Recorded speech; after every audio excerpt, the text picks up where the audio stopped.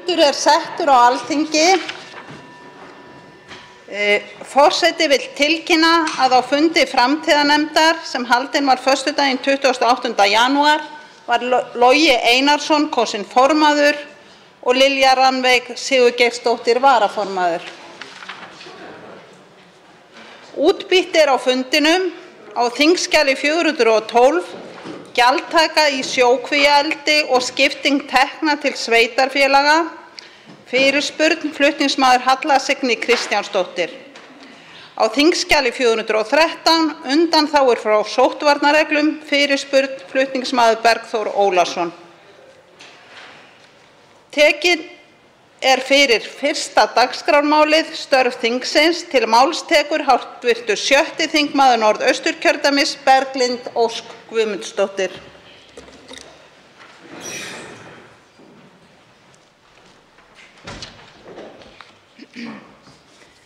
Virðulegi forseti. Í síðustu viku lá fyrir samantekt Barnaverndarstofu fjölda tilkynninga brot gegn börnum. Samantektin leiðir í ljós að tilkynningum hefur fjölgað tæp 17% á COVID-árunum 2020 og 2021. 17%. Ef það hefur einhvern tíma verið erfitt að hafa hemil á tilfinningum sínum í þessum ræðustól, þá það einmitt nú. Á árinu 2021 barst tæplega 40% fleiri tilkynningar kynferðisofbeldi gegn börnum en á árinu 2020. Ef miðað við 2019 munurinn enn meiri eða sem nemur 52%. Það, virðulegi forseti, þróun í þveröfuga átt. Þetta með öllu óásættanlegt ástand og verður ekki við unað. Tilkynningum frá skólum og heilbrigðiskerfinu hefur á tímabilinu einnig farið fjölgandi. Gera má ráð fyrir því að tilkynningar frá fagaðilum séu byggðar á rökstuddum grun og ber að taka þessari fjölgun grafalvarlega. Á bak við hvern sem fjölgar liggja mörg mannslíf í rúst, sár sem aldrei gróa, líf sem aldrei verður samt. Ástæða til þess að hafa áhyggjur af námsframvindu barna í framhaldinu, en tilkynningum vanrækslu barna vegna náms hefur sérstaklega fjölgað og má leiða að því líkur að takmarkanir vegna sóttvarnaaðgerða hafi haft gríðarleg áhrif hér. Það þarf að spyrja spurningum framhaldið, hvernig á að styðja við þessi börn, svo vanrækslan hafi ekki náð langvarandi áhrif á námsframvindu þeirra. Ég mun leggja fram fyrirspurn til barnamálaráðherra til að kalla fram viðbrögð við þessu. Ég tel það eitt brýnasta verkefni okkar hér að láta ekki þessa þróun sem ógnar heilsu og velferð barnanna okkar óáttalda án markvissra aðgerða og viðbragða. Ég hvet ráðherra barnamála og þingheim allan til að standa með börnunum. Til máls tekur hv. 6. þingmaður Norðvesturkjördæmis Eyjólfur Ármannsson. Virðulegi forseti. Undan ströndum Íslands einn gjöfulustu fiskimið í heimi. Þessa auðlind hafa Íslendingar nýtt frá því landið byggðist. Íbúar sjávarbyggðanna eiga tilkall til fiskimiðanna undan ströndum landsins. Þar hefur byggð frá landnámi byggst á við fiskveiðum og landbúnaði. Takmarkanir stjórnvalda á veiðum íbúa undan ströndum sjávarbyggðanna eru skerðing á búseturétti sjávarbyggðanna. Takmarkanir á atvinnufrelsi þurfa að byggjast á sterkum rökum og ekki ganga lengra en nauðsyn krefur. Það meðalhófið. Aflahámark sem takmarkar fiskveiðar á eingöngu að ná til þeirra veiða sem ógna fiskistofnum, ekki til veiða sem ógna þeim ekki. Handfæraveiðar ógnar ekki fiskistofnum. Sagt að leiðin til heljar sé verður góðum áformum. Kvótakerfið sem komið var á fót til bráðabirgða árið 1984 slík varða fyrir margar sjávarbyggðir. Aflamark í þorski var þá lækkað í 200.000 tonn til að byggja upp þorskstofninn. Það eru sömu veiðiheimildir og í dag. Árangurinn enginn. Örfáir útgerðarmenn náðu með tímanum til sín mestum hluta aflamarksins og skeyttu litlu sjávarbyggðirnar. Kvótakerfið óbreytt og sjávarbyggðunum heldur áfram að hnigna og íbúum fækkar. Þessi þróun mun halda áfram verði nýtingarréttur sjávarbyggðanna ekki viðurkenndur. Það viðurkenning á atvinnufrelsi og búseturétti. Bann við frjálsum handfæraveiðum mannréttindabrot. Það sýnir álit mannréttindanefndar Sameinuðu þjóðanna sem kom fram árið 2007. Og í dag byggist núverandi strandveiðikerfi á því og það bara allsendis ófullnægjandi. Ekki skilið í dag, í kvótakerfinu í dag er ekki skilið milli stórtækra veiða togara og smábáta. Jafnvel þó vita sé að veiðihæfni handfæra sé afar lág, en samkvæmt tölum Hafrannsóknastofnunar sjálfrar er hún 0,6%, sem þýðir aðeins 6 fiskar nást af hverjum 1000 fiskum sem komast í tæri við krókana. Mikilvægt er að endurreisa rétt sjávarbyggðanna til að nýta sjávarauðlindina á þann hátt að fjölskyldur geta lifað af. Flokkur fólksins mun á kjörtímabilinu berjast fyrir því að frjálsar handfæraveiðar verði gefnar frjálsar. Til máls tekur hv. 6. þingmaður Suðurkjördæmis Ásmundur Friðriksson. Virðulegi forseti. Síldarvinnslan hefur fest kaup á jörðinni Fannardal í Norðfirði og er áformað að nýta hana til skógræktar til að binda kolefni móti kolefnislosun sem starfsemi fyrirtækisins veldur. Stefnan er að hinn fyrirhugaða skógrækt í landi Fannardals verði framkvæmd í samvinnu við Skógrækt ríkisins. Verkefnið á að fullnægja öllum kröfum loftslagsráðs vottun og á ræktunin að vera í hæf til skráningar í loftslagsskrá Íslands samkvæmt vef fyrirtækisins. Þetta er ánægjulegt að fyrirtæki hugi markvisst að verkefnum á sviði umhverfismála. Virðulegur forseti, hér er tækifæri útgerðarinnar að styðja við baki á landbúnaði í landinu með því að fela bændum að taka sér skógrækt fyrir útgerðina í stað þess að útgerðin fari að stunda landbúnað í formi skógræktar. Fer ekki vel á því að útgerðin geri það sem hún er best í, að veiða fisk, og bændur sjá um landbúnaðinn og skógræktina, en þeir eru betri í því en útgerðin. Samstarf smávirkjanir getur líka gagnast báðum aðilum. Ég sé þetta tilvalið tækifæri fyrir tímamótasamvinnu útgerðar og bænda og gamalt orð fengi nýja merkingu, útvegsbændur virkja saman skóg. Virðulegur forseti, Síldarvinnslan og fleiri fyrirtæki hafa farið í rafvæðingu fiskimeðsverksmiðja og sett upp landtengibúnað fyrir fiskiskip sem eru sparneytnir áður og minnka olíunotkun. En öll þessi viðleitni til að nýta raforku og bera ábyrgð á loftslagsmálum er stöðvuð af Alþingi sem kemur í veg fyrir endurnýjun flutningskerfis raforku og raforkuskortur eykur aðeins á olíunotkun. Nú er svo komið að allur ávinningur af milljarðaframlögu ríkisins til að rafvæða bílaflotann hverfur þessa dagana út í andrúmsloftið með olíureiknum. Virðulegur forseti, er ekki kominn tími til að lýsa yfir neyðarástandi í aðgerðaleysi á uppbyggingu flutningskerfis á raforku og mæta orkuskiptum með meiri framleiðslu raforku. Til máls tekur hv. 3. þingmaður Norðvesturkjördæmis Lilja Rannveig Sigurgeirsdóttir.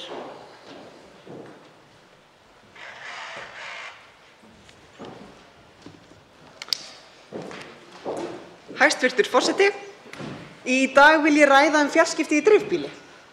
Nú er staðan þannig að ljósleiðari hefur verið lagður í dreifbýli allt land sem er frábært. Og á síðasta kjörtímabili var mikil vinna lögð í verkefnið Ísland ljóstengt. Það verkefni snýst að tengja dreifbýli betur og voru miklar framkvæmdir og áætlanir í tengslum við það. Hæstvirtur ráðherra Sigurður Ingi Jóhannsson lagði mikla vinnu í þetta. Nú hefur nýtt ráðuneyti tekið við þessum málaflokki og það er mikilvægt að ný ráðherra fjarskiptamála, hæstvirtur ráðherra Áslaug Arna Sigurbjörnsdóttir, láti sig fjarskiptamál í dreifbýli sérstaklega varða. Við lagningu ljósleiðarans var klippt á koparvír sem tengdist í heimasíma á bæjum og þetta hefur orðið þess valdandi að stundum er ekki mögulegt að ná símasambandi. Símasamband er mikilvægt öryggisatriði sem og mjög mikilvægt í daglegu lífi. Og til að leggja áherslu á mál mitt þá ætla ég að taka Dalabyggð sem dæmi. Í dag fengu þingmenn Norðvesturkjördæmis tölvupóst stöðu fjarskiptamála í sveitarfélaginu. Sjálf þekki ég ágætlega til þar sem ég hef búið í Dalabyggð, en þar er staðan sú að á mörgum heimilum í dreifbýlinu er lítið eða ekkert símasamband. Það þýðir að ekki er hægt að ná í foreldra eða forráðamenn ef eitthvað kemur upp hjá börnum í skólum. Það þýðir að það er ekki möguleiki fyrir íbúa að hringja á aðstoð ef eitthvað kemur upp á. Verðandi foreldrar verða að fara heiman mörgum dögum fyrir fæðingu vegna þess að þau geta ekki treyst á sambandi við viðbragðsaðila og íbúar eiga ekki möguleika á því að nota rafræn skilríki heima hjá sér því að innskráningarbeiðnin er útrunnin loksins þegar hún kemur í símann. Íbúar fá þau skilaboð að fjarskiptafyrirtækjum þykir það of kostnaðarsamt að bæta farsímasamband á fámennum svæðum og slík svæði finnast allt land. Mikilvægt að fara í kortlagningu á þessu og ég hvet hæstv. Ráðherra fjarskiptamála til þess að bæta öryggi íbúa í dreifðum byggðum. Til máls tekur hv. 7. þingmaður Norðvesturkjördæmis, Halla Signý Kristjánsdóttir. Virðulegi forseti. Verðtrygging er mannanna verk, ekki náttúruleg þótt hún virðist haga sig þannig. Þegar henni var komið á hér á landi var neyðarástand að ræða. Það átti að tryggja sparifé landsmanna, lánsfé og laun. Vextir voru ekki frjálsir og vandinn óx. En núna erum við á öðrum stað og öðrum tíma. Það hefur verið gert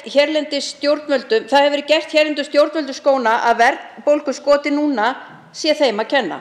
Það heyrist talað óstjórn og ráðleysi. Sálfengingin ríkur í fjölmiðla með bundið fyrir augun án þess að líta til hvað að gerast í öðrum löndum í kringum okkur, en kalla samt eftir aukningu í ríkisútgjöldum. Virðulegi forseti, nei, verðtrygging er ekki óklífanlegt fjall. Við getum nefnilega haft áhrif á gang mála. Það er nauðsynlegt að endurmeta forsendur útreikninga verðbólgu og verðtryggingar. Framsókn hefur ítrekað kallað eftir því að stjórnvöld beiti sig fyrir því að vísitala neysluverðs til verðtryggingar verði hér eftir reiknuð án húsnæðisliðar. Fasteignaverð er liður í neysluvísitölu hér á landi og af þeim sökum hafa stýrivextir og höfuðstólar verðtryggðra lána verið hærri en í nágrannalöndunum þar sem stuðst er við samræmda vísitölu neysluverðs. Sá darraðadans sem hefur átt sér stað á húsnæðismarkaði landsmanna hefur skapað óyndi verðbólgu og hún vex. Nágrannalönd okkar nota aðra forsendur við útreikninga verðbólgu og þar sem húsnæðismarkaðurinn er lítill og auðhreyfður verðum við í alvöru að skoða hvort ekki sé komið tími til að horfa fram hjá honum. Virðulegi forseti, nú þegar vorar verðum við að líta til sólar. Stjórnvöld hafa borið gæfu til þess að leggja fram efnahagslega mótvægisaðgerðir til að minnka þau efnahagslegu áhrif sem að heimsfaraldurinn hefur hrundið af stað. Mótvægisaðgerðir eru komnir á 3. tug. Nú þurfum við enn frekar að horfa til fjölskyldna í landinu. Afnemum húsnæðisliðinn úr vísitölunni. Til máls tekur hv. 7. þingmaður Reykjavíkurkjördæmis norður, Diljá Mist Einarsdóttir.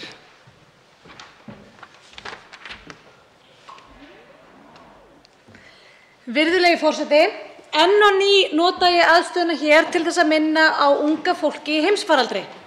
Eftir að tilkynnt var afléttingar í síðustu viku heyrðust háværar óánægjuraddir raddir frá framhaldsskólanemum.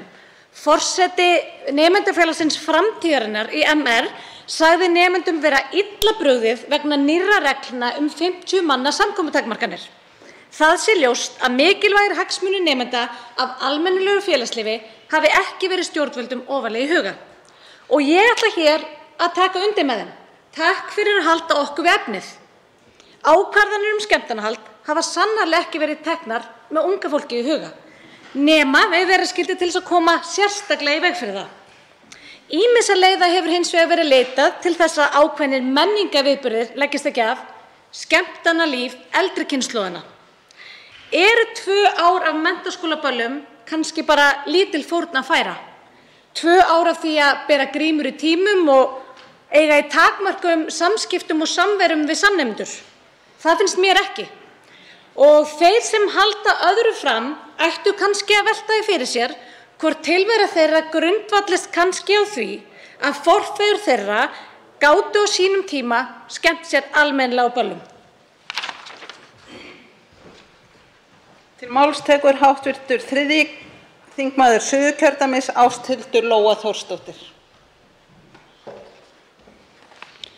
Frú forseti, ég velti því fyrir mér hvernig ríkisstjórnin sjáir fyrir sér kjaraviðræðurnar sem verða í haust.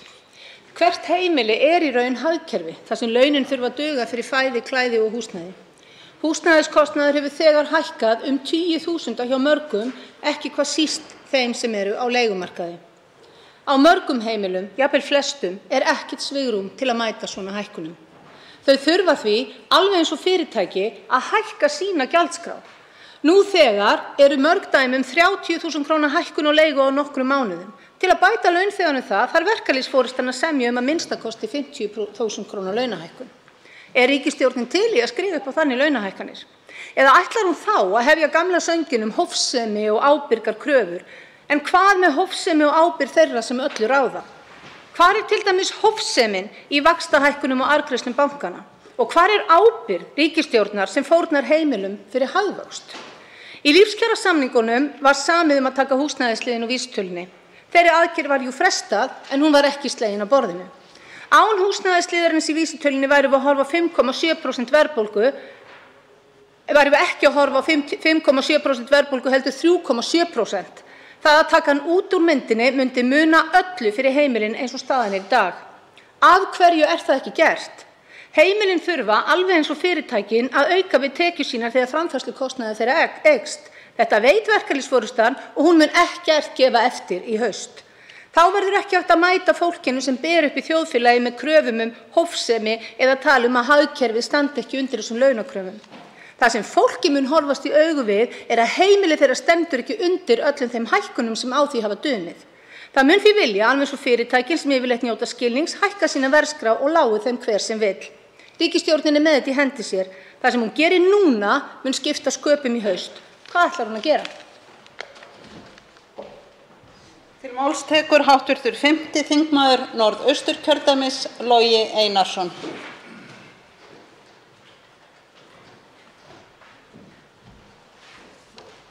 Frú forseti, rannsóknir gefa vísbendingar það að staða innflytjenda hafi versnað til muna á síðasta ári og mun verri en staða innfæddra. Þetta samt fólkið sem hefur borið uppi hagvöxt síðustu ára og glætt auðvitað íslenskt samfélag fleiri litum, bæði með reynslu sinni, þekkingu og menningu. Þetta fólk gerir líf okkar einfaldlega mikið betra. Samkvæmt þjóðhagsspá Hagstofunnar verður landsframleiðsla 13% hærri árið 2025 en hún var 2021, en fjölskyldur eiga færri börn og við fjölgum okkur hægar en áður og náum ekki utan þetta án alls þessa góða fólks. Við erum að tala tæplega 55.000 einstaklinga hér nú og ef við bætum við þeim sem að koma hingað tímabundið þá þetta það bil 70.000 manns í landinu. Innflytjendur hafa hins vegar ekki sömu rætur og við og geta auðveldlega mörg hver valið að koma hingað eða valið sér búsetu annars staðar. Og nú þegar verðbólgan í hæstu hæðum og húsnæðislán taka stökk og matarkarfan verður dýrari, þá erum við bara komin í býsna viðkvæma stöðu. Við þurfum nefnilega fleiri hendur, ekki síst ef að þær vonir ganga eftir sem bundnar eru til dæmis við uppgang ferðaþjónustunnar í sumar. Þess vegna hvet ég ríkisstjórnina til að huga sérstaklega að þessum hópi, greina stöðu hans nákvæmlega og mæta honum með viðeigandi ráðstöfunum. Auðvitað þetta fyrst og fremst spurning siðferði, en þetta líka efnahagslega nauðsynlegt fyrir okkur. Til máls tekur hv. 9. þingmaður Suðvesturkjördæmis, Guðmundur Ingi Kristinsson. Virðulegur forseti, Héraðsdómur Reykjavíkur sýknaði Sjúkratryggingar og ríkið að kröfu konu sem krafðist þess að fá greitt 1.200.000 krónur með dráttarvöxtum, auk málskostnaðar og fyrir það eitt að fara í aðgerð í klíningunni í Ármúla. Hún má fara 3 sinnum dýra aðgerð erlendis en komst ekki vegna COVID-19. Lögmaður hennar segir þetta brot á mannréttindum og mannréttindaákvæði stjórnarskrárinnar.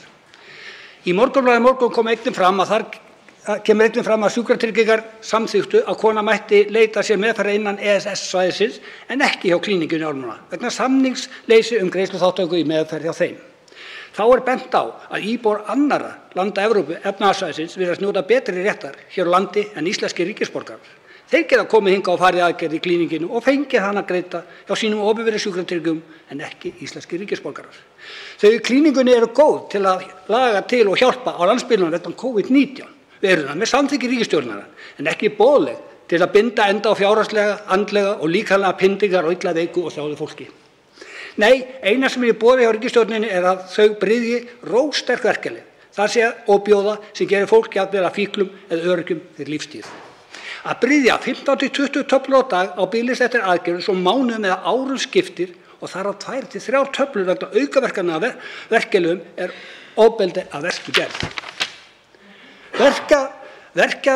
fangelsisofbeldið á biðlista þekki ég af eigin raun, sem ótrúlega grimmileg refsing fyrir það eitt að slasast eða bara veikjast. Hvað þá með fjölskyldur og börn áhorfandi og fólk sem í fullri vinnu að detta út af vinnumarkaðnum. Mannréttindi, jafnræði fótum troðið í þessu máli og ríkisstjórninni ber að stöðva þetta ofbeldi strax.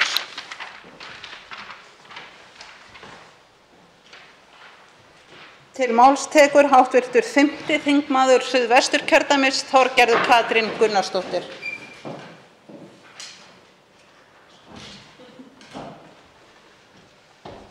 Virðulegi forseti, já, það flókið að búa í örhagkerfi með örgjaldmiðil í veskinu. Gengissveiflur, vaxtabreytingar og línudansinn þar á milli hvorki taktfastur né mjög skemmtilegur, hvað þá vinsamlegur í garð fólksins okkar og fyrirtækjanna. Verðbólgan, hún bítur okkur flest en reyndar misfast. Hún bítur fólk sem hefur minna á milli handana mun fastar. Langflestir Íslendingar eru uppteknir við að lifa af hver mánaðamót og hafa ekki mikið tíma til þess að hugsa endilega dæmin til enda.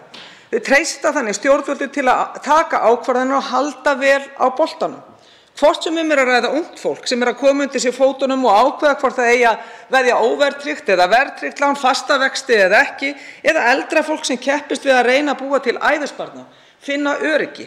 Ábyrgð stjórnvalda því mikil. Ríkisstjórnin hefur ekki beint stundað ábyrga efnahagsstjórn þegar kemur á þessu og hún hefur alls ekki viljað horfa til framtíðar. Löngu fyrir heimsfaraldur voru einnig teikn á lofti rauðar viðvaranir í efnahagskortunum. Sá verðbólguvandi sem nú blasir við að mörgu leyti, miklu leyti heimatilbúinn. Þensluhvetjandi aðgerðir í húsnæðismálum og ég tala nú ekki útþaninn ríkissjóð löngu fyrir COVID. Þetta allt ýtir undir verðbólguna. Að eiga þak yfir höfuðið einn stærsti útgjaldaliður heimila. Greiðslubyrði, hún ólík eftir hópum samfélagsins. Mig langar til að varpa ljósi á stöðu stúdenta. Stúdentaráð birti nýverið skýrslu stúdenta á húsnæðismarkaði. Þar kom meðal annars í ljós að 15% íslenskra stúdenta búa á stúdentakörðum og biðlistar séu langir. Rest á almennum markaði. En Menntasjóðurinn miðar sín lán við að stúdentar leigi á stúdentakörðum sem töluvert frá leiguverði á almennum markaði. Viðmiðin eru því skökk. 43% stúdenta lifa með íþyngjandi húsnæðiskostnað. Verðbólga mun bíta þennan hóp fast, mjög fast. Þessi sviðsmynd, virðulegi forseti, vegur að hugmyndu okkar allra jafnt aðgengi til náms og því mikilvægt að svara ákalli stúdenta samtal þeirra kjör og aðstæður. Til máls tekur hv. 8. þingmaður Suðurkjördæmis, Oddný G. Harðardóttir. Frú forseti, niðurstöður Félagsdóms voru birtar 25. janúar síðastliðinn í máli Alþýðusambands Íslands fyrir hönd Flugfreyjufélags Íslands gegn Samtökum atvinnulífsins fyrir hönd Samtaka ferðaþjónustunnar og Icelandair ehf. Dómurinn var Flugfreyjufélaginu vil. Í vörnum Samtaka atvinnulífsins fyrir hönd Icelandair var endurráðningin eftir geðþótta réttlætt með því að tillaga okkar í Samfylkingunni að fram kæmi í lögunum að endurráða ætti starfsaldursröð hafi verið felld. Með því að fella tillöguna sendi ríkisstjórnin þeim fyrirtækjum sem nýttu sér stuðninginn við að segja upp fólki skilaboð að það væri í lagi að brjóta réttindum launafólks við endurráðningu. Það mikilvægt að hv. stjórnarþingmenn átti sig á því hvaða afleiðingar þetta hefur haft og ættu að krefjast þess, líkt og ég geri, að ríkisstjórnin axli ábyrgð og sjái til þess að starfsfólkið sem brotið var á fái skaðabætur. Icelandair var ekki eina fyrirtæki sem fékk stuðning til að segja upp fólki í þessu úrræði ríkisstjórnarinnar. Þau voru fleiri og stuðningurinn sem greiddur var úr ríkissjóði nam rúmum 12 milljörðum króna. Úrræðinu var ætlað að koma í veg fyrir gjaldþrot en ekki að færa fyrirtækjum tækifæri til að brjóta á starfsfólki. Ég hef óskað eftir því að ráðherra svari spurningum meðal annars hvernig fylgst hafi verið með því að hálfu ríkisins að fyrirtæki sem fengu þennan stuðning fara að skilyrðum fyrir stuðningi samkvæmt lögunum og hvernig eftirfylgni með því sé háttað og viðbrögð stjórnvalda við því ef endurráðningar eru ekki samkvæmt lögum. Félagsdómur fallinn og Flugfreyjufélagið vann sigur. En hvað gerist næst? Hvernig verður þeim starfsmönnum sem brotið var á bættur skaðinn? Háttvirtir stjórnarþingmenn þurfa að líta í eigin barm og krefjast þess einnig að ríkisstjórnin axli ábyrgð. Til máls tekur hv. 7. þingmaður Norðausturkjördæmis Sigmundur Davíð Gunnlaugsson.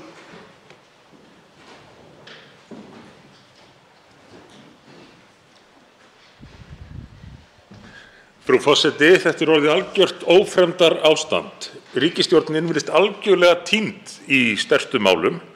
Ráðherrar vita jafnvel ekki hvaða hlutverk heyra undir þá, jafnvel ekki hvað ráðuneytin vera að heita. Í sóttvarnamálum virðist stjórnin sveiflast dag frá degi eftir því hvað var í fréttum daginn áður, eftir því hvar þrýstingurinn mestur. Engin framtíðarsýn, engin stefna, engin fyrirsjáanleiki. Í orkumálum var allt í einu uppgötun núna í vikunni að því virðist af hálfu ríkisstjórnarinnar þess efnis að það þyrfti orku eftir að farið var að fjalla það í fréttum. Þetta er ríkisstjórnin sem hefur staðið í vegi fyrir öllum orkuframkvæmdum frá því hún var til. Ekki gert neitt með rammaáætlun og nú sáum við það nýverið að rammaáætlun er sett á dagskrá, eða það stendur til að skilinni síðasta daginn sem ríkisstjórnin má skila inn málum á þessu þingi, með öðrum orðum þá að svæfa þetta mál eina ferðina. Og talandi orkumál, þessi ríkisstjórn lét sér það vel líka þegar að tímabundið ástand í norskum stjórnmálum var til þess að Norðmenn drógu sig út úr olíu- og gasleit í íslenskri lögsögu. Nú hafa Norðmenn tilkynnt 53 ný leyfi í eigin lögsögu. Íslenska ríkisstjórnin ætlar að banna svo mikið sem leit að þessum verðmætu og mikilvægu auðlindum.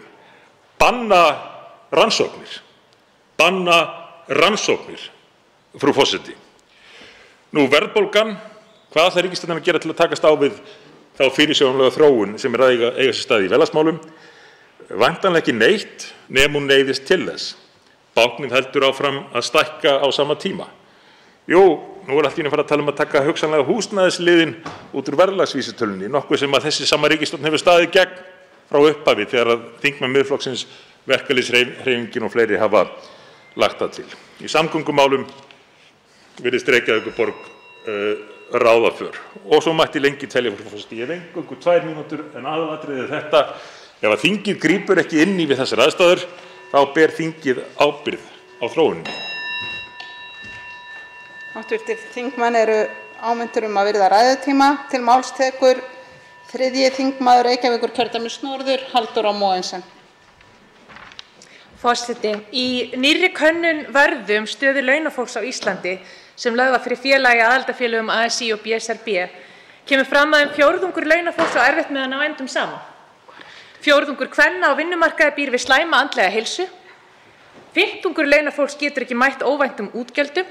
Fjárhagsleg staða atvinnulausra og heilsa þeirra er verri en launafólks og staða innflytjenda er verri en innfæddra á öllum mælikvarðum.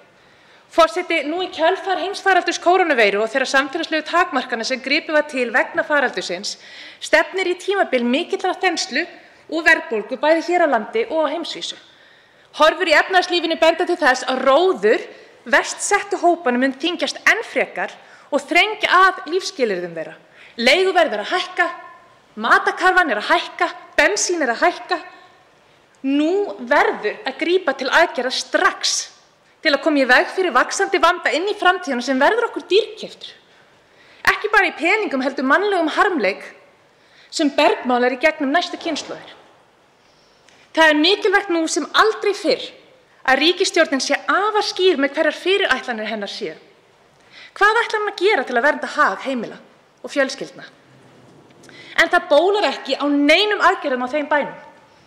Og þegar félags- og vinnumarkaðsráðherra er spurður til hvaða aðgerða hann ætlar að grípa, þá ber hann fyrir sig getuleysi vegna þess að helstu málaflokkarnir sem koma vinnumarkaðinum við heyri ekki undir sig. Forseti, til hvers var ákveðið að búa til sérstakan vinnumarkaðsráðherra ef hann getur ekkert gert fyrir launafólk í landinu? Var það kannski eins og svo margt með þessa ríkisstjórn bara upp á punt? Ég spyr í einlægni, forseti, vegna þess að staðan er mér óskiljanleg.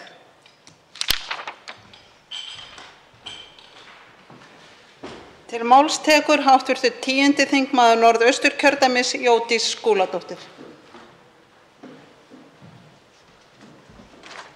Frú forseti.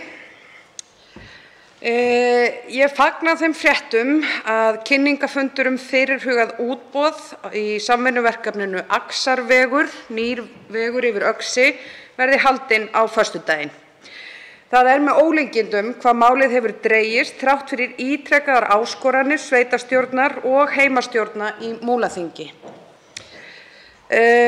Annað og verra mál svo á þessum langa tíma sem tekið hefur að koma útboðinu af stað og þeim langa tíma sem mun taka að klára verkið sjálft hefur vetrarþjónustu ekki verið sinnt sem skyldi. Axarvegur fellur undir svokallaða G-reglu sem felur í sér, með leyfi forseta, að heimilt að moka 2 daga í viku, haust og vor, á meðan snjólétt Ástandið skilgreint snjólétt þegar að ræða lítið snjómagn og færðarástand telst hvergi ófært, þungfært eða þæfingur á viðkomandi leið og þegar þjónustuaðgerðin felst eingöngu í hreinsun akbrautar með snjómokstursbíl. Drónaflug og ferðir bænda í fjárleitum hafa margoft sýnt fram á að augljóst að oft og tíðum galið að leiðinni sé ekki haldið opinni. Að ræða leið innan sveitarfélags þar sem að íbúar þurfa að sækja þjónustu og verslun á milli íbúakjarna. Íbúum á Djúpavogi gert að aka annað sveitarfélag og lengja ferðina 20 kílómetra. Þetta öryggismál, þetta jafnréttismál, þetta óboðlegt, frú forseti, og ljóst að bregðast verður við þessu strax. Loks tekur til máls störf þingsins hv. 8. þingmaður Suðvesturkjördæmis, Þórunn Sveinbjarnardóttir. Frú forseti, í Fréttablaðinu í dag má lesa opið bréf til hæstv. Dómsmálaráðherra frá 13 samtökum sem berjast fyrir mannréttindum og réttindum kvenna. Þar skorað á ráðherrann að bæta stöðu þolenda kynferðisofbeldis í réttarkerfinu með því að veita þeim aðild að dómsmálum sem nú eru sótt af ríkinu fyrir þeirra hönd. Þolendum nefnilega úthýst úr dómsal í eigin réttarhöldum.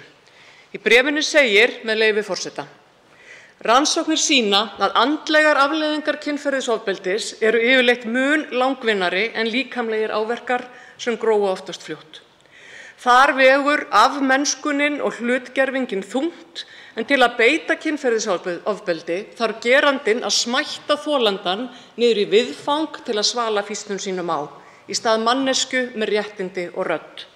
Færa má rök fyrir því að með núverandi lögum haldi réttarkerfið áfram þessari afmennskun og hlutgervingu þar sem brotaþoli hefur hvorki sömu réttindi né rödd og sakborningur í eigin máli. Þannig getur réttarkerfið viðhaldið því valdaójafnvægi milli sakborningsins og brotaþolans sem ofbeldið sjálft fól í sér. Það ekki að ástæðulausu sem dómsmál eitt og sér getur valdið áfallastreitu hjá brotaþolum og dýpkað þá andlegu áverka sem fyrir eru. Tilvitnun lýkur, frú forseti. Ég vil nota þetta tækifæri til þess að taka undir hvert orð í þessu bréfi og einnig nota tækifæri til að minna hæstv. Forseta á að hv. þingmaður Jóhann Páll Jóhannsson hefur lagt fram skriflega fyrirspurn til dómsmálaráðherra réttarstöðu þolenda sem vonandi verður svarað von bráðar. En komi frumkvæðið ekki úr dómsmálaráðuneytinu, frú forseti, þá verður þingheimur að taka höndum saman að bæta hér úr og ég skora á þingmenn að gera það.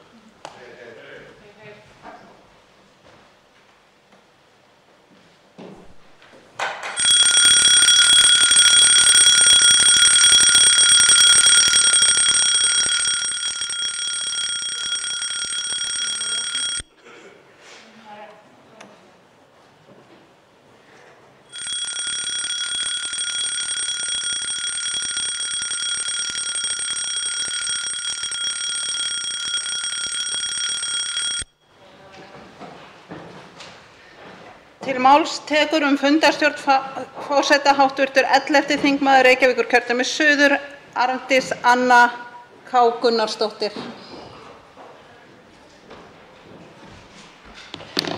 Virðulegi forseti, ég hingað komin enn á ný til þess að þrábiðja forseta að aðstoða Alþingi við að standa vörð virðingu þingsins. Hingað hef ég komið ítrekað síðustu daga og bent á það að stjórnvöld eru vísvitandi að neita þinginu gögn sem því eru nauðsynleg til þess að sinna lagaskyldu sinni við afgreiðslu umsókna ríkisborgararétt sem beint til Alþingis. Öll allsherjar- og menntamálanefnd þingsins samhljóða sendi kröfu til stjórnvalda fyrir áramót afhendingu gagna og vinnslu þeirra. Hæstv. forsætisráðherra hefur lýst yfir vilja sínum til þess að aðstoða við þetta mál og sömuleiðis aðrir. Staðan sú að frá því að beiðni var send frá þinginu á grundvelli laga þingsköp Alþingis hefur ekkert gerst. Útlendingastofnun hefur ekkert gert. Hún hefur ekki unnið eina einustu umsókn í margar vikur frá því að farið var fram á þessu umsóknir yrðu unnar. Hún heldur áfram að leggja til, koma með tillögur að því hvernig verklagið eigi að vera eftir hennar höfði. Það hefur ekkert gerst og því bið ég eina ferðina enn, í grátbið forseta að aðstoða okkur í þessu máli. Til máls tekur og ræðir fundarstjórn forseta hv. 7. þingmaður Suðvesturkjördæmis Þórhildur Sunna Ævarsdóttir. Virðulegur forseti, ég kem hér upp til þess að taka undir með hv. þingmanni Arndísi Önnu Kristínardóttur Gunnarsdóttur að auðvitað það svívirðilegt að dómsmálaráðherra veiti því atbeina að ríkisstofnun fari ekki að lögum, að ríkisstofnun afhendi Alþingi ekki þær upplýsingar og þau gögn sem Alþingi á rétt á að fá. Þetta með miklum ólíkindum, virðulegi forseti, að þetta sé í gangi ennþá eftir allar þessar yfirlýsingar sem komið hafa fram að þetta sé ekki ásættanlegt. Eftir allar þessar yfirlýsingar sem komið hafa fram að það standi til að gera eitthvað í þessu, að þá staðan ennþá svona núna í dag. Ég vil líka sem nefndarmaður í efnahags- og viðskiptanefnd benda á að það búið að rukka fólk. Það búið að taka gjald af fólki, af Útlendingastofnun fyrir að vinna þessar umsóknir sem svo bara ekkert verið að vinna. Hvers slags eiginlega? Þetta tel ég tilefni til þess að skoða í efnahags- og viðskiptanefnd. Hvernig getur ríkisstofnun tekið gjald fyrir þjónustu sem svo ekki veitt? Þetta munum við skoða í nefndinni. Til máls tekur fundarstjórn forseta hv. 5. þingmaður Norðausturkjördæmis Logi Einarsson.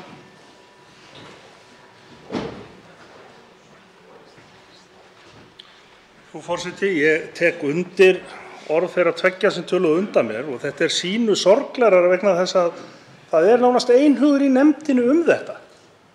Þannig að þetta fer ekki eftir einhverjum pólitískum línum, þessi krafa, og það virðist eins og þarna sé einhver, ráðherra eða stofnunin, að reyna að þvinga Alþingi til þess að breyta lögum þessa úthlutun.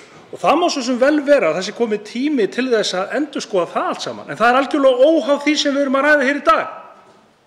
Okkur ber að fá þessi gögn og við verðum að fá þau og það hlýtur að vera hagsmunamál hæstv. forseta að láta ekki þennan dagskrárlið vera undirlegan undir þessa sjálfsögðu kröfu dag eftir dag, viku eftir viku án þess að bregðast við. Ég veit að það stundum nýr og nýr forseti í sætinu en við hljótið að tala saman í forsætisnefnd. Til máls tekur fundarstjórn forseta hv. 10. þingmaður Suðurkjördæmis Guðbrandur Einarsson.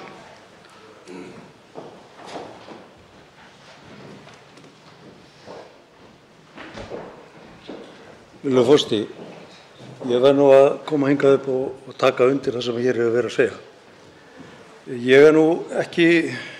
Ég hef ekki gert það mikið í gegnum tíðina að vera að lesa lög. Ég hef svona reynt að fylgja umferðarlögum og haga mig svona sómasamlega. En ég ákvað að eftir umræðu hér í þingsal daginn að fletta upp lögunum veitingu ríkisborgararéttar og það stendur með leyfi forseta í 6. grein: Alþingi veitir ríkisborgararétt með lögum áður en umsókn ríkisborgararétt lögð fyrir Alþingi skal Útlendingastofnun fá hana umsögn lögreglustjóra á dvalarstað umsækjanda. Enn fremur skal Útlendingastofnun gefa umsögn umsóknina. Þetta stendur skýrt. Og síðan kemur hæstv. Ráðherra bara með skæting í blaðagrein að það sé verið að búa til einhverja forréttindaröð hérna á Alþingi. En það er verið að brjóta lög og ég spyr, hvað er gert við lögbrjóta?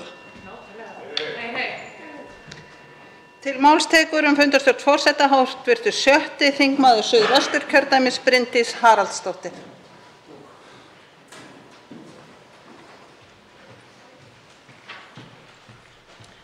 Virðulegur forseti, ég verð að viðurkenna að mér þykir mjög miður að þessi umræða hafi hér komið upp ítrekað í umræðum fundarstjórn forseta, því þetta hefur sjálfsögðu ekkert með fundarstjórn forseta að gera.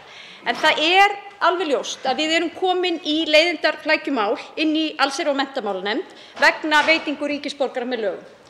Og það hefur svolítið blandast saman í umræðunni, bæði hér í þingsal og ekki síður kannski út í samfélaginu, þessi tvö aðskildu mál sem annars vegar hvaða hug og hugmyndir við höfum breytt fyrirkomulag, vegna þess að við erum flest sammála það inn í nefndinni að það þarf að breyta fyrirkomulaginu.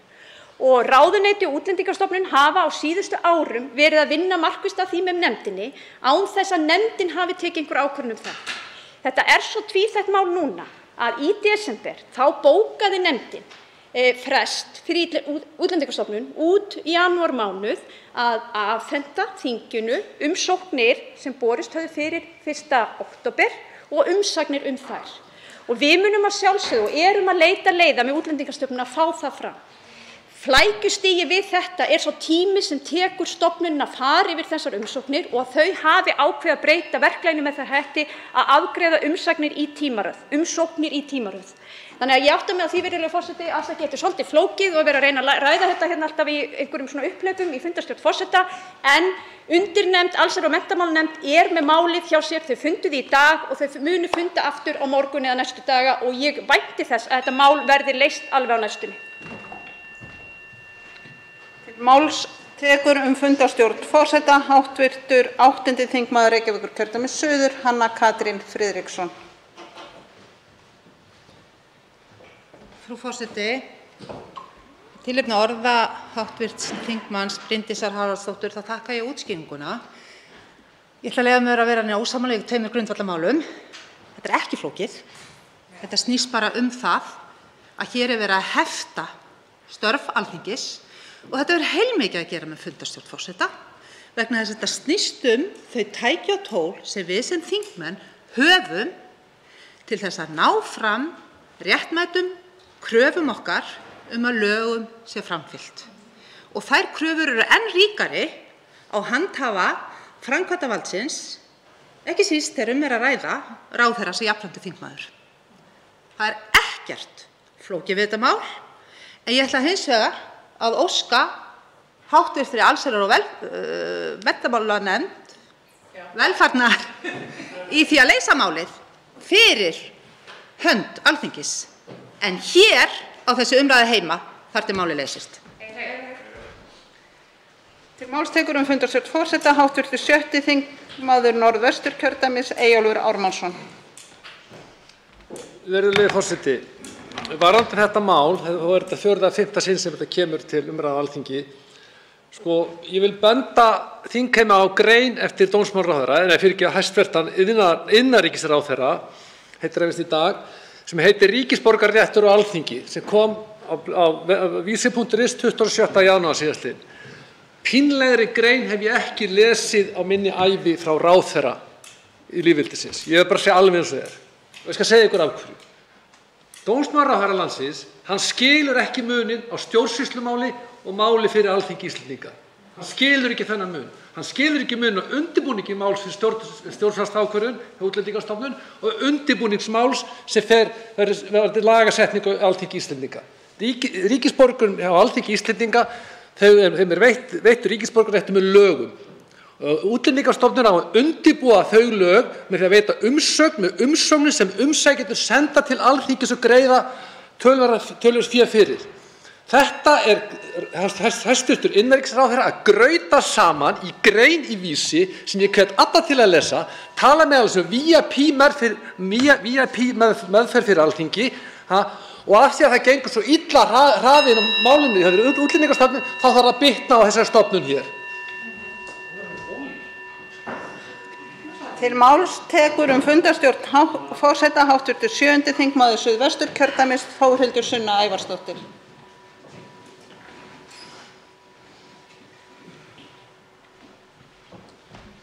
Virðulegi forseti, ég mátti til með að koma aftur hérna upp vegna orða hv. formanns allsherjar- og menntamálanefndar sem talaði upphlaup hér í fundarstjórn forseta og þetta var ekki réttur vettvangur fyrir það.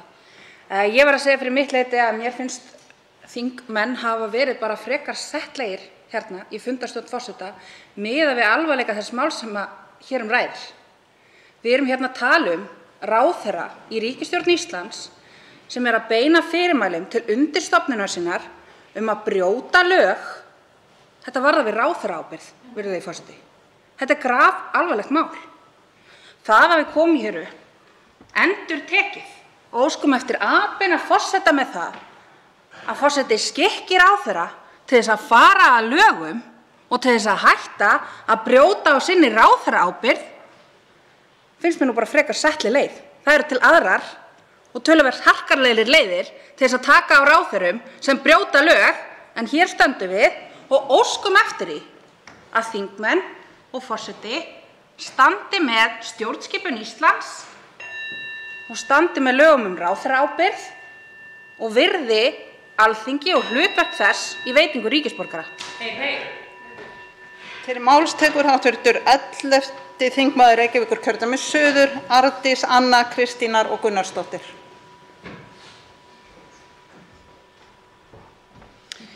Virðulegi forseti, ég vil þakka hv. formanni allsherjar- og menntamálanefndar fyrir að koma hér upp og sýna það, standa með okkur og sýna það að þetta er ekki þverpólitískt mál, þetta snýst virðingu Alþingis og hlutverk þess. Ég ætla að taka undir með öðrum sem hafa komið hér upp og sagt þetta er ekkert flókið, þetta er ekki flækjumál, það er ekkert flækjustuð í gangi, það er ekkert flókið við okkar umræður við Útlendingastofnun eða ráðherra, þetta snýst það að þau afhendi okkur gögn sem við erum búin að fara fram á og þau afhendi. Þetta er mjög einfalt mál. Þá vil ég leiðrétta það sem virðist koma, ég veit ekki á hvaða vettvangi það kemur fram hjá Útlendingastofnun, að þetta snúist eitthvað vinnuálag hjá þeim. Það gerir það ekki. Það kemur annars vegar fram í mjög skýrri yfirlýsingu, opinberri yfirlýsingu hæstv. ráðherra ástæður þessara tafa. Það er vegna þess að þau ætla ekki að afhenda gögnin. Það er ekki af því það er svo mikið að gera hjá þeim. Þá vil ég bara vekja athygli á því að það eru komnar margar vikur síðan við fórum fram á þessu gögn og Útlendingastofnun sagði OK, við afhendum gögnin. Það hefur ekkert gerst. Útlendingastofnun ber að óska eftir umsögn lögreglunnar hverja og eina þessara umsókna. Það er einhver tölvupóstur sem er sendur. Hann hefur ekki verið sendur. Það hefur ekkert gerst. Þetta kemur ekkert vinnuálagi hjá Útlendingastofnun málinu við. Til máls tekur fundarstjórn forseta hv. 10. þingmaður Norðausturkjördæmis Jódís Skúladóttir. Forseti, ég verð að taka undir með þeirri orðræðu sem hér og mér þykir ákaflega leitt að það sé verið að blanda saman tveimur umræðum. Annars vegar að ástandið sé óboðlegt í Útlendingastofnun vegna vinnuálags, að skipulag vinnunnar sé ekki að ganga upp. Ég held að allir í nefndinni skilji það, beri virðingu fyrir því og eru tilbúin til að hefja þá vinnu að breyta fyrirkomulaginu. Við getum hins vegar ekki gegn því fólki sem búið var að sækja og greiða fyrir samkvæmt tilmælum á vef stofnunarinnar breytt kúrs út í miðri á. Við verðum að afgreiða þessar umsóknir og það er bara einfalt mál. Við erum að kalla eftir gögnum sem að lögum samkvæmt ber að veita okkur og eins og hér hefur komið fram, það er ekkert flækjustig. Það þarf bara að klára þetta mál á meðan bíður fólkið í óvissu. Takk. Til máls tekur fundarstjórn forseta hv. 7. þingmaður Norðvesturkjördæmis Eyjólfur Ármannsson. Já, virðulegur forseti. Ég bara benda á í nefndri grein sem ég nefndi sem ég vísaði til hér áðan, þá vísaði hæstv. Innanríkisráðherra á að sakaði þingmenn að fara með rangt mál. Ég bara myndi óska eftir því að ráðherra myndi gera grein fyrir því hvar við vorum að fara með rangt mál. Hvar var það? Og ég vil benda á annað mál í þessu sem það að ráðherrann og Útlendingastofnun eru hér í pólitík. Þau vilja breyta fyrirkomulaginu eins og kom fram í ræðu hér áðan. Það er ekki þeirra hlutverk. Það er hlutverk Alþingis að breyta fyrirkomulaginu og það að eyðileggja núverandi kerfi sem er tvöfalt kerfi þar sem að ríkisborgararéttur er veittur annars vegar á Alþingi, Íslendinga með lögum og hins vegar Útlendingastofnun með stjórnvaldsákvörðun, að þetta er tilraun ráðherrans til að eyðileggja núverandi kerfi. Þannig til að eyðileggja kerfið, það er þess að málsmeðferðina fyrir Alþingi. Það er það sem er að reyna að gera og ekkert annað. Hann er í pólitík og þetta er með ólíkindum að ráðherra í ríkisstjórn Íslands sem styðst við þingmeirihluta skuli haga sér svona. Algjörlega með hreinum ólíkindum. Til máls tekur fundarstjórn forseta hv. 6. þingmaður Reykjavíkurkjördæmis suður, Björn Leví Gunnarsson. Forseti, ég vil taka hérna undir með síðasta ræðumanni. Ég hef óttast það að það sé verið að reyna að eyðileggja einmitt þetta tvöfalda kerfi sem er svo mikilvægt því að þetta snýst grundvallarréttindi fólks, ríkisborgararétti. Og við setjum svona lög og ýmis svona atriði sem þarf að uppfylla til þess að fá þau réttindi, rosalega mikilvæg réttindi. Það er bara ómögulegt að telja upp allar mögulegar aðstæður sem að koma í veg fyrir slíkt. Það eru fólk geti fengið umferðarsekt og þá allt í einu bara tikkar það í ákveðið box að umsókninni er hafnað. Einhver svona smáatriði sem er stundum erfitt að sjá fyrir og þess vegna er þessi tvöfalda leið til þess að það sé örugglega verið að gera þetta á sanngjörnum forsendum. Það er að segja að fólk sem kemst ekki í gegnum einhver nálarauga hjá Útlendingastofnun geti biðlað til stofnunarinnar sem býr til lögin það var það örugglega svona sem þið meintuð að væri atriði sem kæmi í veg fyrir að ég geti fengið ríkisborgararétt. Við þurfum að hafa slíkt tvöfalt kerfi því að þetta er á mjög viðkvæmum forsendum, mannréttindi, ríkisborgararéttur og það er ekki hægt að dekka fyrir alla möguleika í undanþágum frá því. Þá tekur til máls og ræðir fundarstjórn forseta hv. 13. þingmaður Suðvesturkjördæmis Gísli Rafn Ólafsson.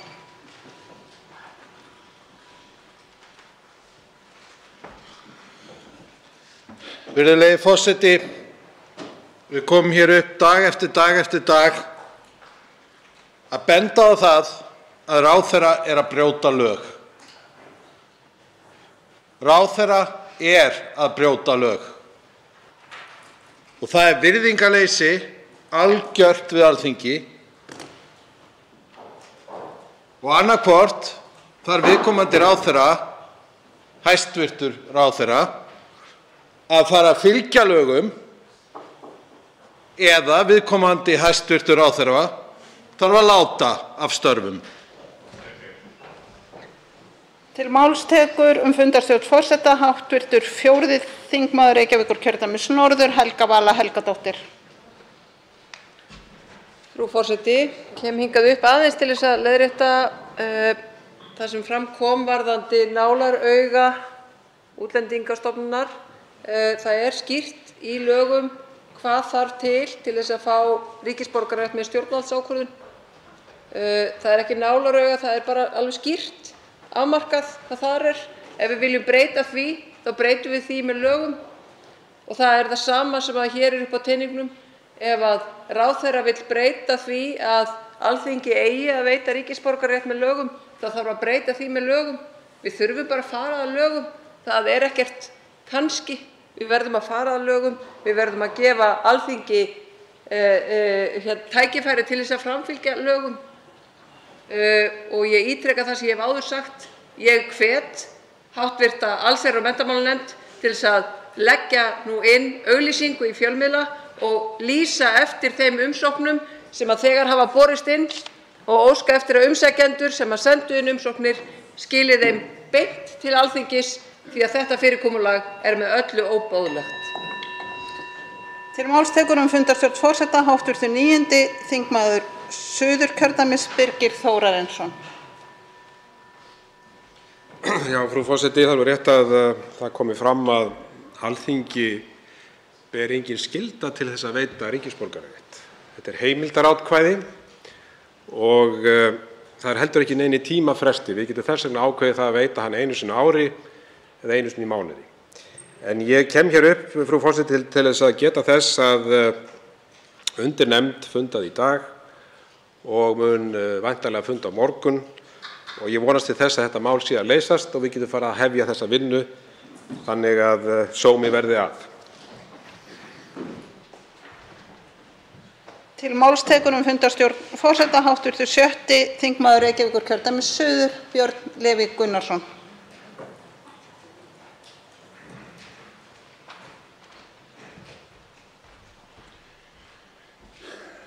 Forseti, þetta mál leysist bara ef að þingið fær öll gögnin. Og það er réttur fólks að sækja þetta til Alþingis. Og ef að það sem að formaður undirnefndarinnar var að segja á þá Alþingi bara að hunsa það. Við fáum fullt af umsögnum, nei, við ætlum bara að sleppa því. Auðvitað virkar það ekki þannig. Fólk hefur rétt á því að sækja ríkisborgararétt til Alþingis, þá á Alþingi að afgreiða það.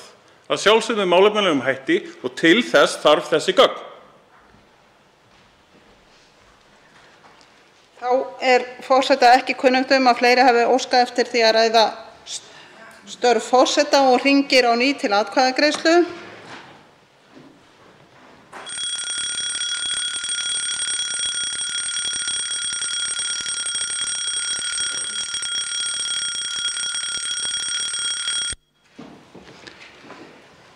Tekið er fyrir annað dagskrármálið skattar og gjöld, leiðrétting, frumvarp 211. mál á þingskjali 304, framhald annarar umræðu, atkvæðagreiðsla. Til máls tekur atkvæðagreiðsluna hv. 7.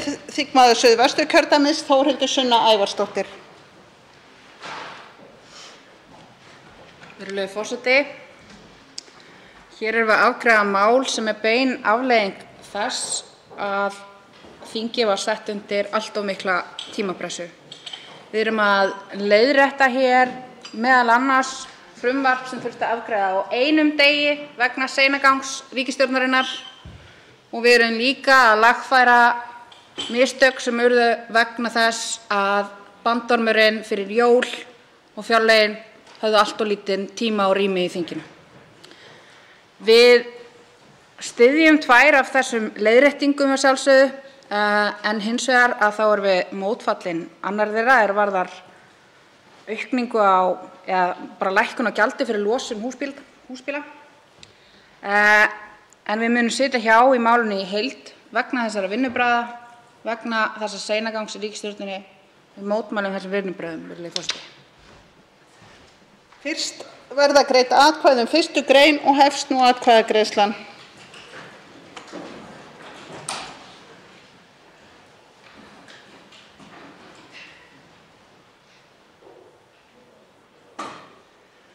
Og lýkur nú atkvæðagreiðslunni. 1. grein er samþykkt með 50 atkvæðum. 6 greiða ekki atkvæði. Óskað hefur verið eftir því að greidd verði sérstaklega atkvæði 2. grein og hefst nú atkvæðagreiðslan.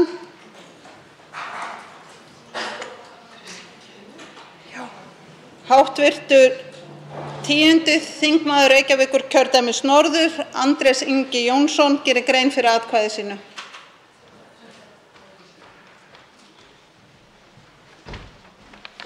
Frú forseti, hér á að framlengja bráðabirgðaákvæði til að nota úrelta aðferð við að mæla losun koltvísýrings frá ökutækjum. Þetta ákvæði var sett inn af efnahags- og viðskiptanefnd á sínum tíma eftir beiðni frá samtökum ferðaþjónustunnar, ekki samt þannig að hún liggi skriflega fyrir og ekki þannig að liggi fyrir hvort hin meinta verðhækkun á bílum í kjölfar nýju aðferðarinnar stafaði kannski af augljósustu ástæðunni, að þeir losuðu einfaldlega of mikið á koltvísýringi. Nú er lagt til að framlengja undanþáguna og aftur á grunni óskjalfestra beiðni frá hagsmunasamtökum. Aldrei hefur verið lagt mat á áhrif á ríkissjóð eða á áhrif á umhverfið. Að selja bíla út frá úreltum losunarmælingum á sama tíma og ríkir neyðarástand í loftslagsmálum. Það er óábyrgt að leyfa það. Til máls tekur og gerir grein fyrir atkvæði sínu hv. 6. þingmaður Reykjavíkurkjördæmis suður, Björn Leví Gunnarsson. Forseti. Bakgrunnurinn á bak við þessa undanþágu liggur í svindli bílaframleiðenda. Það var þannig að mengunarstaðlanir voru eins og þeir voru og bílaframleiðendur, það var Volkswagen sem að svindlaði á prófinu með því að setja svona örflögu í alla bíla sem greindu það hvort að það væri verið að gera koltvísýringspróf á bílunum og lét vélina ganga öðruvísi ef að þannig próf var í gangi sem að leiddi til lægri mælingar. Og það það sem við erum að þá greiða atkvæði að framlengja ef að fólk segir já við þessu. Og lýkur þá atkvæðagreiðslunni. Önnur grein samþykkt með 43 atkvæðum, 11 segja nei og 2 greiða ekki atkvæði. Þá verða greidd atkvæði 3. til 5. grein og hefst nú atkvæðagreiðslan.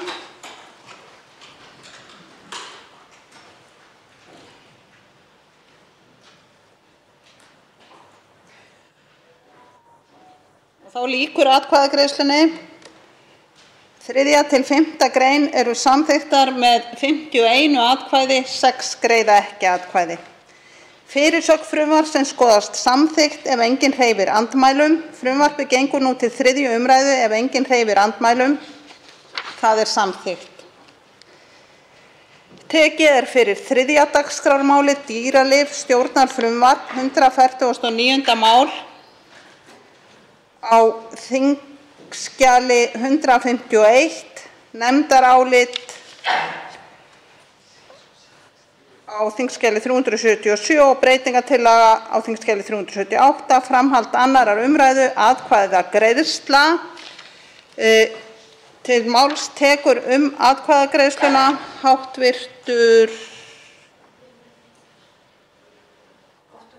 8. þingmaður Suðurkjördæmis, Oddný G. Harðardóttir.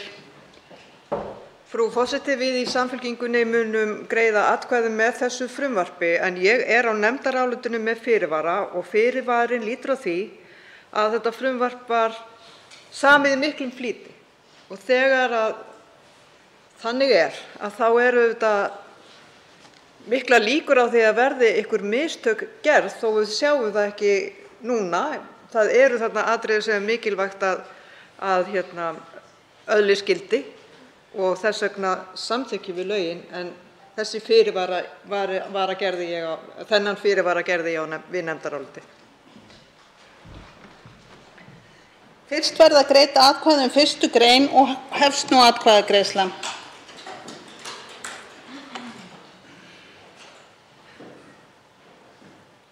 Og þá lýkur atkvæðagreiðslunni. 1. grein samþykkt með 56 atkvæðum. Þá verða greidd atkvæði 2. til 5. grein og hefst nú atkvæðagreiðslan.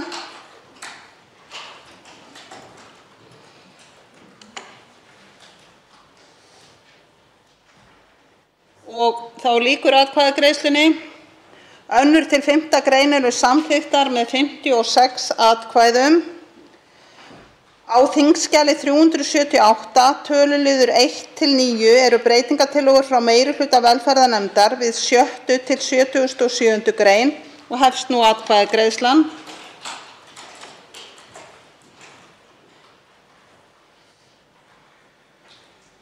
Og þá lýkur atkvæðagreiðslunni og breytingartillögurnar eru samþykktar með 57 atkvæðum.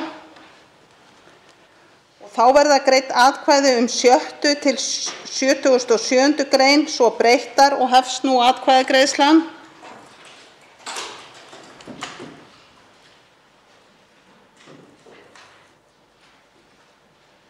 Og þá lýkur atkvæðagreiðslunni. 6. til 77. grein svo breyttar eru samþykktar með 57 atkvæðum. Fyrirsögn frumvarpsins skoðast samþykkt ef enginn hreyfir andmælum. Frumvarpið gengur nú til 3. umræðu ef enginn hreyfir andmælum.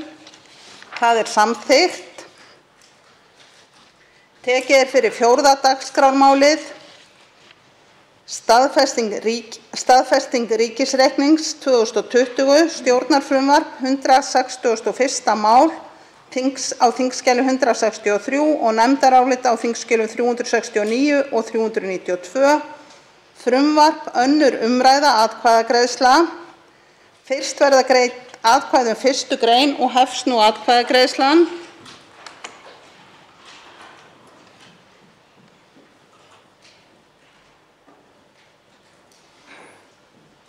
Og þá hægt að ljúka atkvæðagreiðslunni. 1. grein samþykkt með 35 atkvæðum, 7 á móti og 15 greiða ekki atkvæði. Þá verða greidd atkvæði um 2. grein og hefst nú atkvæðagreiðslan.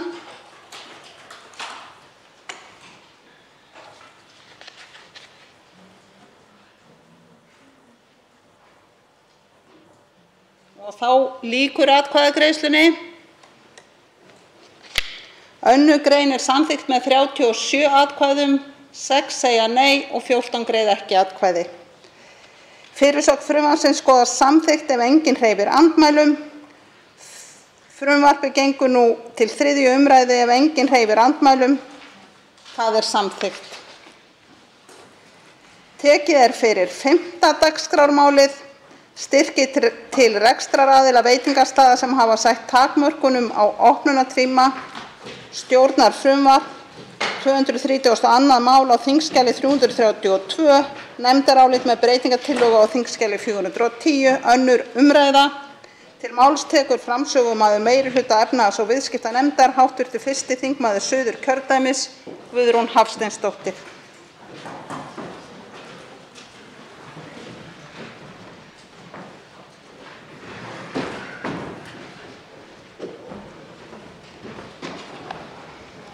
Virðulegi forseti. Ég mæli hér fyrir nefndaráliti með breytingartillögum fyrir hönd efnahags- og viðskiptanefndar. Frumvarpið er liður í aðgerðum stjórnvalda vegna efnahagslegra afleiðinga heimsfaraldurs kórónuveiru og með frumvarpinu lagt til að heimilt verði að greiða beina styrki til veitingahúsa, gististaða og skemmtistaða. Nefndin hefur fjallað um málið og fengið á sinn fund fjölda gesta frá ýmsum aðilum. Rekstraraðilar sem hafa verið í samtali við nefndina hafa allir sem einn lýst yfir miklum áhyggjum af rekstri sínum og mikilli óvissu. Við umfjöllun nefndarinnar voru nokkur atriði sem nefndin staldraði við og taldi að þyrfti að árétta eða lagfæra. Eitt af álitamálinu sneri að bráðabirgðarekstrarleyfi sem einhverjir rekstraraðilar starfa eftir hófu starfsemi sína fyrir 1. desember árið 2021. Nefndin óskaði eftir afstöðu ráðuneytisins framangreint álitaefni og hjá þeim kom fram að ráðuneytið telji að líta megi svo á að rekstraraðili sé með rekstrarleyfi þótt það sé til bráðabirgða. Meirihlutinn tekur undir afstöðu ráðuneytisins framangreint og beinir því til Skattsins að leggja framangreinda túlkun til grundvallar.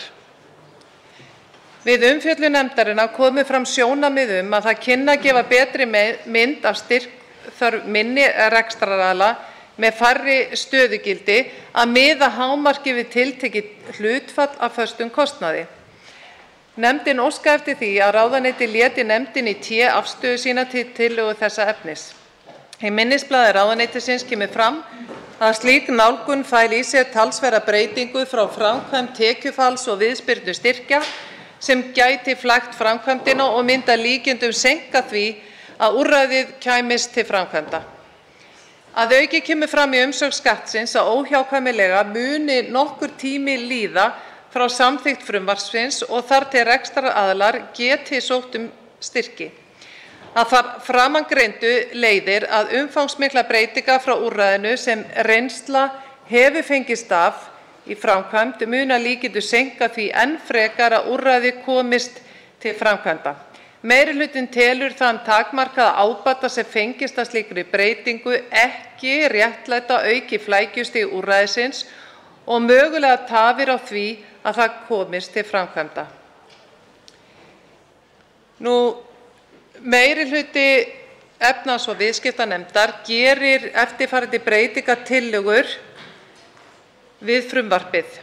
Í fyrstu vil ég nefna afmörkun hugtaksins veitingastaður, en í frumvarpinu er kveðið á að styrkir nái til rekstraraðila sem starfrækja veitingastaði í flokki 2 og 3. Í framsöguræðu við 1. umræðu frumvarpið kom fram að heppilegt væri að rýmka gildissvið frumvarpsins þannig að skilgreining á veitingastöðum yrði látin ná til veitingarekstrar á vegum gististaða með vínveitingaleyfi eða nánar tiltekið veitingastaða í flokki 4. Þetta var sömuleiðis gert í frumvarpi frestun greiðslu opinberra gjalda. Meirihlutinn tekur undir framangreinda breytingu og gerir hana að sinni. Samkvæmt frumvarpinu á rekstraraðili rétt á styrk úr ríkissjóði vegna hvers almanaksmánaðar frá desember 2021 og með mars 2022. Í umsögnum kom fram að sóttvarnaaðgerðir hafi verið hertar í byrjun nóvember 2021 og ætti styrkirnir því að ná til þess mánaðar. Í því sambandi bendi meirihlutinn á að reglugerð takmörkun á samkomum tók gildi miðjan nóvember 2021. Með vísan til framangreinds leggur meirihlutinn til breytingu þess efnis að hægt verði að sækja styrki vegna nóvember 2021. Við umfjöllun nefndarinnar kom fram að við mat á tekjufalli veitingastaða sem hófu starfsemi eftir upphaf heimsfaraldurs kórónuveiru feli ákvæði í sér að tekjufallið taki almennt mið af tímabili þegar veitingastaðir höfðu takmarkaðar tekjur vegna sóttvarnaráðstafana.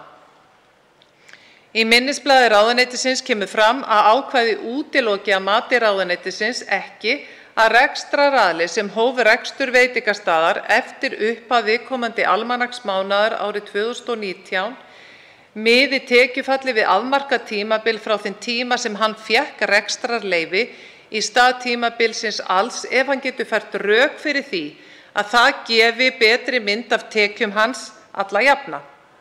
Sanngirnisrök geti þó mælt með því að gera það sjálfgefnum möguleika í stað þess að gera rekstraraðila að sýna fram á að það tímabil gefi betri mynd af tekjufalli hans en tekjur frá upphafi rekstrar.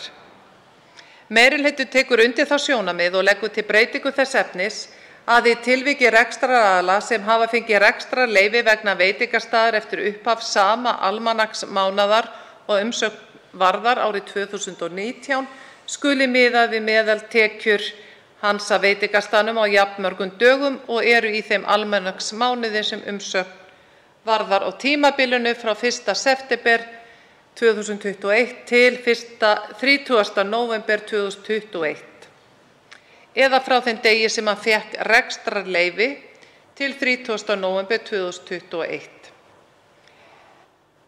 Við framlagningu frumvarpsins var ekki gert ráð fyrir framlengingu á umsóknarfresti lokunarstyrkja samkvæmt lögum fjárstuðning til minni rekstraraðila. Nefndin hefur til umfjöllunar frumvarp til laga breytingu á lögum fjárstuðning eða framhald lokunarstyrkja, auk þess að ráðherra hefur boðað framhald viðspyrnustyrkja. Meirihlutinn bendir á að ekki hefur verið gert ráð fyrir því að rekstraraðili geti notið fullra lokunarstyrkja, viðspyrnustyrkja og styrkja samkvæmt frumvarpi þessu vegna sama tímabils og er því til dæmis lagt til í áðurgreindu frumvarpi til laga breytingu á lögum fjárstuðning til minni rekstraraðila að hafi rekstraraðila verið ákvarðaður styrkur samkvæmt frumvarpi þessu fyrir sama tímabil og lokunartímabil nær til, dragist sá styrkur frá lokunarstyrk. Að óbreyttu yrðu því greiddir tvenns konar styrkir vegna lokunartímabils ef sótt lokunarstyrk á undan styrk samkvæmt frumvarpinu. Meirihlutinn leggur því til breytingu þess efnis að hafi rekstraraðila verið ákvarðaður viðspyrnustyrkur samkvæmt lögum viðspyrnustyrk vegna þess almanaksmánaðar sem umsókn varðar eða lokunarstyrkur samkvæmt lögum fjárstuðning, dragist hann frá styrk samkvæmt lögum þessum. Með vísan til framangreinds þá leggur meirihlutinn til að frumvarpið verði samþykkt með þeim breytingum sem hér hafa verið taldar upp. Að þessu nefndaráliti standa Guðrún Hafsteinsdóttir, Ágúst Bjarni Garðarsson, Ásthildur Lóa Þórsdóttir, Diljá Mist Einarsdóttir, Guðbrandur Einarsson, Hafdís Hrönn Hafsteinsdóttir, Jóhann Páll Jóhannsson og Orri Páll Jóhannsson.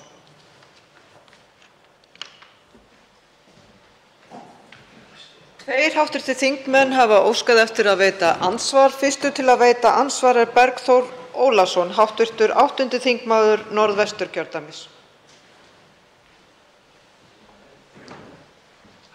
Frú forseti, ég þakka hv. þingmanni Guðrúnu Hafsteinsdóttur framsöguna fyrir nefndarálitinu.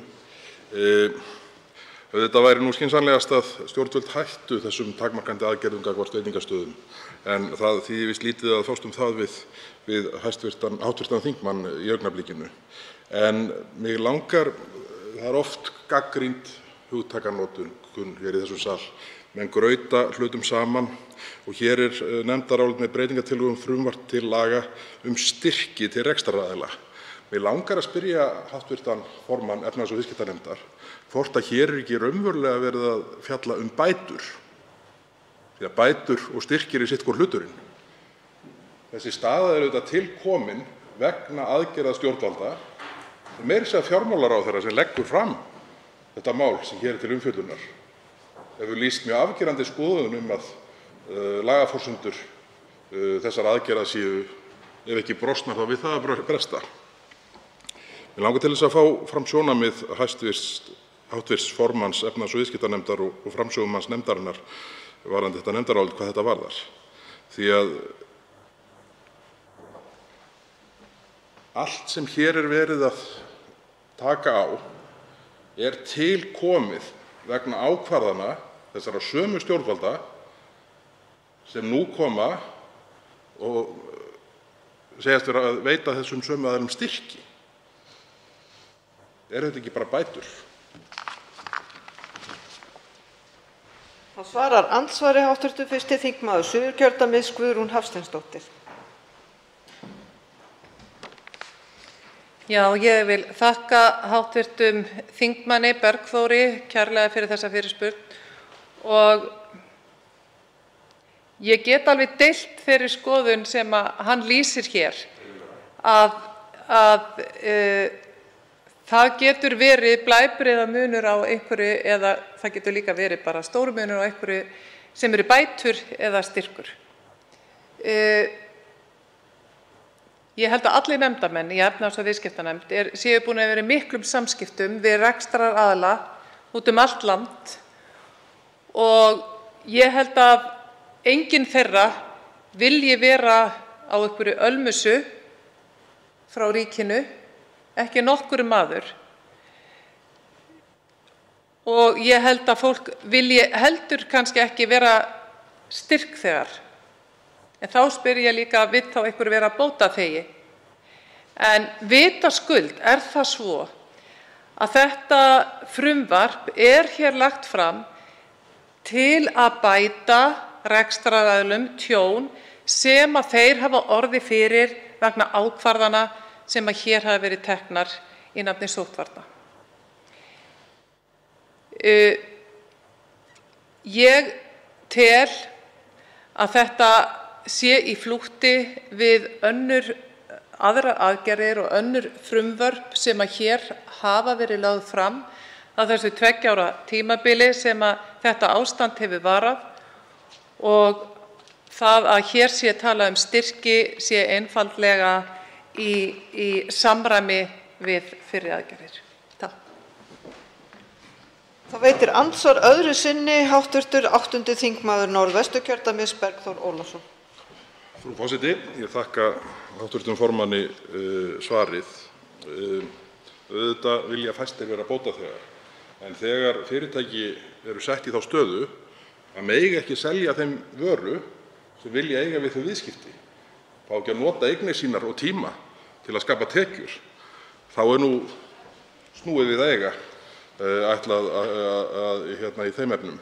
En til viðbótar við þetta tiltekna atriði þá langar mig til að spyrja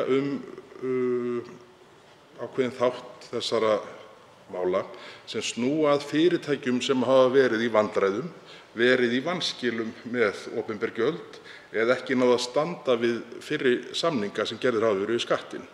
Því eins og hv. þingmaður kom inn á þá hafa nefndarmenn væntanlega flestir heyrt í rekstraraðilum og það hef ég sömuleiðis gert.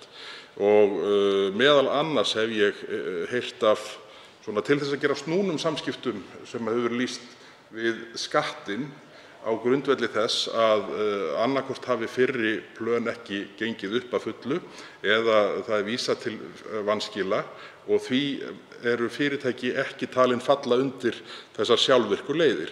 Var þetta skoðað að einhverju marki í nefndinni hversu mörg þau félög væru sem falla undir þessar lausnir, sem njóta þeir ekki, í öllu falli ekki með svona sjálfvirkum hætti ef svo má segja, vegna vanskila sem eru tilkomin innan þess tímabils sem faraldurinn nær yfir.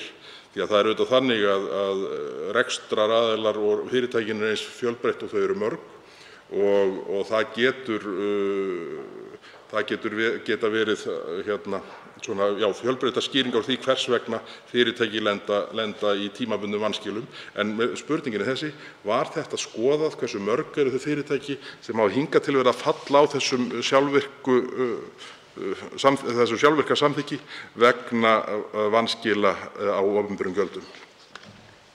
Það svarar andsvari öðru sinni hv. 1. þingmaður Suðurkjördæmis, Guðrún Hafsteinsdóttir.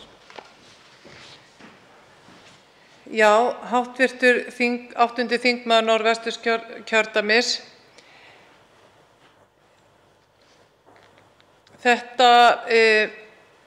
Það er alveg ljóst að þeir aðilar sem hafa þurft að fresta greiðslu gjalda, að þeir teljast ekki í vanskilum. En það er forsenda fyrir úrræðum að fyrirtæki séu í skilum, en þeir sem hafa þurft að fresta gjöldum og hafa samið það að þeir geta sótt þessi úrræði. Nefndin skoðaði ekki sérstaklega hversu margir aðilar hafa fallið þarna á milli, en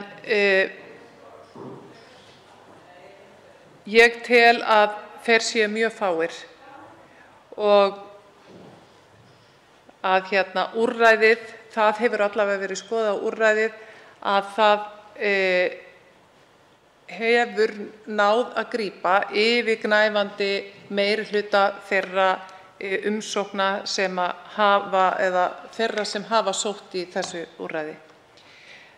Þannig og það er líka mjög ánægjulegt að þegar í öllum þeim samtölum sem við höfum átt, að þá er líka vert að geta þess að þau úrræði sem hefur verið gripið til fram til þessa, að eins mikið og ég get notað það orð ánægja, eða þá er ánægja hjá fólki, rekstraraðilum, hvað þetta varðar, og langflestir orða það svo að ef þessara styrkja hefði ekki notið við, að þá værum við búin að sjá hér fjölda gjaldþrot fyrirtækja í þessari grein.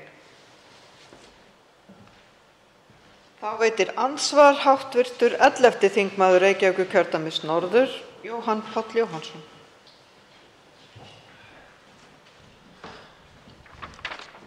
Já, frú forseti, ég kannski stenst ekki máti eftir þessa umræðu hérna. Kannski taka fram að mér finnst engin skömm að því fyrir einstaklinga að þiggja bætur frá ríkinu, og það er heldur engin skömm að því fyrir fyrirtæki að þiggja styrk eða bætur eða hvað við nú köllum það frá ríkinu.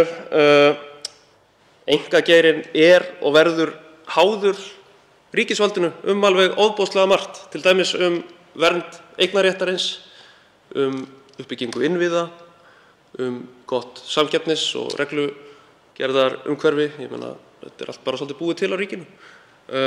Menntun starfsfólks. Þannig að við erum nú bara svolítið kannski öll bótaþegar hvers annars, ef svo má segja.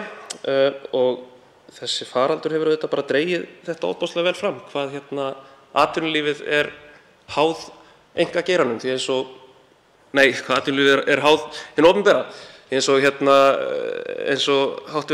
þingmaður sagði hérna áðan, þá hefðum við náttúrulega séð fram á fjölda gjaldþrot og alveg ofboðslega efnahagslega eyðileggingu með hörmulegum afleiðingum, sko, ef ríkið hefði ekki komið og stigið mjög fast inn, bara víðast hvar í hinum vestræna heimi til þess að sporna gegn því.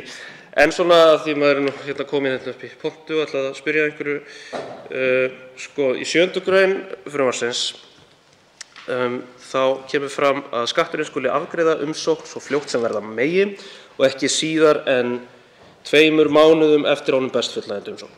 Og ég vildi nú bara svona rétt fá að spyrja hv. formann efnahags- og viðskiptanefndar hvort hún sé ekki sammála mér það að nú bara velti mjög mikið á því og sé mjög mikilvægt að ráðuneytið og Skatturinn geri allt það sem hægt er til þess að afgreiða og koma upp þessu umsóknarferli sem allra fyrst og afgreiða þessi styrki miklu hraðar heldur en þetta ákvæði í rauninni, heldur en minnst á í þessu ákvæði að þegar það tala 2 mánuði þá sé það bara fyrir einhver algjör undantekningartilvik og þú sé ekki sammála mér þetta. Svarar andsvari hv. 1. þingmaður Suðurkjördæmis, Guðrún Hafsteinsdóttir. Virðulegi forseti, ég þakka Jóhanni Páli Jóhannssyni hv. fyrir sína spurningu. Ég er hjartanlega sammála honum í því að það þarf að flýta afgreiðslu þessara mála mjög hratt og vel. Og þegar við erum að tala þarna 2 mánuði þá erum við að tala hámark 2 mánuði. Og ég er alveg sannfærð það að Skatturinn og þeir sem þarna koma að máli muni leggja sig alla við til þess að flýta afgreiðslu þessara styrkja svo mikið sem verða megi, því að við vitum að þörfin er brýn að koma þessu styrkjum út til rekstraraðila. Mig langar svo að fá að bæta við hér þá fyrirspurn sem að Bergþór Ólason, 8. þingmaður Norðvesturkjördæmis, beindi hér til formanns nefndarinnar áðan, en það varðaði það hvort við hefðum látið skoða hversu margir hefði fengið synjun og mig langar að fá að upplýsa það en það varðar reyndar lokunarstyrki og sem er annað úrræði, en þar hefur fjöldi umsókna verið yfir 2000 og þar af hafa 97 aðilar sem skiluðu þar inn umsókn ekki fengið ákvarðaðan styrk. Þannig að maður getur kannski tekið örlítið mið af þeim tölum hvað það úrræði varðar og heimfært það yfir á þetta úrræði, þannig að við sjáum þar að það er gríðarlegu fjöldi fyrirtækja sem fær styrk og mjög lítill sem er synjað. Þá veitir andsvar öðru sinni hv. 11. þingmaður Reykjavíkurkjördæmis norður, Jóhann Páll Jóhannsson. Já, virðulegi forseti, ég þakka skýr svör og gott að við erum sammála þennan þátt. Ég held að sé mjög mikilvægt, sérstaklega í ljósi þess hversu seint þetta frumvarp kom fram, að það komi einmitt, eins og komu fram rétt í þessu, bara mjög skýr skilaboð frá löggjafanum að framkvæmdarvaldið eigi að leita allra leiða til þess að afgreiða umsóknir hratt og örugglega. Annað svona kannski svolítið svipað atriði sem varðar framkvæmdina sem ég langaði til að vekja máls á. Í 4. grein laganna skilyrði fyrir styrkveitingu kemur sérstaklega fram tímabil til viðmiðunar, að við sérstakar aðstæður megi nota annað tímabil til viðmiðunar, sýnir rekstraraðili fram á að það gefi betri mynd af tekjufalli hans heldur en viðmiðunartímabil samkvæmt 1. og 2. málslið. Og ég vil spyrja hv. formann efnahags- og viðskiptanefndar hvort hún sé ekki sammála mér það að þetta sé málsgrein sem beri að túlka frekar vítt í framkvæmdinni. það sé mjög mikilvægt að það sé hugað að sértækum aðstæðum og svoleiðis við framkvæmd þessara laga. Það svarar andsvari öðru sinni hv. 1. þingmaður Suðurkjördæmis Guðrún Hafsteinsdóttir. Virðulegi forseti, eins og kom fram þá gerði nefndin breytingar á þessu viðmiðunartímabili vegna þess að við töldum líka nauðsynlegt að bregðast við vanda rekstraraðila sem eru nýir með nýjan rekstur og að tekjufall þeirra fyrirtækja að myndi sýna svona kannski nokkuð raunhæfa mynd. Þess vegna var horft til þess að á síðasta ári þá bjuggu þessir rekstraraðilar eða á haustmánuðum við miklar takmarkanir. Sömuleiðis að þá er búið að setja tekjufallið líka niður í 20% sem ég tel að skipti líka miklu máli. Svigrúm er ekki hægt að sýna kannski meira heldur en hér í lögunum en ég tel að nefndin hafi reynt eftir öllu mætti að bregðast við þeim umsögnum sem komu fram hjá rekstraraðilum að sýna meiri sveigjanleika með því að færa til þetta viðmiðunartímabil. Og ég held að það sé mjög af hinu góða.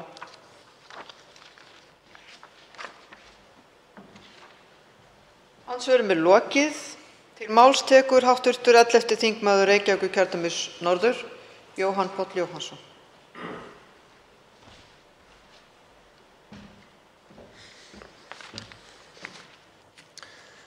Frú forseti, ég tel að þetta frumvarp hafi tekið mjög mikilvægum breytingum í meðförum efnahags- og viðskiptanefndar. Ég vil þakka nefndarmönnum fyrir gott samstarf. Ég vil líka þakka umsagnaraðilum, fólki, fyrirtækjum, hagsmunasamtökum fyrir sinn þátt í að gera þetta frumvarp betra heldur en það var hérna þegar það kom fyrst inn í þingið. Þetta þingmál tekur auðvitað bara til mjög afmarkaðs hluta atvinnulífsins sem er veitingarekstur. Og nú í framhaldinu tekur svo við umfjöllun viðspyrnustyrkja frumvarpið sem er núna loksins að koma fram. Þar þarf að gæta vel að samspilinu við það frumvarp sem við ræðum hérna í dag. Ég held að væri óráð að fara að slá því föstu eða gera sérstaklega ráð fyrir því að þetta frumvarp verði einhvers konar endapunktur þegar kemur að stuðningi við þennan geira. Við vitum í sjálfu sér ekkert hvernig veirufaraldurinn kemur til með að þróast og við þurfum áfram að vera mjög vakandi fyrir stöðu þeirra fyrirtækja sem hafa orðið fyrir mestum búsifjum vegna veirunnar og vegna sóttvarnatakmarkana. Þetta eru mikið til rekstraraðilar í persónulegri ábyrgð fyrir skuldunum sínum. Þetta eru fyrirtæki þar sem svona alla jafna bara lagt allt kapp á að halda í starfsmenn og halda í ráðningarsambönd. Og ég held að við verðum að vera hreinskilin með það fyrir mörg þessara fyrirtækja þá dugir hámarksstyrkurinn sem þetta frumvarp felur í sér mjög skammt. Þegar þetta frumvarp hérna kom fyrst inn í þingið, það hefði ekki verið 17. janúar, það kom inn 17. janúar og var tekið til fyrstu umræðu þann 20. janúar. Þá voru það aðalega 2 efnisatriði sem ég vakti athygli á og kallaði eftir að yrði brugðist við.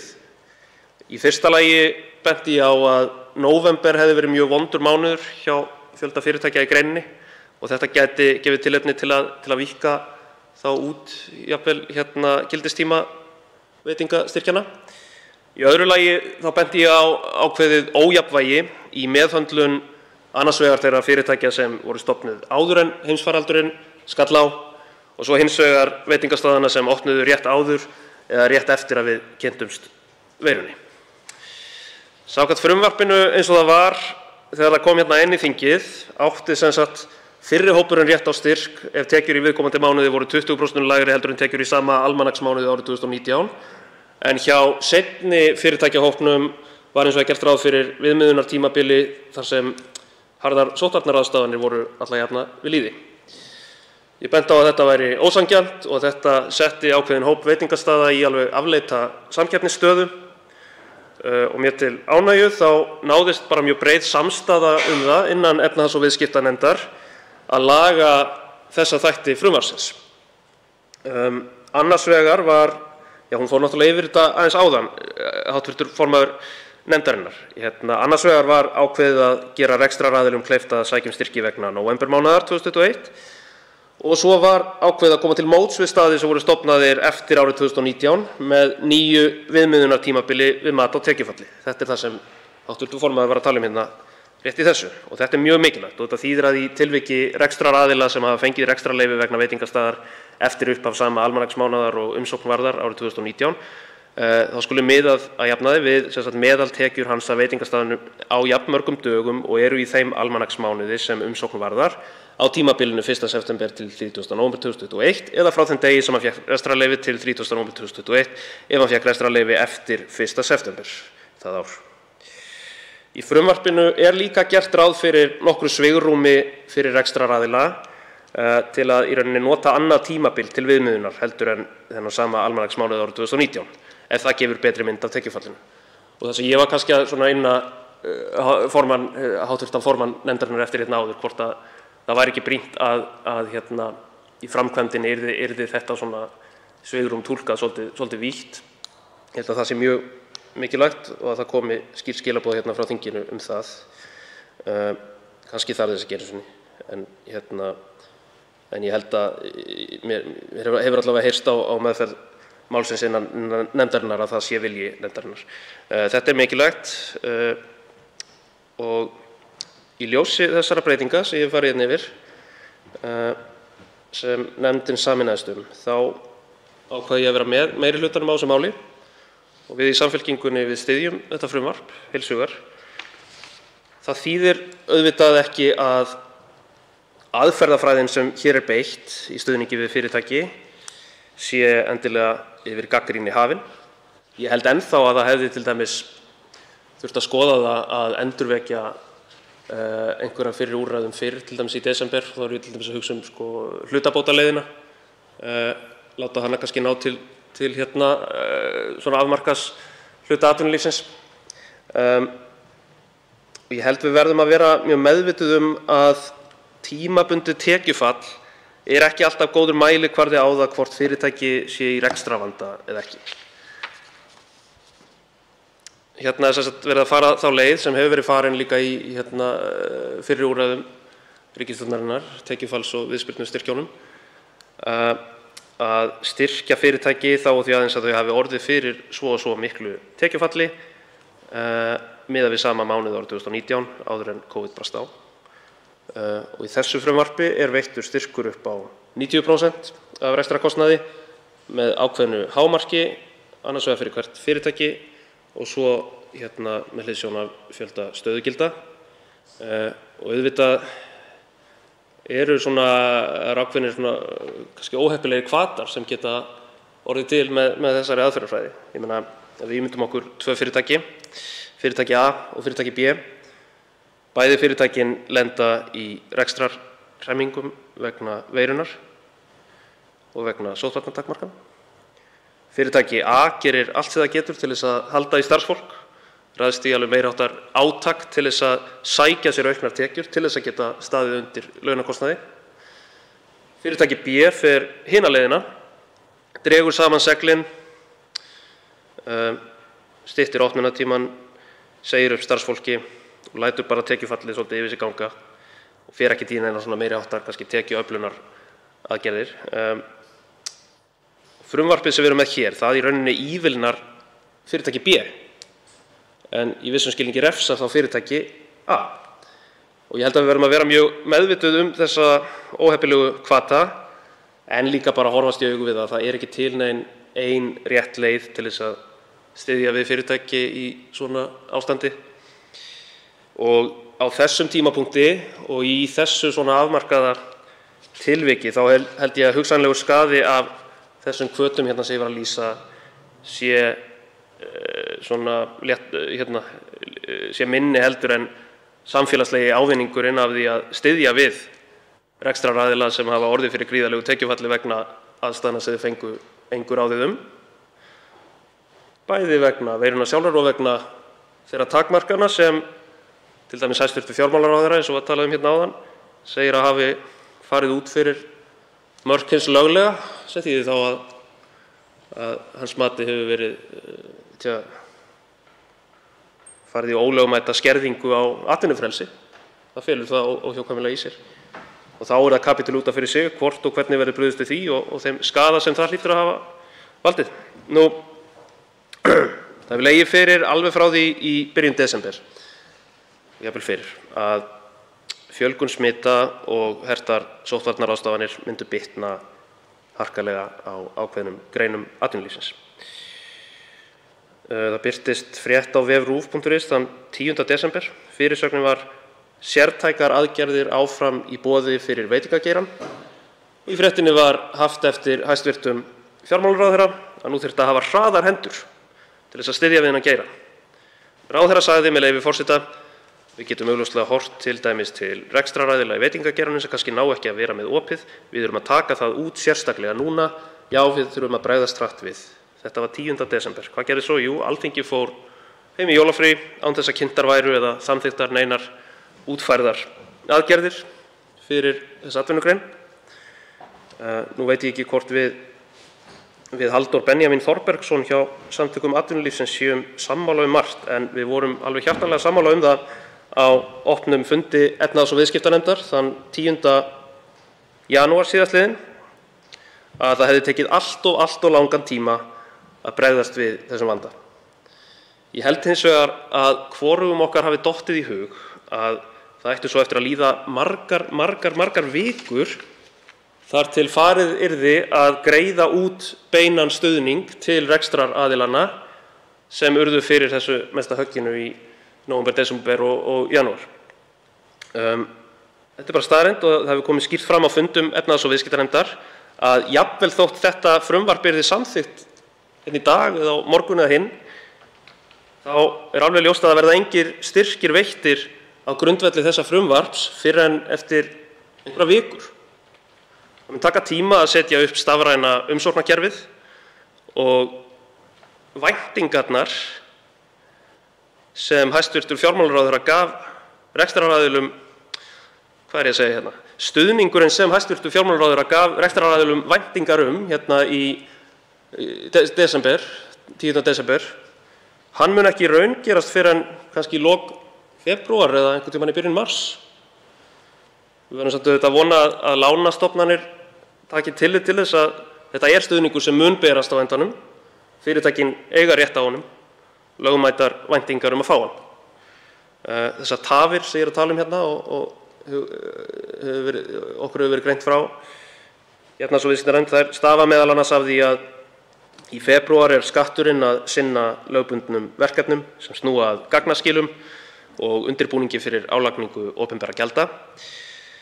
En svo líka stofnunin fullt í fangi með að framkvæma önnur úrræði sem stjórnarmeirihlutinn tók ákvörðun að ráðast í. Eitt þeirra er Allir vinna úrræðið sem fjármálaráðuneytið fann sig knúið til að vara sérstaklega við að framlengja. Og fjármálaráðuneytið eins og hefur verið farið vel yfir hérna í þinginu og er bent á í svona viðvörunarplaggi frá ráðuneytinu, þá er þetta ekki bara ofboðslega slæm hagstjórn, heldur er alveg gríðarleg vinna fólgin í því að afgreiða allar þessar umsóknir endurgreiðslur og heilmikil skriffinnska fólgin í þessu. Ég ætla að lesa hérna upp úr minnisblaði fjármálaráðuneytisins til efnahags- og viðskiptanefndar frá 16. desember, með leyfi forseta. Skattinum hafa borist alls 100.000 umsóknir endurgreiðslu síðan í mars 2020. Sem dæmi hafði skatturinn afgreitt samtals 23.900 umsóknir vegna bílaviðgerða hinn 8. september síðastliðinn og endurgreitt virðisaukaskatt fyrir samtals 391 milljón króna.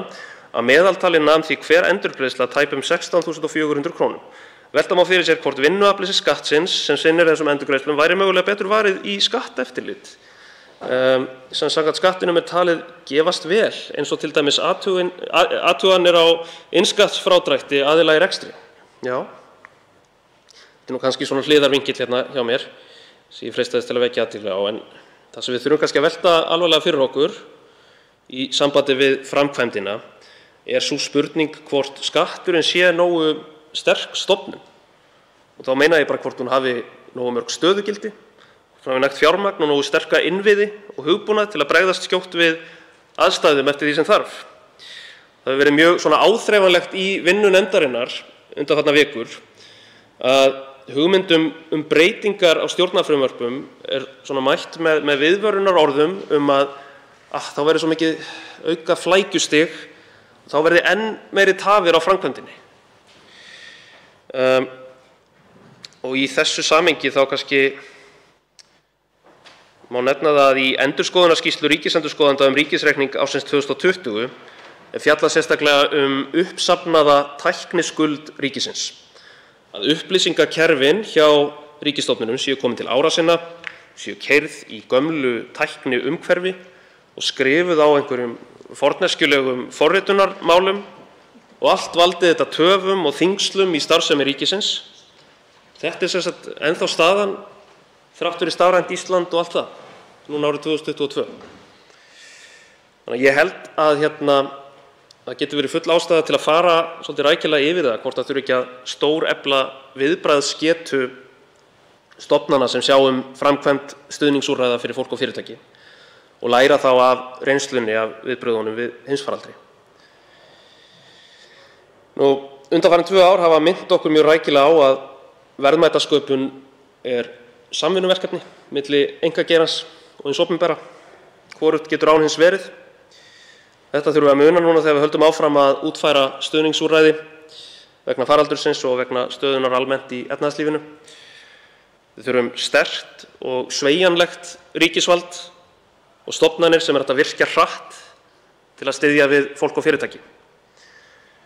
Ég styð þetta frumvarp og ég hlakka líka til umfjöllunar viðspyrnu styrkjafrumvarpið sem loksins komið inn í þingið.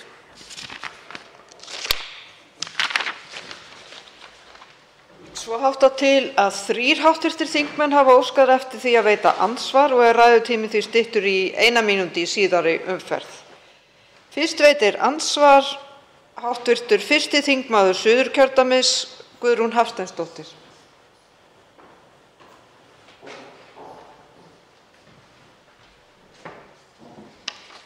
Virðulegi forseti. Ég vil þakka hv. þingmanni Jóhanni Páli Jóhannssyni kærlega fyrir ræðu sína hér. Mig langar örlítið að fá að taka fram að því miður er það svo að við náum aldrei að grípa alla. Eins mikið og við viljum leggja okkur fram í nefndinni að þá viljum við fyrst og síðast gæta jafnræðis og við viljum vera með almenn úrræði sem flestir geti notað og leitað til, en því miður er það svo að það verða alltaf einhverjir þarna úti sem falla þarna á milli, því miður. Ég vona svo sannarlega, hv. þingmaður Jóhann Páll, að við förum að sjá fyrir endan á þessum hamförum og að við þurfum ekki að vera að afgreiða mikið af svona frumvörpum hér í þinginu, því að réttilega eins og hv. þingmaður sagði, að þá viljum við að atvinnulífið blómstri vel og geri það vitaskuld í samspili við hið opinbera. Mig langar örlítið að fá að nefna hér sem ég tók fram hér í nefndarálitinu að í nefndinni komu fram áhyggjur af því að þessi styrkir væru miðaðir við stöðugildi en ekki fastan kostnað. Og það var heilmikið rætt og ráðuneytið kom með afstöðu sína til þess og þar vó einna þyngst það að ef við færum að flækja úrræðið meira að þá myndi það kalla fram á seinkun á afgreiðslu sem við viljum koma í veg fyrir. Að lokum vil ég hér bara fá að þakka nefndinni sérstaklega fyrir mjög vel unnið starf og góða einingu í nefndinni að koma þessum málum áfram. Forseti minnir þingmenn á að nefna hv. þingmenn fullu nafni. með föðurnafni og ávarpa forseta en ekki hv. þingmenn beint. En nú svarar andsvari hv. 11. þingmaður Reykjavíkurkjördæmis norður, Jóhann Páll Jóhannsson.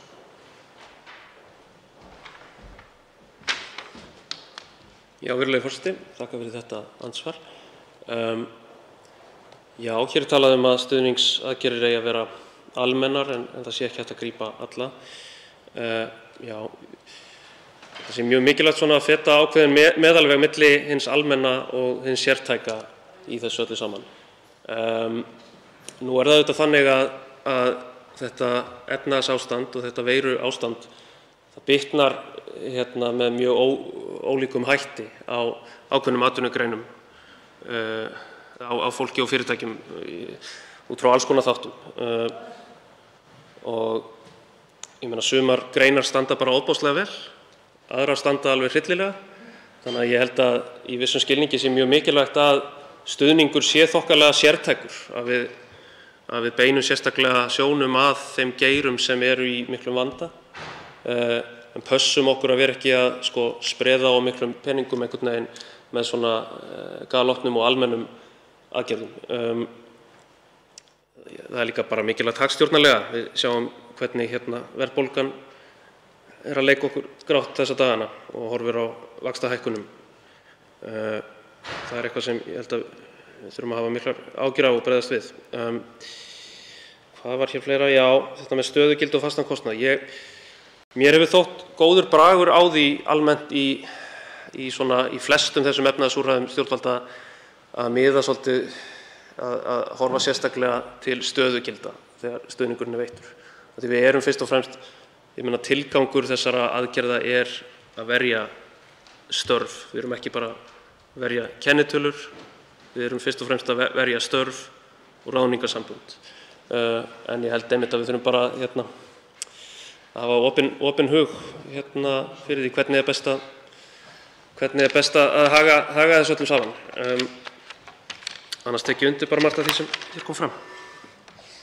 Það veitir andsvar öðru sinni hv. 1. þingmaður Suðurkjördæmis, Guðrún Hafsteinsdóttir. Þingmaðurinn fellur frá orðinu. Þá veitir andsvar Ágúst Bjarni Garðarsson, hv. 11. þingmaður Suðvesturkjördæmis.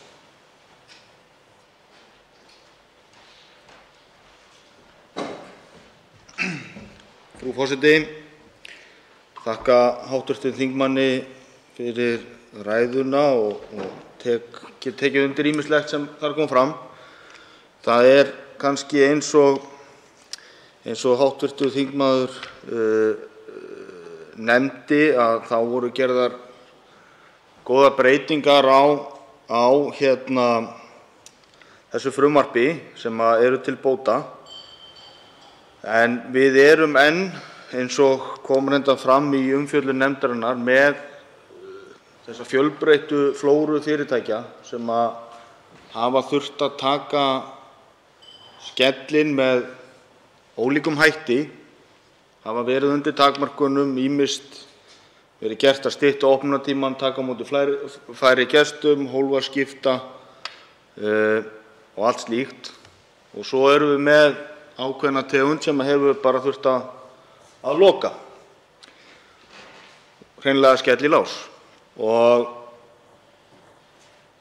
ég vildi einmitt, af því að hv. þingmaður Jóhann Páll Jóhannsson kom inn á það í ræðu sinni hér áðan, að við værum í þessu til þess að verja störf, og í umfjöllun nefndarinnar var tekin umræða að greiða hlutfall af föstum kostnaði sem gæti þá ýmist verið þinglýstur leigusamningur, hiti, rafmagn og önnur leyfisgjöld, greiðslur sem væri hægt að treysta með sannanlegum hætti. Þannig að þingmaðurinn nefndi hér að við værum að þessu til að verja störf, en í einhverjum tilvika, eins og ég nefni hér, hefur starfsemi þurft að loka og þar hefur bara ekki verið nein starfsemi og verið erfitt að verja störfin. Hvort að þingmaðurinn sé ekki sammála mér þá að í öðrum úrræðum sem við erum nú með til skoðunar, hvort ekki þurfi að bregðast sérstaklega við þessu. Svarar andsvari hv. 11. þingmaður Reykjavíkurkjördæmis norður, Jóhann Páll Jóhannsson. Já, virðulegi forseti, ég vil þakka fyrir þetta andsvar. Fyrirtæki staðir sem þurfa að loka fá náttúrulega lokunarstyrki, hér er þessi aðferðafræði, ég meina það er í raun verið að greiða 90% af rekstrarkostnaði, en svo er þetta hámark, bæði sem miðast við fjölda stöðugilda og á hvert fyrirtæki fyrir sig. Og ég veit ekki hvort að ég hefði kannski haldið að það væri allt eins sniðugt bara að hækka þá frekar þetta hámark heldur en að fara að taka upp einhver ný viðmið fastan kostnað. Og þarna komum við náttúrulega bara inn á flækjustigið sem við talaðum um hérna áðan, að í hvert sinn sem það koma upp hugmyndir um að gera þetta aðeins öðruvísi, þá erum við vöru við því að þá kannski taki þetta ekki 3 vikur að fara í gegn, heldur 3 mánuði. Ég meina, þannig að það þarf bara að vega og meta svolítið fórnarkostnaðinn, hvort hann sé þess virði. En ég í fljótu bragði þá finnst mér miklu skynsamlegra þá að hækka frekar þessi þök, að því frumvarpið eins og það er núna gerir einmitt ráð fyrir því að greiða 90% af rekstrarkostnaði. Þá veitir andsvar öðru sinni hv. 11. þingmaður Suðvesturkjördæmis Ágúst Bjarni Garðarsson og hefur til þess 1 mínútu. Já, frú forseti, eins og ég kom inn á hér áðan að breytingar sem við í meirihlutanum lögðum til og var samþykkt að bætti þetta frumvarp til mikilla muna. En að því að hv. þingmaður Jóhann Páll Jóhannsson nefnir það hér að þessi aðilar sem ég nefndi hér í fyrri ræðu minni fái lokunarstyrki, það er nefnilega bara ekkert víst.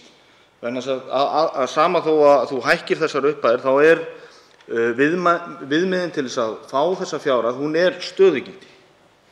Og ég nefni bara sérstaklega þessi fyrirtæki sem hefur verið gert að loka algjörlega fyrir sína starfsemi, hafa þurft að skera af sér alla fitu og eru komin inn að beini og hafa þurft að því miður, af því ég er sammála þingmanninum þegar hann segir að við þurfum að verja störf, en bara það hefur ekki verið kleift, hvort að við þurfum ekki með einhverjum hætti að líta til þessara fyrirtækja. Það svarar andsvari öðru sinni hv. 11. þingmaður Reykjavíkurkjördæmis norður, Jóhann Páll Jóhannsson. Já, virðulegi forseti, ég held að það kannski einmitt fari vel á því að skoða þetta allt saman núna þegar við tökum viðspyrnustyrkina til skoðunar. En já, líka þá náttúrulega, það þarf að framlengja það og ég hefði haldið að það tæki í nær öllum tilvikum á þeim stöðum sem er gert að loka. Við þurfum að passa að frumvarpið sé þannig úr garði gert.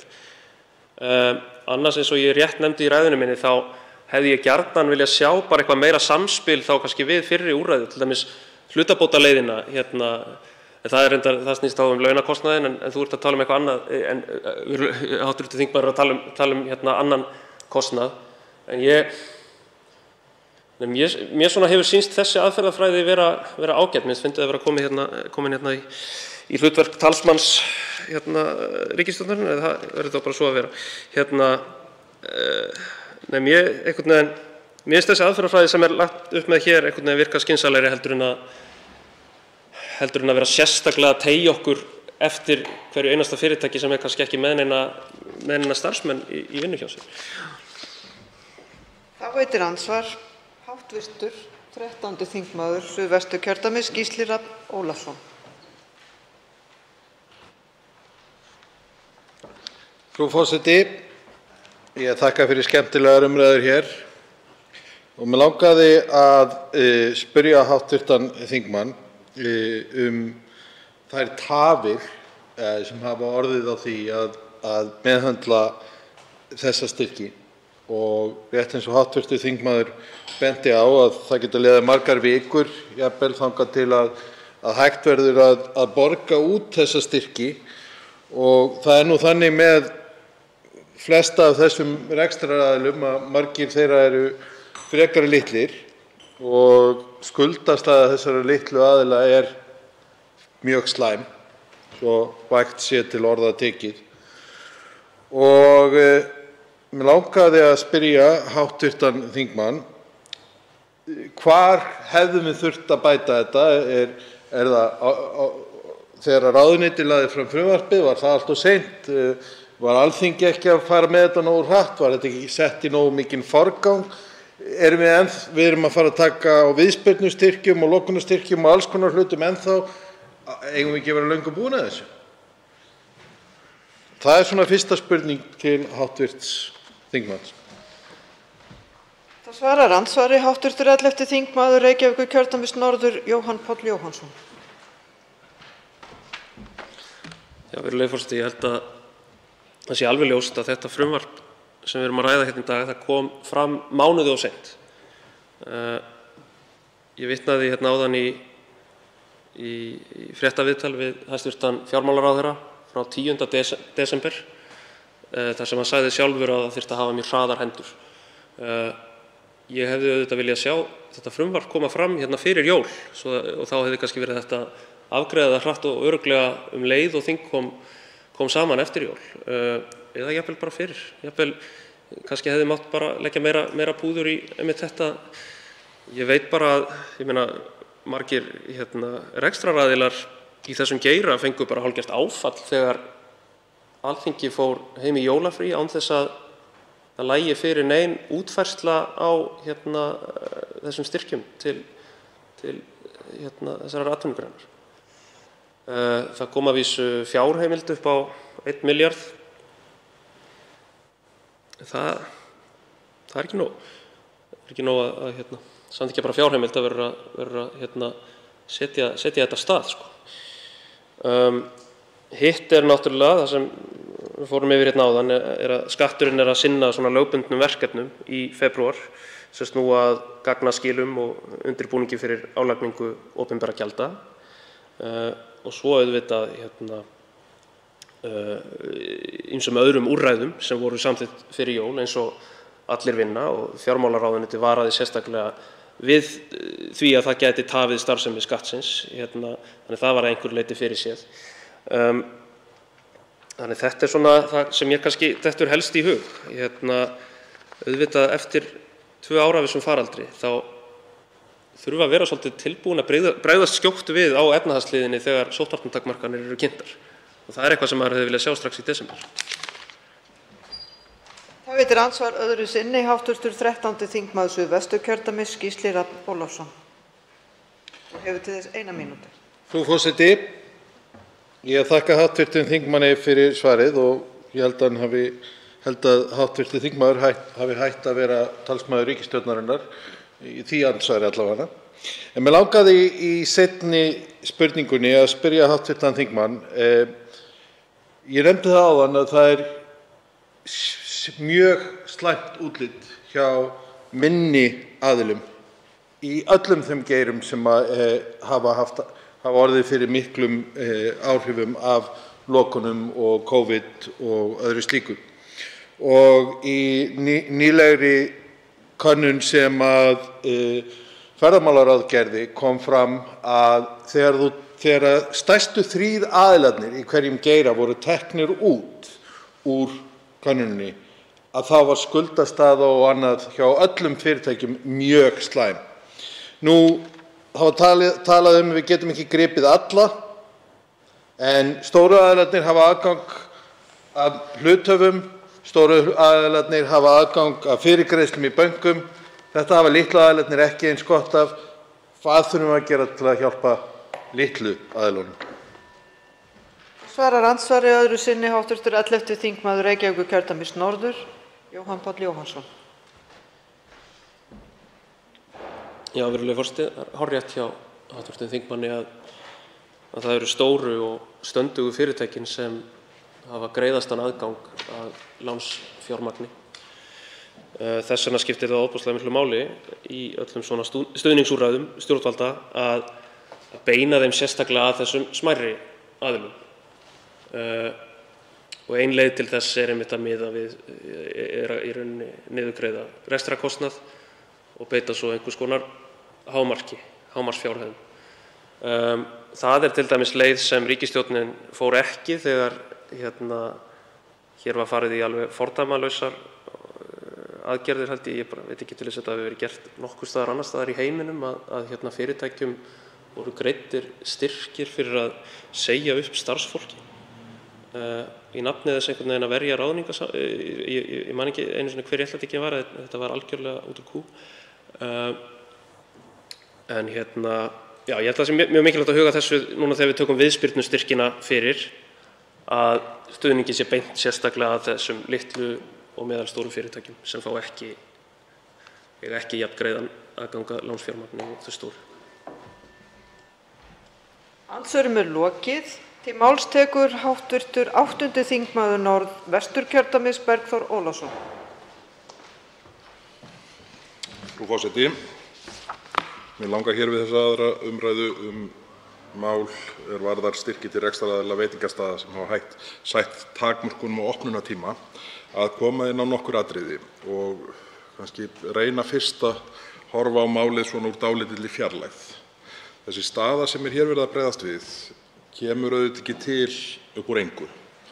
Hún komin til vegna aðgerða stjórnvalda í gegnum liðin 2 ár og kannski sérstaklega mun koma til gagnrýnnar skoðunar síðar aðgerðir stjórnvalda núna þessi síðustu vikur og þá sérstaklega þær takmarkanir sem eru samhangandi þeim sem við erum núna stödd í.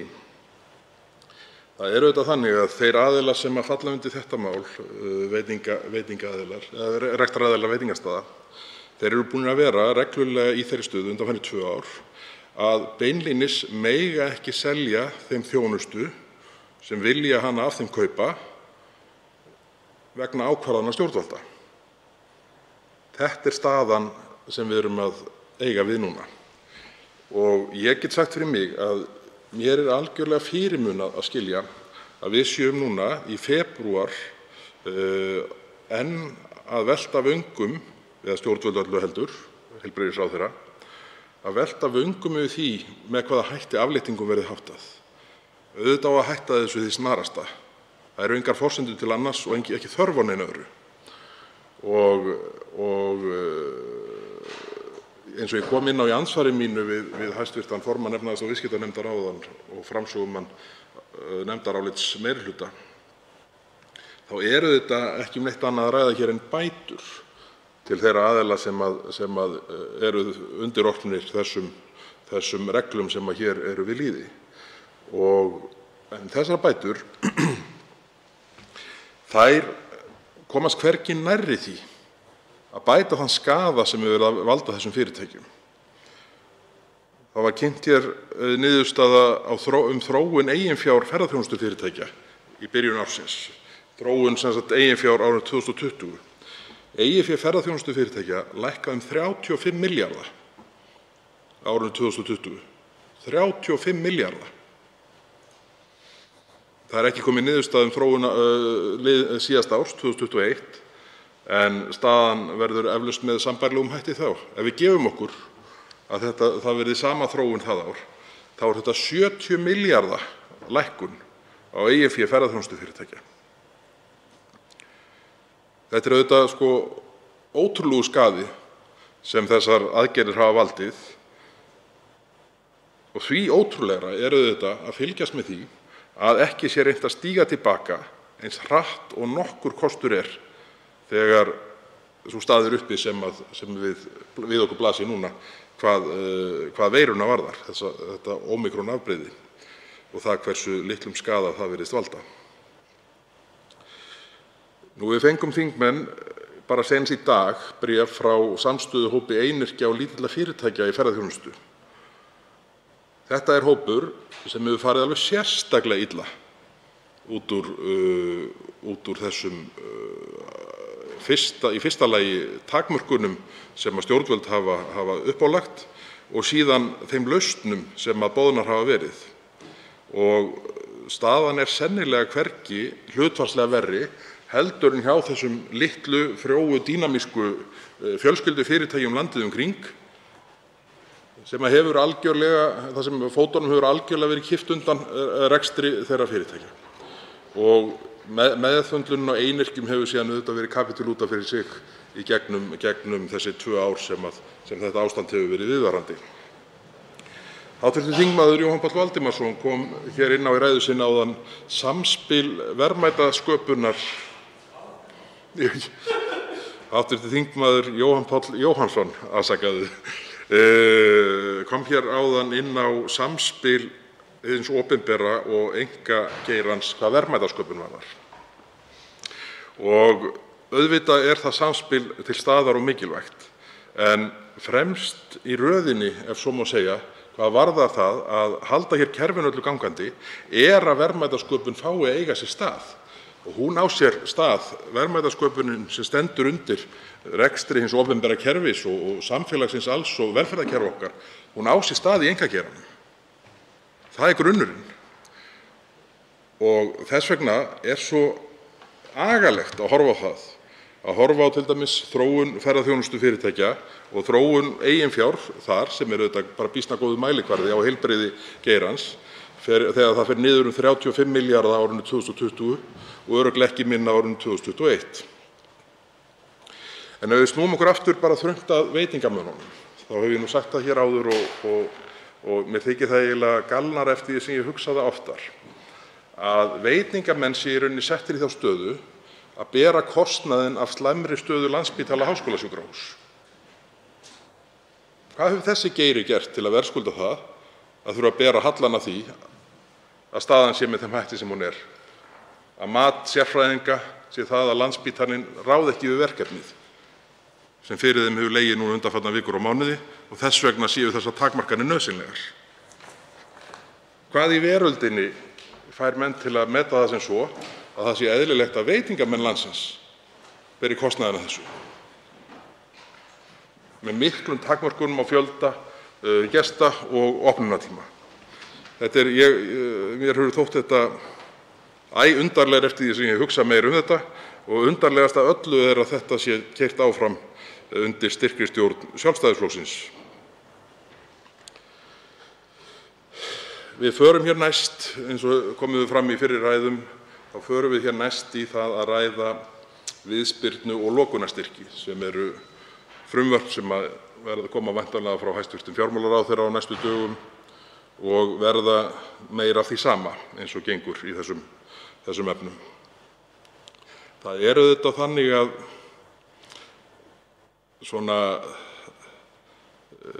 það að halda fyrirtæki gangandi í gegnum erfiðleika í rekstri snýst að miklu leyti það að sjá til lands, eiga von það að menn muni ná að bjarga sér. Og það er auðvitað þannig að á meðan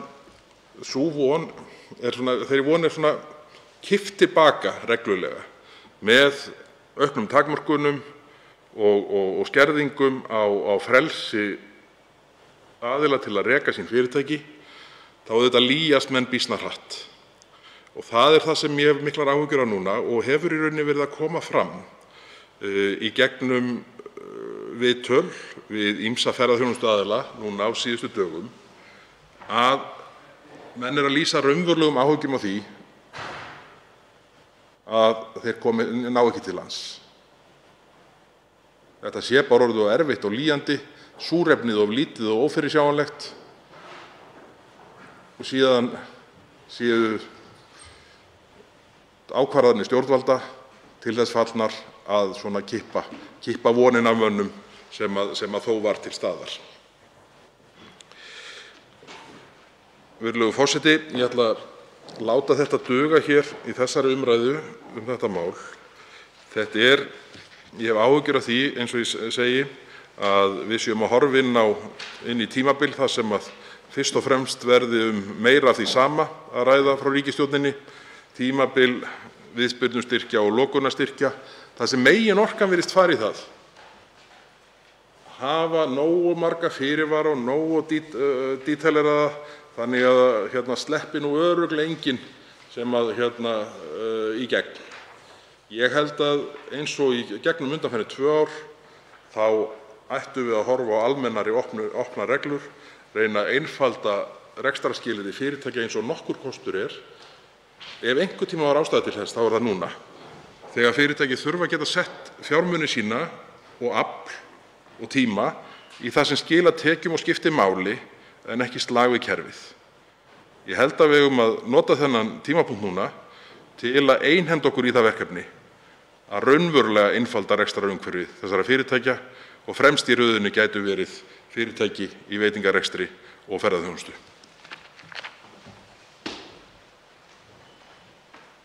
Þá tekur til máls hv. 7. þingmaður Norðausturkjördæmis, Sigmundur Davíð Gunnlaugsson.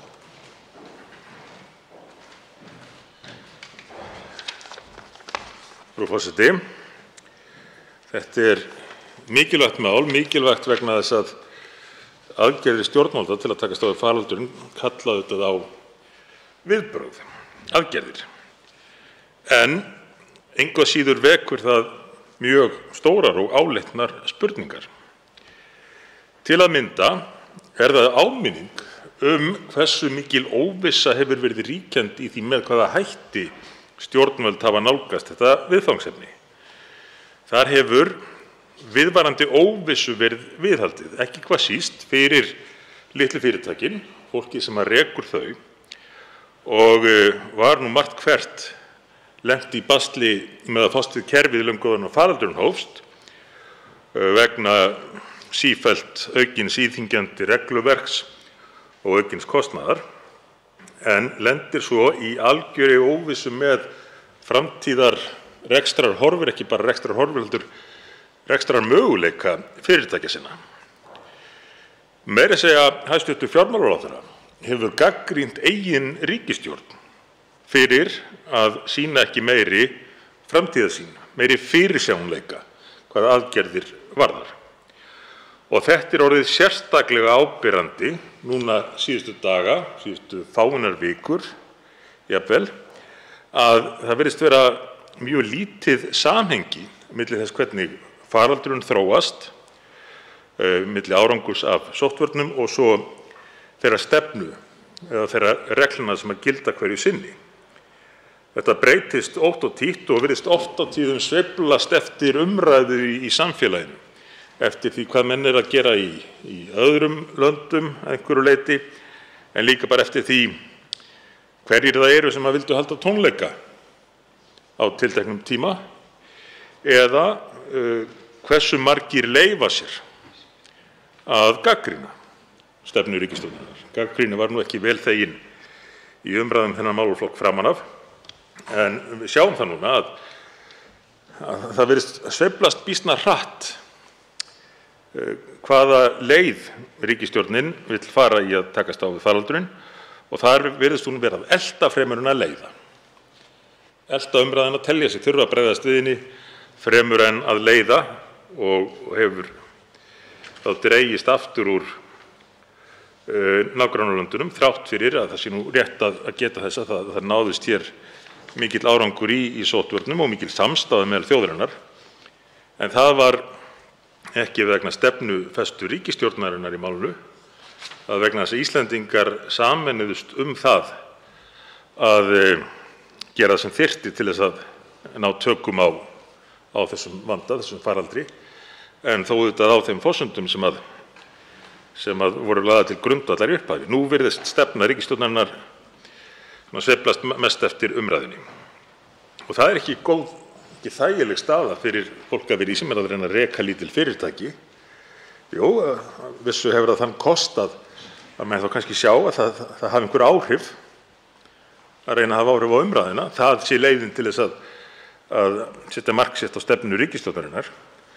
En aðgerðir eru engu að síður það tilviljanakenndar og oft á tíðum eða stundum, skulum við segja að minnsta kosti, þversagnakenndar að það er mjög erfitt að gera þær ráðstafanir sem þar varðandi starfsmannahald, jafnvel varðandi spurningunum hvort að það taki því að halda áfram rekstri fyrirtækis.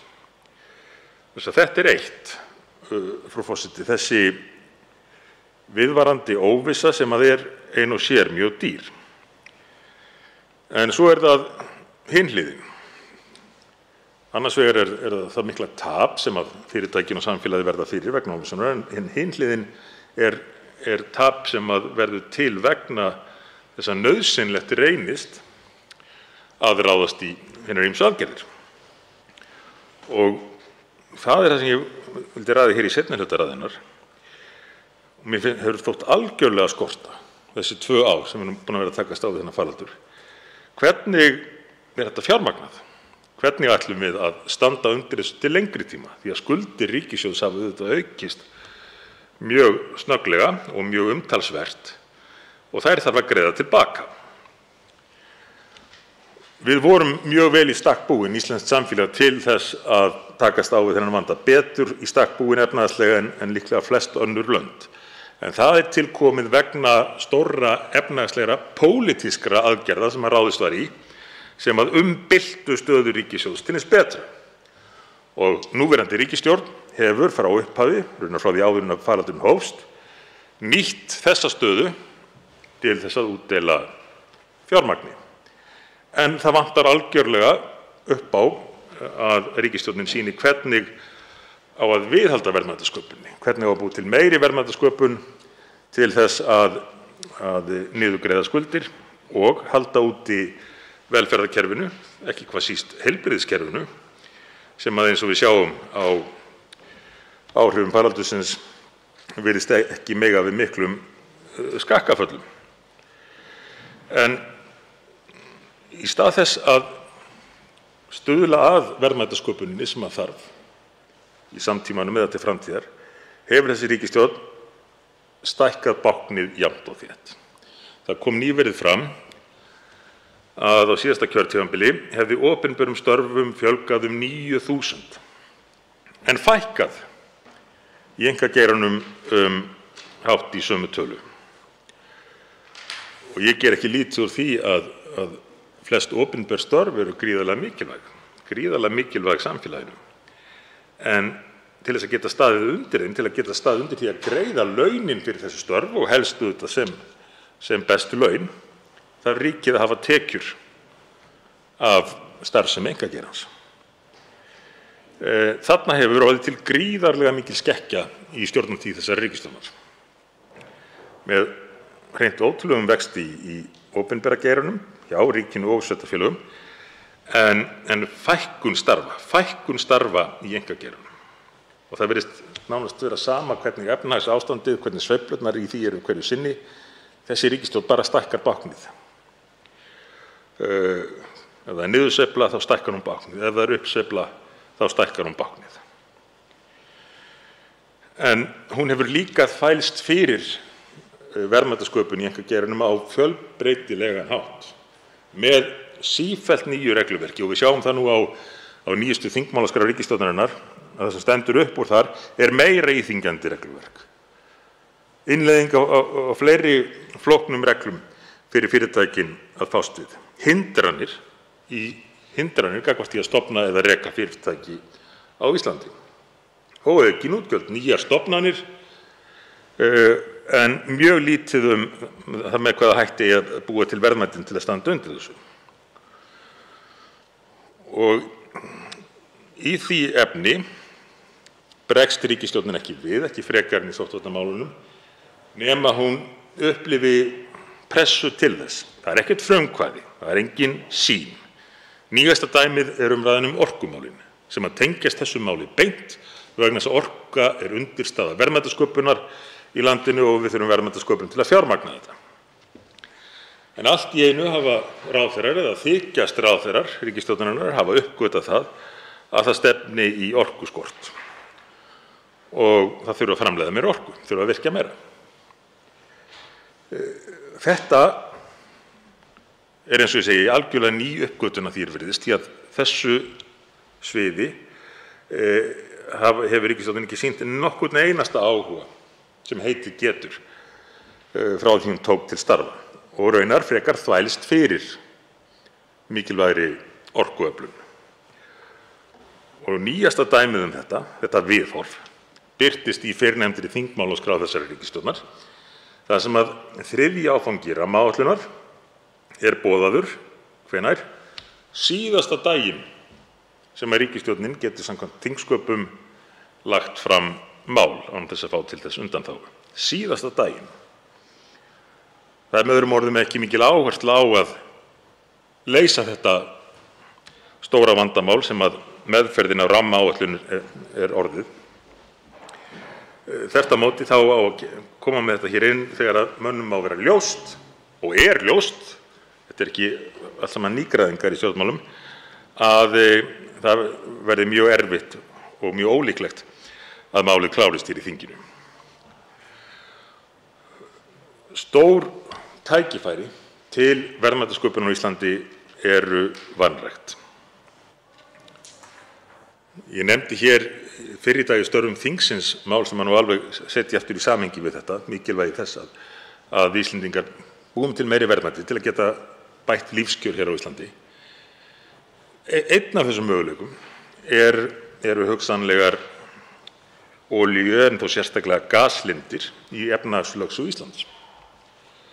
Það höfðu komið fram mjög jákvæðar vísbendingar um að olíu og sérstaklega gas kynni að vera að finna á drekasvæðinu í vinnanlegu magni og hefði orðið af þessum framkvæmdum á sínum tíma hefði það umbylt efnahagslíf á Íslandi en þó sérstaklega atvinnulífinu og uppbyggingu á Norður- og Austurlandi.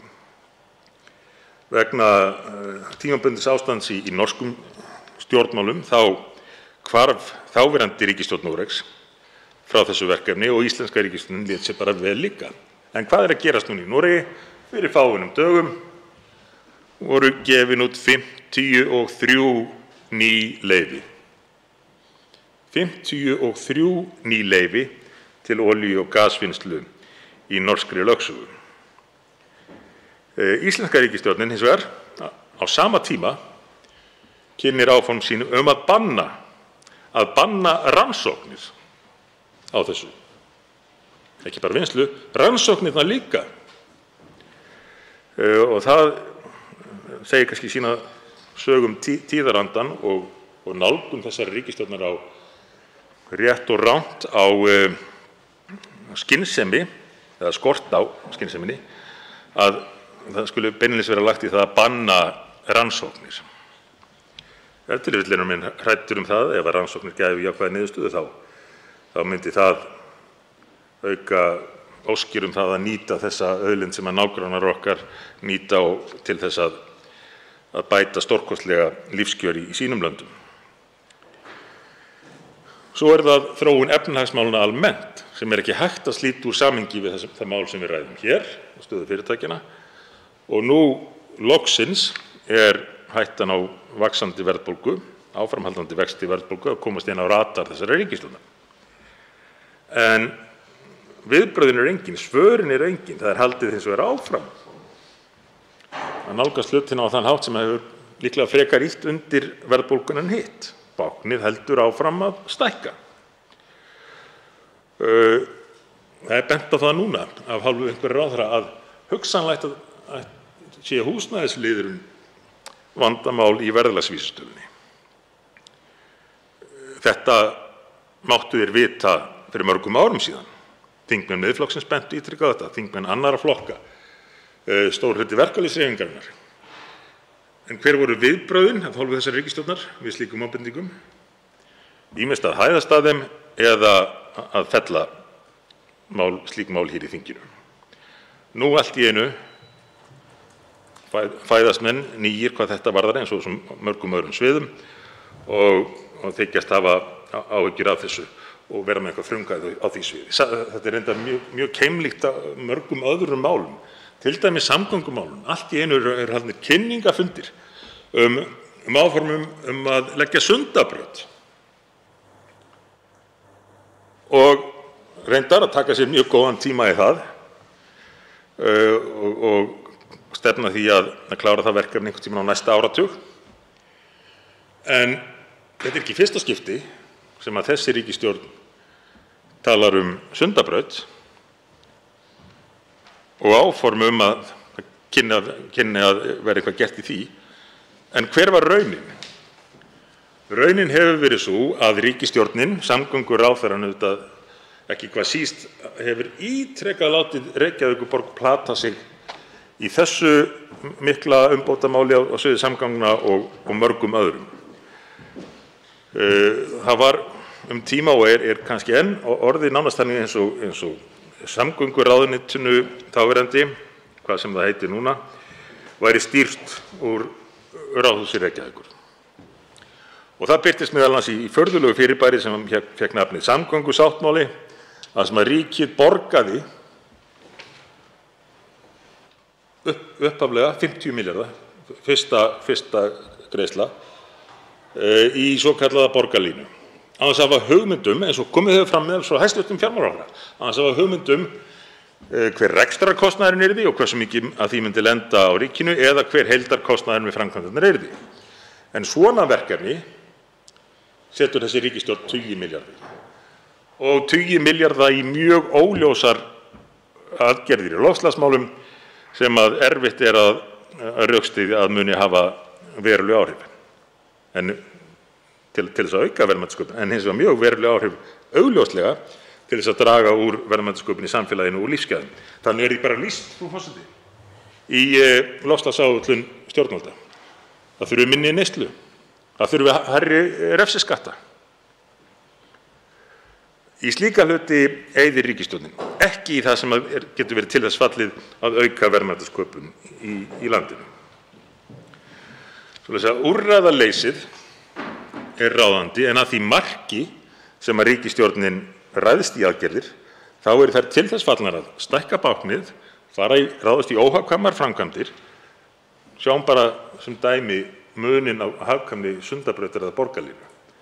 Ef ráðast í Sundabraut af krafti í stað borgarlínunnar, og myndi munurinn þar á, ef þetta er spurning annaðhvort eða, sem að það vissulega er, munurinn þar á myndi nema hundruðum milljarða. En í staðinn byggist þetta allt á einhverju sýndarmennsku eins og þessum höfuðborgarsáttmála, þar sem að borgin telur sig ekki hafa neina skyldu til þess að standa við sín fyrirheit, hafandi þetta komist upp á lagið með það að geta gengið á lagið gagnvart ríkisstjórninni. Þess að formenn Skipulagsráðs Reykjavíkur hafa einfaldlega sagt það, án viðbragða frá ráðherrum, hafa einfaldlega sagt það að nei, það sé nú ekkert víst að það verði farið í þær framkvæmdir í samgöngumálum á höfuðborgarsvæðinu sem að ríkisstjórnin ætlaði að borga fyrir að fá að fara í. Borga fyrir að fá að fara í. En jafnvel þar verið þvælst fyrir og það verið þvælst fyrir Sundabraut í gegnum skipulag Reykjavíkurborgar, enda hafa fleiri en einn og fleiri en tveir borgarfulltrúar meirihlutans í Reykjavík lýst yfir efasemdum að sú framkvæmd eigi yfir höfuð að eiga sér stað. En ríkisstjórnin engu að síður telur sig greinilega geta platað kjósendur endalaust, rétt eins og borgin getur platað ríkisstjórnin endalaust, og kemur með nýjar kynningar á því að jú, það standi nú til að gera þetta allt saman. Næsta kjörtímabili eða þarnæsta eða eftir 10 ár og svo framvegis. Þetta er allt á sömu bókina lært, frú forseti, og þegar við ræðum mál eins og þetta hér, mikilvægt mál til þess að koma í veg fyrir annars óhjákvæmilegt tjón á atvinnulífi Íslendinga, þá ætti það að verða okkur áminning mikilvægi þessa atvinnulífs og mikilvægi þess að líta lengra en bara til þessa máls og þeirra reddingar sem að í því felst, og miða þá að því að bæta rekstrarkjör þessara fyrirtækja, möguleika þeirra á að starfa hér og möguleika nýrra fyrirtækja á því að verða til.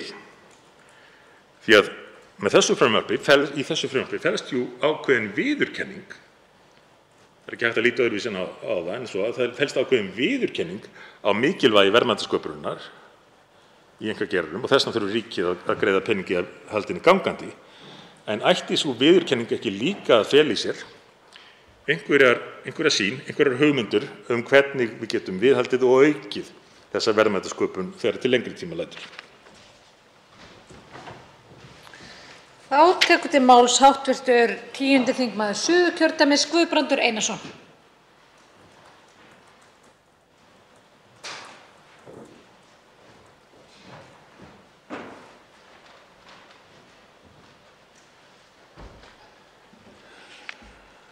Virðulegur forseti. Ég kem hérna upp til þess að að lýsa stuðningi við þetta mál. Ekki af því að mér finnst það endilega svo svakalega frábært, heldur af því að ég tel að þetta sé bara einn steinn á þeirri leið að standa með þeim aðilum sem hafa orðið fyrir áföllum og tjóni af því ástandi sem skapaðist út af kórónuveirunni. Og við erum auðvitað núna að afgreiða mál svona svolítið á hraðferð. Það er búið að fresta gjalddögum. Núna er verið að vinna með veitingageirann. Við höfum verið að horfa á lokunarstyrki og aðra viðspyrnustyrki. Þannig að það er ýmislegt í farveitninu og í bígerð sem að hugsanlega geta að einhverju leyti hjálpa til við að bæta það mikla tjón sem orðið hefur. Og mér þótti sem fulltrúa í efnahags- og viðskiptanefnd sárt að hlusta á fulltrúa veitingageirans lýsa þeirri stöðu sem þeir voru í. Og þetta voru þeir að gera við nefndina í janúar, þegar þeir voru í raun og veru að segja okkur að þeir ættu ekki fyrir mánaðamótunum og gætu ekki borgað laun.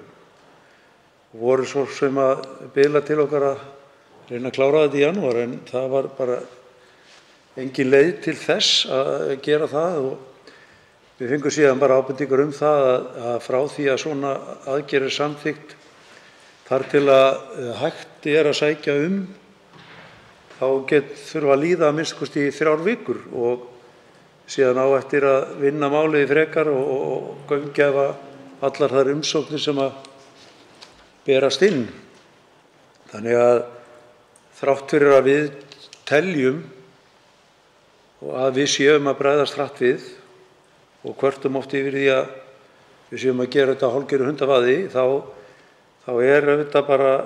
eru þeir sem að vænta þess að fá aðstoð að óska eftir því að hlutirnir gerist hraðar heldur en að við höfum talið að við gætum gert. Við erum auðvitað bara í þeirri stöðu að þetta COVID ástand hefur orsakað mikinn skaða hjá ákveðnum hópum, en aðrir standa bara tiltölulega vel og jafnvel bara betur en áður. Og við þurfum að sýna samfélagslega ábyrgð alla leið í þessu máli. Að samfélagið standi þá með þeim, bæði fyrirtækjum og fólki, sem að hafa þurft að taka á sig verulegar byrðar vegna faraldursins. Ég er ekki búinn að sjá hvaða viðspyrnustyrkir verða settir í gang, en við þekkjum svo sem ýmislegt sem var til staðar á síðasta ári og mörg okkar gerðu athugasemdir við að öll þessi vinnumarkaðsúrræði sem til staðar voru á árinu 2021 skyldi hafa verið gert ráð fyrir þeim í fjárlagafrumvarpinu. Þannig að núna erum við auðvitað bara strax í janúar að breyta því fjárlagafrumvarpi sem við samþykktum bara fyrir hálfum mánuði síðan eða 3 vikum. Þannig að mér þótti það sérstakt að þessi úrræði skyldu ekki hafa lifað af áramótin sem þau sannarlega þurftu að gera. Ég bara í mínu sveitarfélagi þar sem atvinnuleysi 10%, það var svo sannarlega nauðsyn á því að þessi úrræði myndu lifa. En gott og vel, þau gerðu það ekki og það er verið að endurvekja þau á þennan hátt og vonandi náum við þá utanum flesta þá sem að þurfa á þessu að halda. En það hefur líka verið á það bent að þetta er ekki að ná utan um alla. Það er alltaf einhverjir sem er að falla milli skips og bryggju og við þurfum bara að hafa manndóm í okkur til að huga að þessum hópum og taka utan um þá með einhverjum hætti. Og ég hef nú, og það hefur verið nefnt hér í pontu, bæði íþróttafélög til dæmis sem hafa lifað á því að það sé aðsókn á leiki, og ég nefni bara körfuboltan sem hefur verið, og handboltan hér sem hafa ekki bara fengið áhorfendur og gengur bara illa að reka sig, og eru mörg þessi félög komin á fótum fram. Það þarf að horfa til þessara hópa.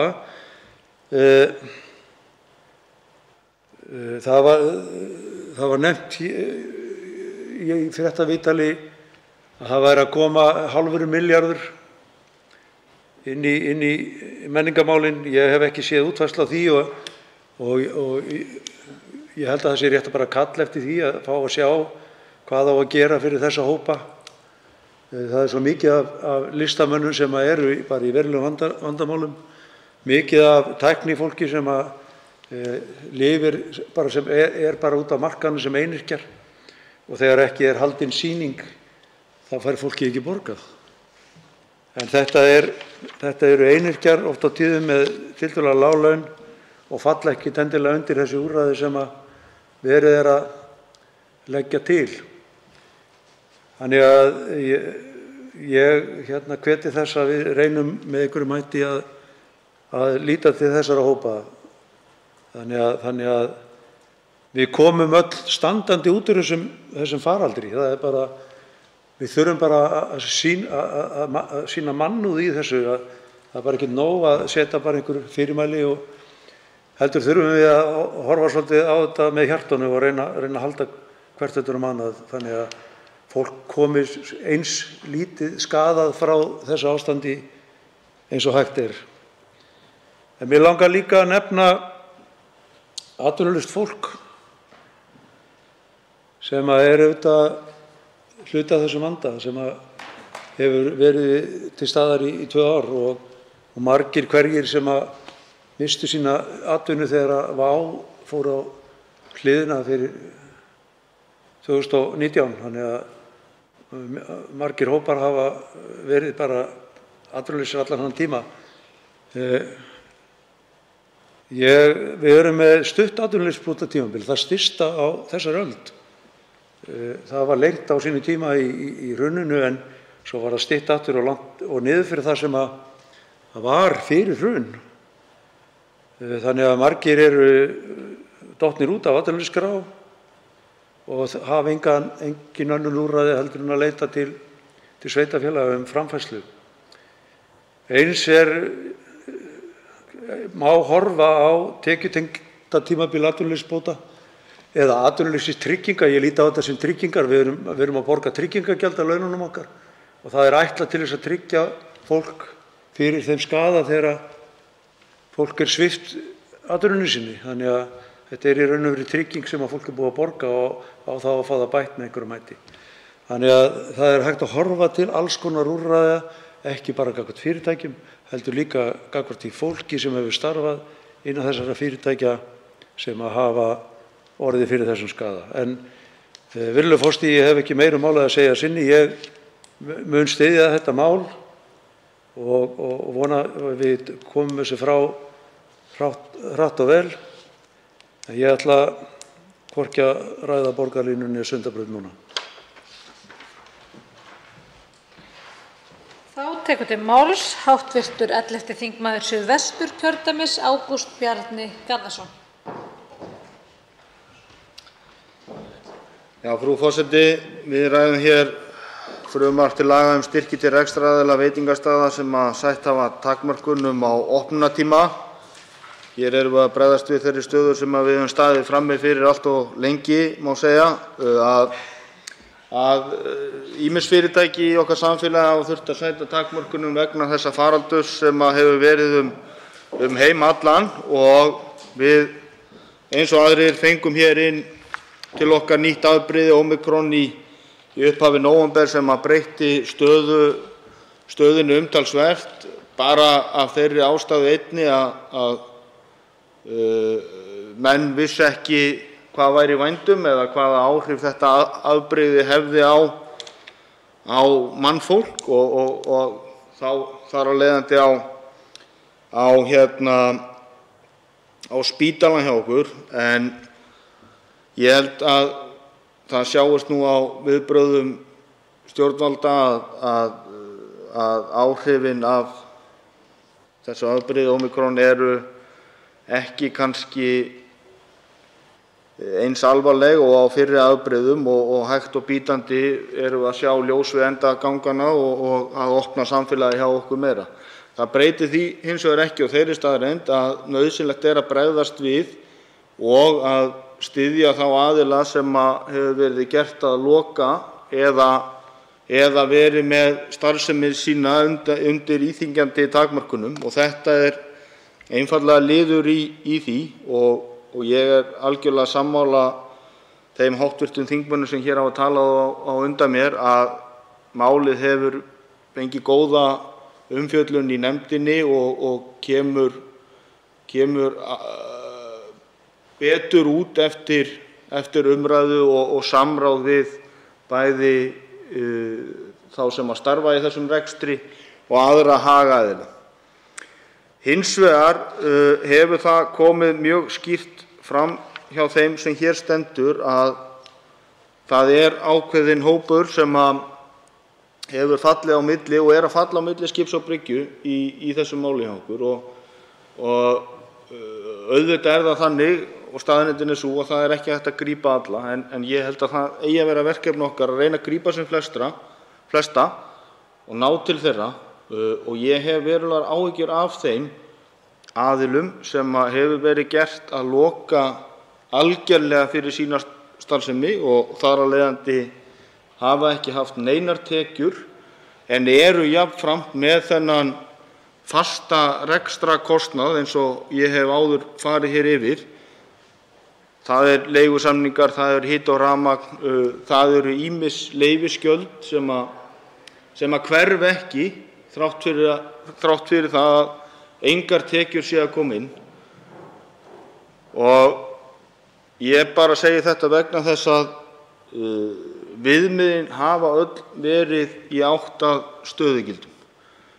Og ég hef allan skilning á því að það sé mikilvægt að hafa flæði í þessu hjá okkur til þess að hafa þetta skilvirkt og einfalt og með það að markmiði að fljótlegt sé að afgreiða þær umsóknir sem innkoma. En það breytir því ekki að þetta með fastan kostnaðinn er og hefur þekkst annars staðar og í nágrannalöndunum okkar og ég fór og leitaði mér aðeins til og þurfti nú ekki að leita langt vegna þess að vinir okkar í Danmörku hafa farið þessa leið að aðilar geta valið á milli leiða ýmissa úrræða og þar með talið það að fá greiddan ákveðinn hluta af föstum kostnaði með og ásamt yfirlýsingu endurskoðanda. En gott og vel, þetta er hið besta mál sem við erum hér með fyrir framan okkur, en það eru fleiri mál sem við þurfum að taka inn og eru til umfjöllunar hjá nefndinni og það eru lokunarstyrkinir og það kannski kemur að þessum stöðum sem ég hef haft hvað mestar áhyggjur af. Þessi litlu staðir sem hafa þurft að loka fyrir allt, jafnvel þurft því miður að hagræða varðandi starfsfólk og lítil fjölskyldurekin fyrirtæki sem eru í ábyrgð fyrir öllum sínum rekstri. Ég held að við þurfum okkur beri skylda til þess í umfjöllun nefndarinnar að skoða það mjög gaumgæfilega hvort að það sé einhver flötur á og einhver möguleiki að bregðast við þeirri stöðu sem þessi fyrirtæki standa frammi fyrir. Og ástæðan fyrir því að ég nefni þessi litlu fyrirtæki er einfaldlega vegna þess að þrátt fyrir að þetta hafi haft veruleg áhrif á starfsemi veitingastaða og annarra, að þá held ég að það sé samt sem áður skilningur á því að þessir, með leyfi forseta, sit down veitingastaðir hafa haft möguleika og svigrúm til þess að taka á móti nokkrum fjölda gesta þrátt fyrir takmarkanir og þar af leiðandi haft meiri burði til þess að vera með starfsfólk hjá sér í starfi, að ég tel að þetta frumvarp sem við erum með til umfjöllunar grípi mjög vel, þó ekki að öllu leyti, þá aðila. En ég bara biðla til okkar og félaga minna hv. þingmanna í efnahags- og viðskiptanefnd að við skoðum hitt í umfjöllun um lokunarstyrki og sjáum hvort að einhver flötur sé á að grípa fleiri, þrátt fyrir það að ég held að við séum öll meðvituð að við munum aldrei grípa alla. En þetta mál sem við erum að ræða hér í dag er að mörgu leyti mjög gott og við tókum tillit til nokkurra athugasemda og umsagna sem að nefndinni bárust og gerðu það að verkum að við erum hér með í höndunum gott mál. Fleiri hafa ekki kvatt sér hljóðs og er umræðu lokið en atkvæðagreiðslu frestað. Tekið er fyrir 6. dagskrármálið. Stéttarfélög og vinnudeilur, Félagsdómur, stjórnarfrumvarp 272. mál, þingskjal 381, 1. umræða. Til máls tekur hæstv. Félags- og vinnumarkaðsráðherra Guðmundur Ingi Guðbrandsson.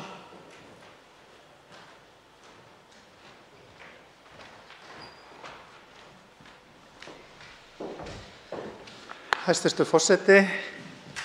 Ég mæli hér fyrir frumvarpi til laga breytingu á lögum stéttarfélög og vinnudeilur, nr. 80/1938.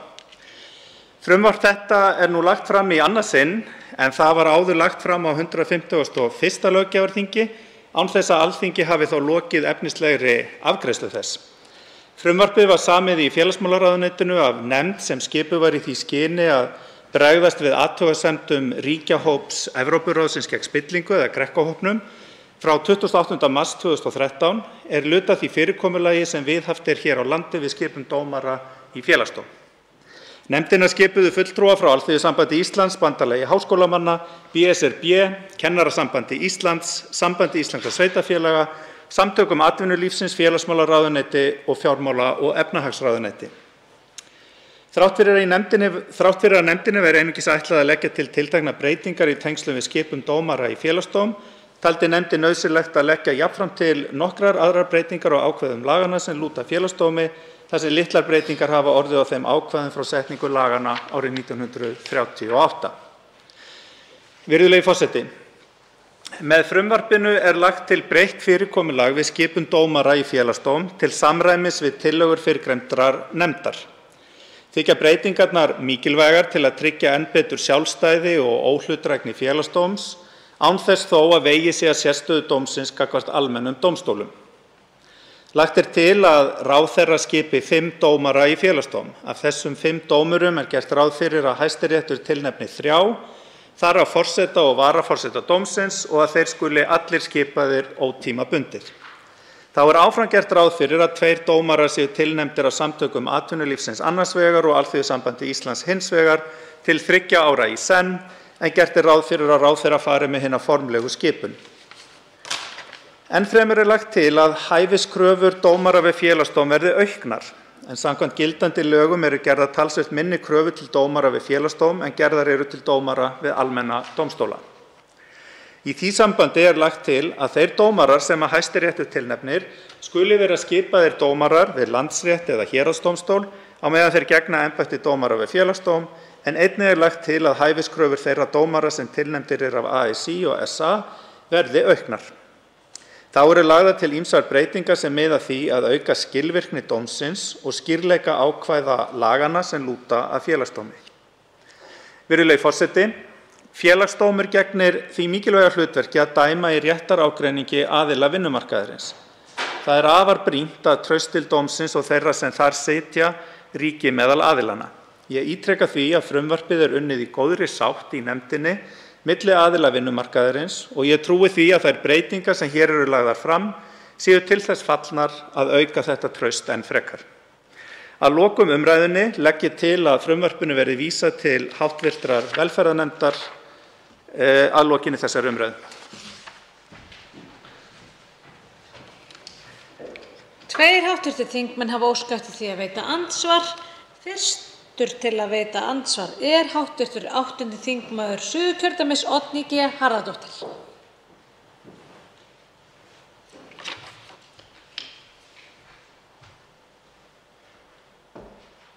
Frú forseti, þetta frumvarp skipan dómara, en ég vil spyrja hæstv. ráðherra hvað tekur við þegar að dómur fallinn. Dómur Félagsdóms endanlegur.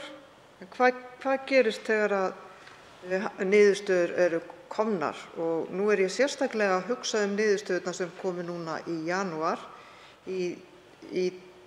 þar sem að ASÍ fyrir hönd Flugfreyjufélags Íslands var með mál fyrir dómnum gegn samtökum atvinnulífsins fyrir hönd Icelandair og niðurstaðan var sú að féll Flugfreyjufélagi Íslands í vil og að fyrirtækið sem hafði notið stuðnings ríkissjóðs við að segja fólki hefði átt að ráða fólk aftur inn í aldursröð en gerði það ekki. Dómurinn skýr og hann liggur fyrir. En starfsfólkið sem brotið var á, við hverju má fólkið búast? Þarna 70 manns sem hafa auðvitað borið skaða og kostnað af þessu framferði fyrirtækisins gagnvart þeim og við hverju má búast? Hver ber ábyrgð? Hver grípur inn í og hver gætir að hag starfsmannanna í þessu tilfelli? Getur hæstv. ráðherra vinnumarkaðarins farið yfir það með okkur hér? Þá svarar andsvari hæstv. félags- og vinnumarkaðsráðherra Guðmundur Ingi Guðbrandsson. Já, hæstv. forseti, ég vil byrja á því að þakka hv. þingmanni fyrir fyrirspurnina eða andsvarið. Dómar Félagsdóms eru endanlegir eins og hv. þingmaður kom inn á. Hér í rauninni með þeim dómi sem hv. þingmaður nefnir viðurkennt að ákvæði kjarasamnings var ekki fylgt. Þetta því dómur sem byggir á ákveðnu kjarasamningsákvæði í kjarasamningi Flugfreyjufélags Íslands og Samtaka atvinnulífsins, eða Icelandair þar að segja. Og þetta í rauninni hlutverk Félagsdóms að taka fyrir þær deilur sem sneru þetta kjarasamningsbundna ákvæði og ef að þeir aðilar sem þarna ljóst að brotið var á þessum kjarasamningsbundnu atriði að þá hafa þeir væntanlega tækifæri til þess til að leita réttar síns með einum eða öðrum hætti gagnvart dómstólum, myndi ég telja, og kannski verður reynt að leysa þetta með einhverjum öðrum hætti, ég veit það ekki, en það aðilanna að reyna að skoða það hvort að þeir geti náð einhverri niðurstöðu því að dómurinn mjög skýr það að þarna hafi verið kjarasamningsbrot að ræða. Þá veitir andsvar sinni hv. 8. þingmaður Suðurkjördæmis, Oddný G. Harðardóttir. Já, frú forseti, þegar að samtök atvinnulífsins tóku til varnar fyrir hönd Icelandair, þá vitnuðu þau í gögnunum sínum sérstaklega til þess að í þingsal hefði tillaga mín að ráðið yrði aftur inn í starfsaldursröð þegar að staða fyrirtækisins leyfði sem nyti stuðningsins til þess að segja upp fólki og að hún hafi verið felld. Sú tillaga var felld hér í þingsal af ráðherrum þáverandi ríkisstjórnar og stjórnarliðum. Og Samtök atvinnulífsins segja, þarna eru þá að segja með því að nota þetta í málsvörn sinni, að þetta hafi verið skýr skilaboð frá löggjafanum að þeir mættu ráða því og þeir mættu líta fram hjá starfsaldri þegar að endurráðningin fór fram. Ég hefði kosið og við í Samfylkingunni að það væri algjörlega skýrt í lögunum hver skilyrðin væru að þessu leyti. Þetta úrræði var til þess að koma í veg fyrir gjaldþrot fyrirtækja. Þetta úrræði var ekki ætlað til þess eða lagt upp í hendurnar á fyrirtækjum til þess að þeir gætu með einhverjum hætti losa sig við starfsfólk sem að þeim annaðhvort hafi bara verið þeim óþægileg, kannski verið hörð í kjarasamningum eða bara of dýr vegna starfsaldurs og reynslu og kjarasamningum sem að meta það til launa. Er það ekki svo að ríkið ber ákveðna ábyrgð vegna þess að þeir felldu tillöguna og gáfu þessu skýru skilaboð og það væri í lagi að brjóta á starfsmönnum þeirra fyrirtækja sem að fengu styrk frá ríkinu til að segja þeim upp? Þó nær hefði verið að veita þeim styrk til að halda ráðningarsambandi en það nú önnur saga. Þá svarar andsvara síðar sinni hæstv. Félags- og vinnumarkaðsráðherra Guðmundur Ingi Guðbrandsson. Hæstv. forseti,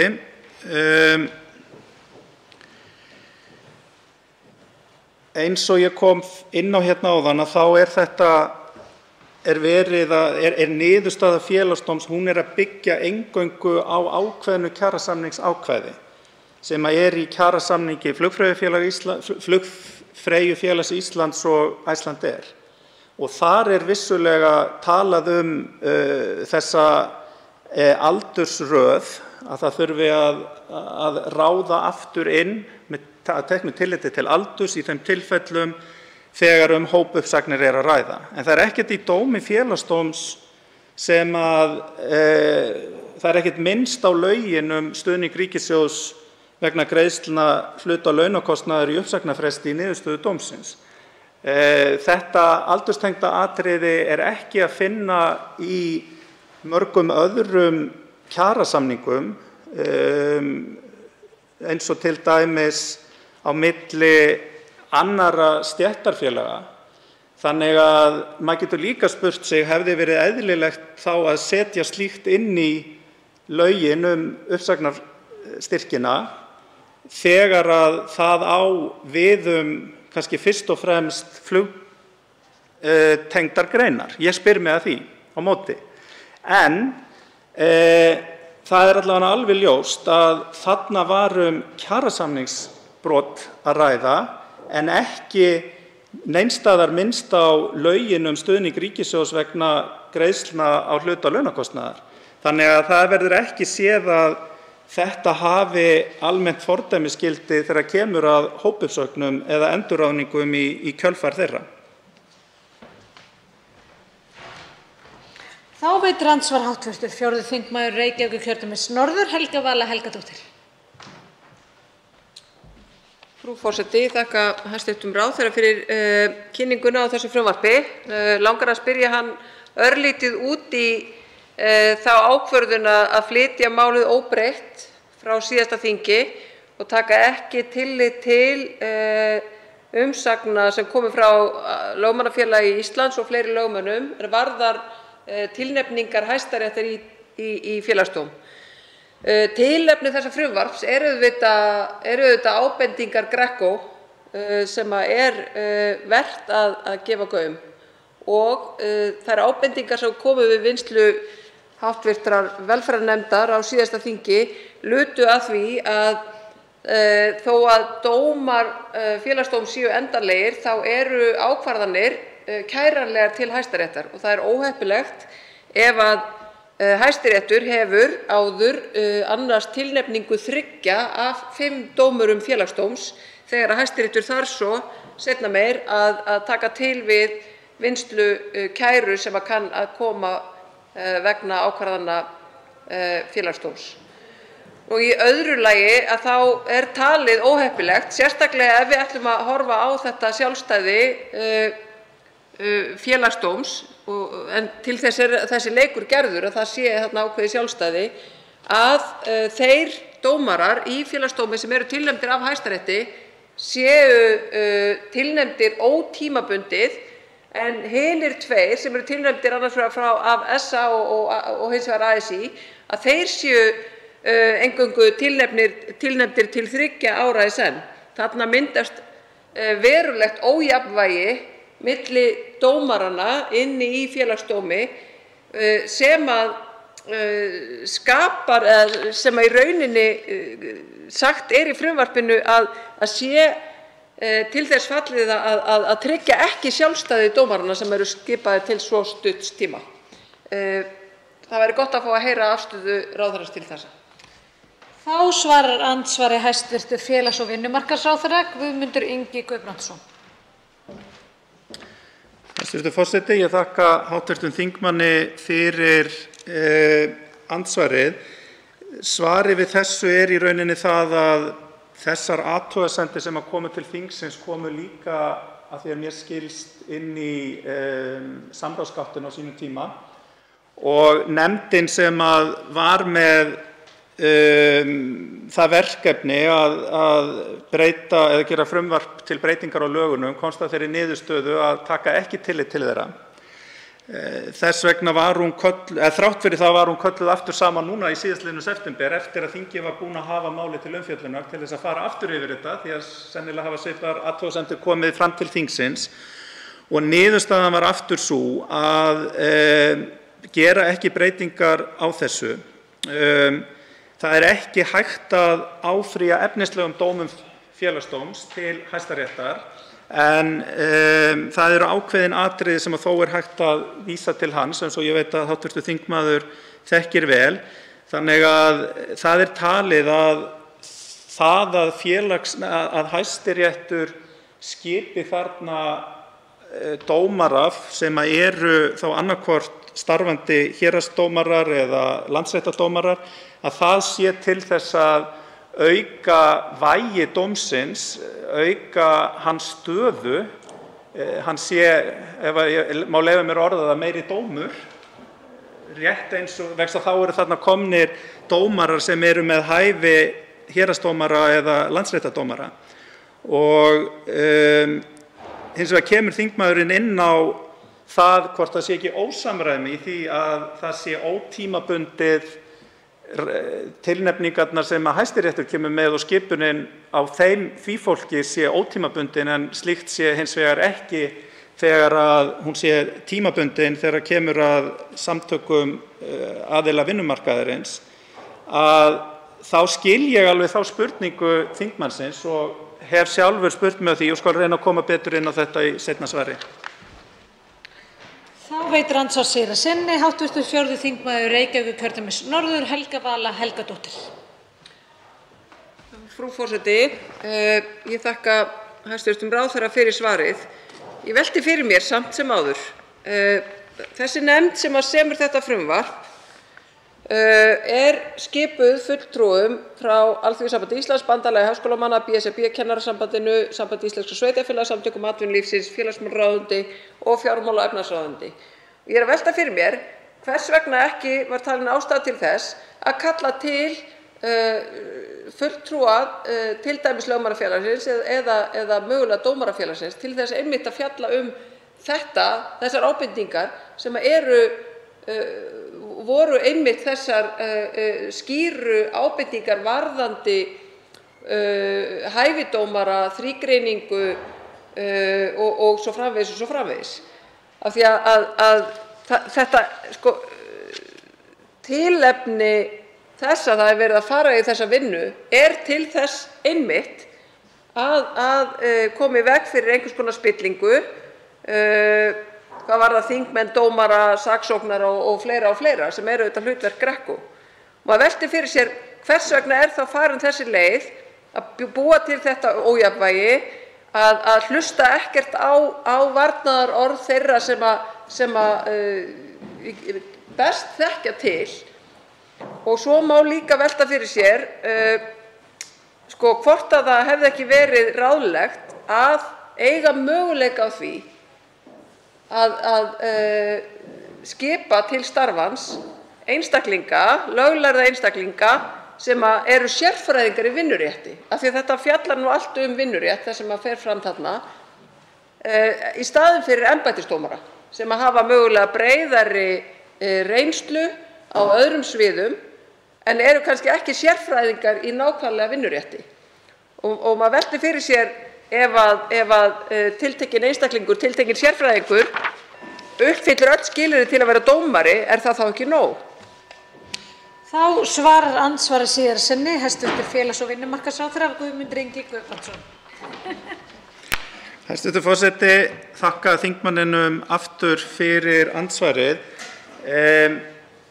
Eitt af því sem litið var til þegar var verið að reyna að meta þetta með tímabundna og ótímabundnar skipanir var meðal annars til Norðurlandanna, og í Noregi þetta gert til 3 ára hjá aðilum vinnumarkaðarins. Nú, varðandi það hverjir voru í nefndinni, þá voru í henni þeir aðilar sem í dag tilnefna inn í Félagsdóm, þessa dómara, þar að segja frá ASÍ og SA. Ég held að hér eru ákveðin álitamál uppi sem að þessi nefnd tók afstöðu til og komst að þessari niðurstöðu.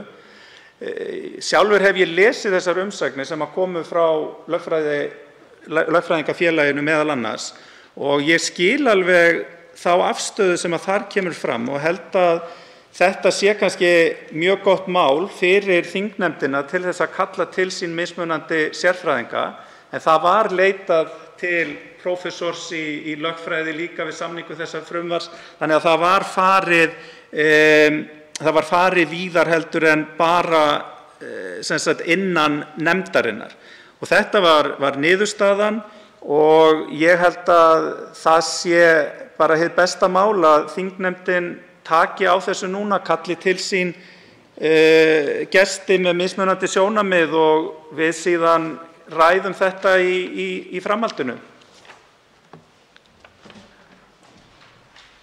Fleiri hafa ekki kvatt sér hljóðs og umræðu lokið. Frumvarpið gengur nú til 2. umræðu og velferðarnefndar ef enginn hreyfir andmælum. Það samþykkt. Tekið fyrir 7. dagskrármálið. Skaðabótalög, gjafsókn, frumvarp 233. mál, þingskjal 333, 1. umræða. Til máls tekur hv. 4. þingmaður Reykjavíkurkjördæmis norður, Helga Vala Helgadóttir. Frú forseti, ég mæli hér fyrir frumvarpi til laga breytingu á skaðabótalögum varðar gjafsókn, en flutningsmenn koma úr öllum flokkum sæti eiga á Alþingi. Það sú sem hér stendur, Tómas Tómasson, Gísli Rafn Ólafsson, Hafdís Hrönn Hafsteinsdóttir, Vilhjálmur Árnason, Þorbjörg Sigríður Gunnlaugsdóttir, Bergþór Ólason og Jódís Skúladóttir. Frumvarp þetta ber ekki mikið yfir sér, hljóðar svo: við 3. kafla laganna bætist við ný grein 27. grein A ásamt fyrirsögn svohljóðandi, og heiti gjafsókn, stefnandi til greiðslu skaða eða miskabóta vegna brota samkvæmt 22. kafla almennra hegningarlaga sem og 218. grein B sömu laga skal hafa gjafsókn í héraði fyrir Landsrétti og Hæstarétti. Þá segir í 2. grein: lög þessi öðlast þegar gildi. Frú forseti, með frumvarpi þessu lagt til að veitt verði lögbundin gjafsókn í einkamálum varðar sókn miska og skaðabóta vegna kynferðisbrota samkvæmt 22. kafla almennra hegningarlaga sem og ofbeldisbrota milli nákominna samanber ákvæði 218. greinar B sömu laga.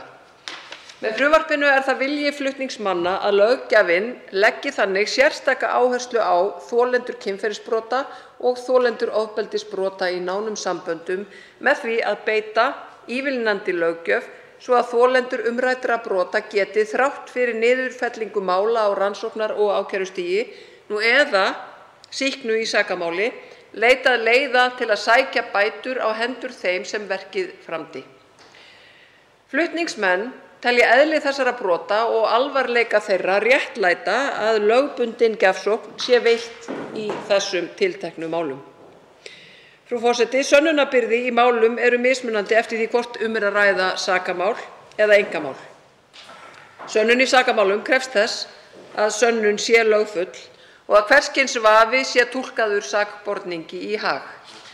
Gerðar eru þannig ríkari kröfur til sönnunar í sakamálum en einkamálum, en fá kynferðisbrot enda fyrir dómstólum og enn færri með sakfellingu. Þetta er staðreynd. Slík sönnunarkrafa er hins vegar ekki fyrir hendi í einkamálum og því telja flutningsmenn frumvarpsins rétt að liðka til fyrir þolendum ofbeldis að sækja rétt sinn hvað varðar greiðslu skaða og miskabóta og fá þannig viðurkenningu á þeim hluta málsins. Þrátt fyrir að réttur þeirra til málshöfðunar sé til staðar í dag er afar fátítt að þolendur ofbeldis leiti leiða til að fá staðfestingu á ábyrgð geranda ofbeldis með þessum hætti og fær því afar lítill hluti brotaþola skaða eða miskabætur vegna afleiðinga brots sem geta verið langvinnar og víðtækar. Þá er ekki raunhæfur möguleiki fyrir stóran hluta brotaþola að sækja rétt sinn í einkamáli þar sem slíkt getur haft í för með sér mikla fjárhagslega áhættu. Almennt er möguleiki á gjafsókn bundinn við mjög lágar tekjur umsækjanda. Þó eru einnig lögbundin tilvik gjafsókn sem hefur verið veitt óháð efnahag umsækjanda. Flutningsmenn telja að heimilisofbeldis og kynferðisbrotamál eigi hiklaust heima í þessum flokki mála sem heimila lögbundna gjafsókn. Efnahagur fólks eða fjölskyldu á þannig að mati flutningsmanna ekki að ráða því hvort hægt sé að sækja sér einkaréttarkröfur í þessum málaflokki. Frú forseti, í 1. málsgrein 29. greinar samnings Evrópuráðsins forvarnir og baráttu gegn ofbeldi gegn konum sem fullgiltur var á Íslandi í apríl 2018 er kveðið á að ríki skuli gera nauðsynlegar ráðstafanir til að tryggja að fullnægjandi einkaréttarleg úrræði séu til staðar fyrir þolendur til að leita réttar síns gegn geranda. Með hliðsjón af þessu og ekki síður vegna fjölda þeirra mála sem aldrei komast fyrir augu dómara telja flutningsmenn rétt að létta undir með þolendum með veitingu lögbundinnar gjafsóknar í málum til sóknar, skaða eða miskabóta vegna kynferðisbrota og ofbeldisbrota í nánum samböndum. Að lokinni umræðu þetta mál legg ég til að málið verði sent til hv. allsherjar- og menntamálanefndar og ég vona að með samstöðu allra þingmanna hér á þingi komum við þessu réttlætismáli í gegn.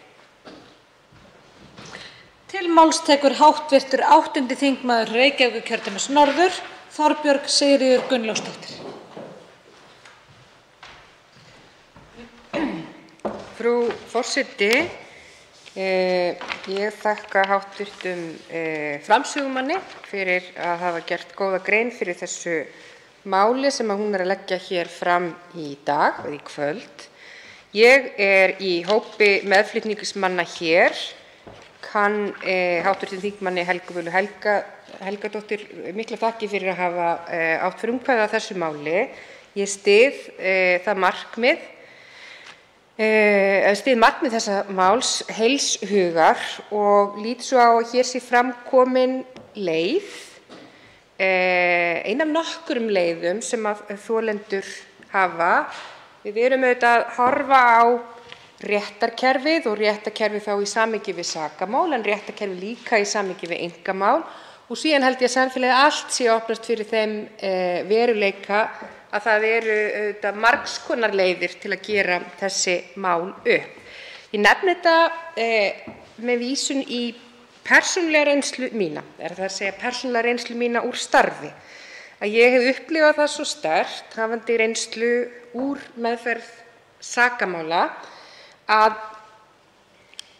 hversu rík sú þörf er hjá þolendum brota og ekki síst kynferðisbrota og hjá þolendum í heimilisofbeldismálum eða þolendur í málum sem varða ofbeldi í nánum samböndum að fá viðurkenningu. Að fá viðurkenningu á því sem átti sér stað. Og það verður nú að segjast að það er mjög sterkt sérkenni á kynferðisbrotamálum þegar þau eru borin saman við önnur sakamál að sjaldnast liggur fyrir játning. Þannig að meiri segja þau mál sem fara í gegnum kerfið, meiri segja þau mál sem þó leiða til ákæru, þau mál sem þó leiða til sakfellingar, að þá viðurkenningin af kerfisins hálfu oftast nær en ekki af hálfu gerandans.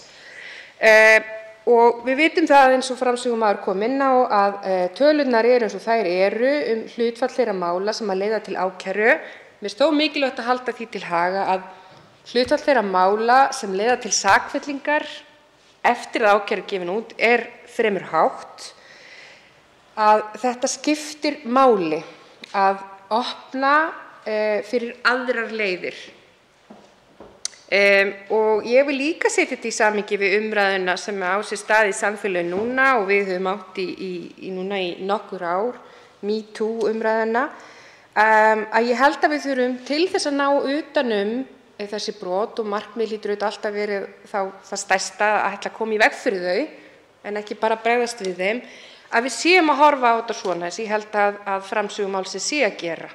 Að það eru mörg skref sem þarf að taka til þess að ná betur utan þennan málaflokk. Sum eru stór, sum verða erfið, sum eru minni, önnur eru lítil en þó þýðingarmikil. Í því samhengi vil ég nefna málsmeðferðartíma sem ég þreytist ekki á að nefna hér. Þannig að ég held að hér sé framkomin liður í mikilvægum réttarbótum og ég held að sé mjög mikilvægt að nálgast þennan málaflokk eins og raunar alla aðra sem eiga undir réttarkerfi þannig að rétturinn hann lifandi. Að rétturinn sé stöðugur en hann taki breytingum og þroskist í takt við tíðaranda og ég held að hér sé framkomið verkfæri til þess.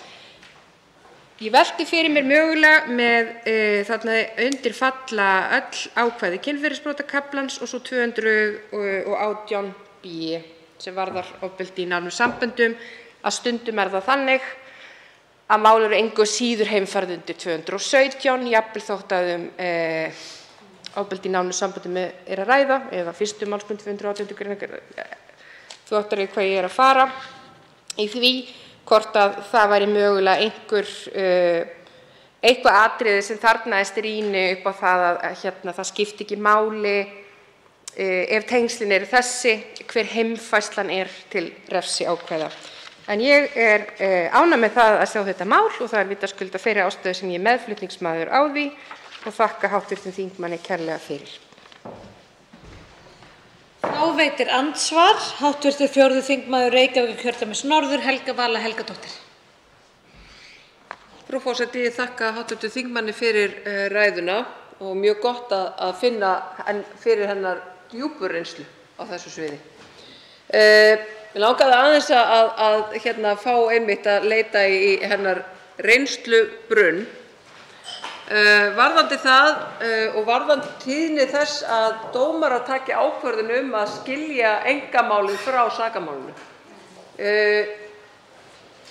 Á mínum lögmannsferli þá gerðist það í eitt einasta skipti að einkamál var skilið frá sakamáli. Það var ekki í málaflokkum eins og þessum.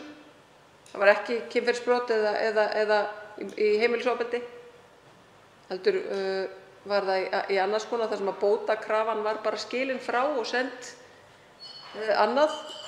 En mér langaði bara að spyrja hv. þingmann hvort að hún hefði einhvern tímann lent í því. Hitt kannski það að ég tel að það sé mikilvægt kennsluefni fyrir dómara að fá breiðari grunn af þessum málum fyrir framan sig.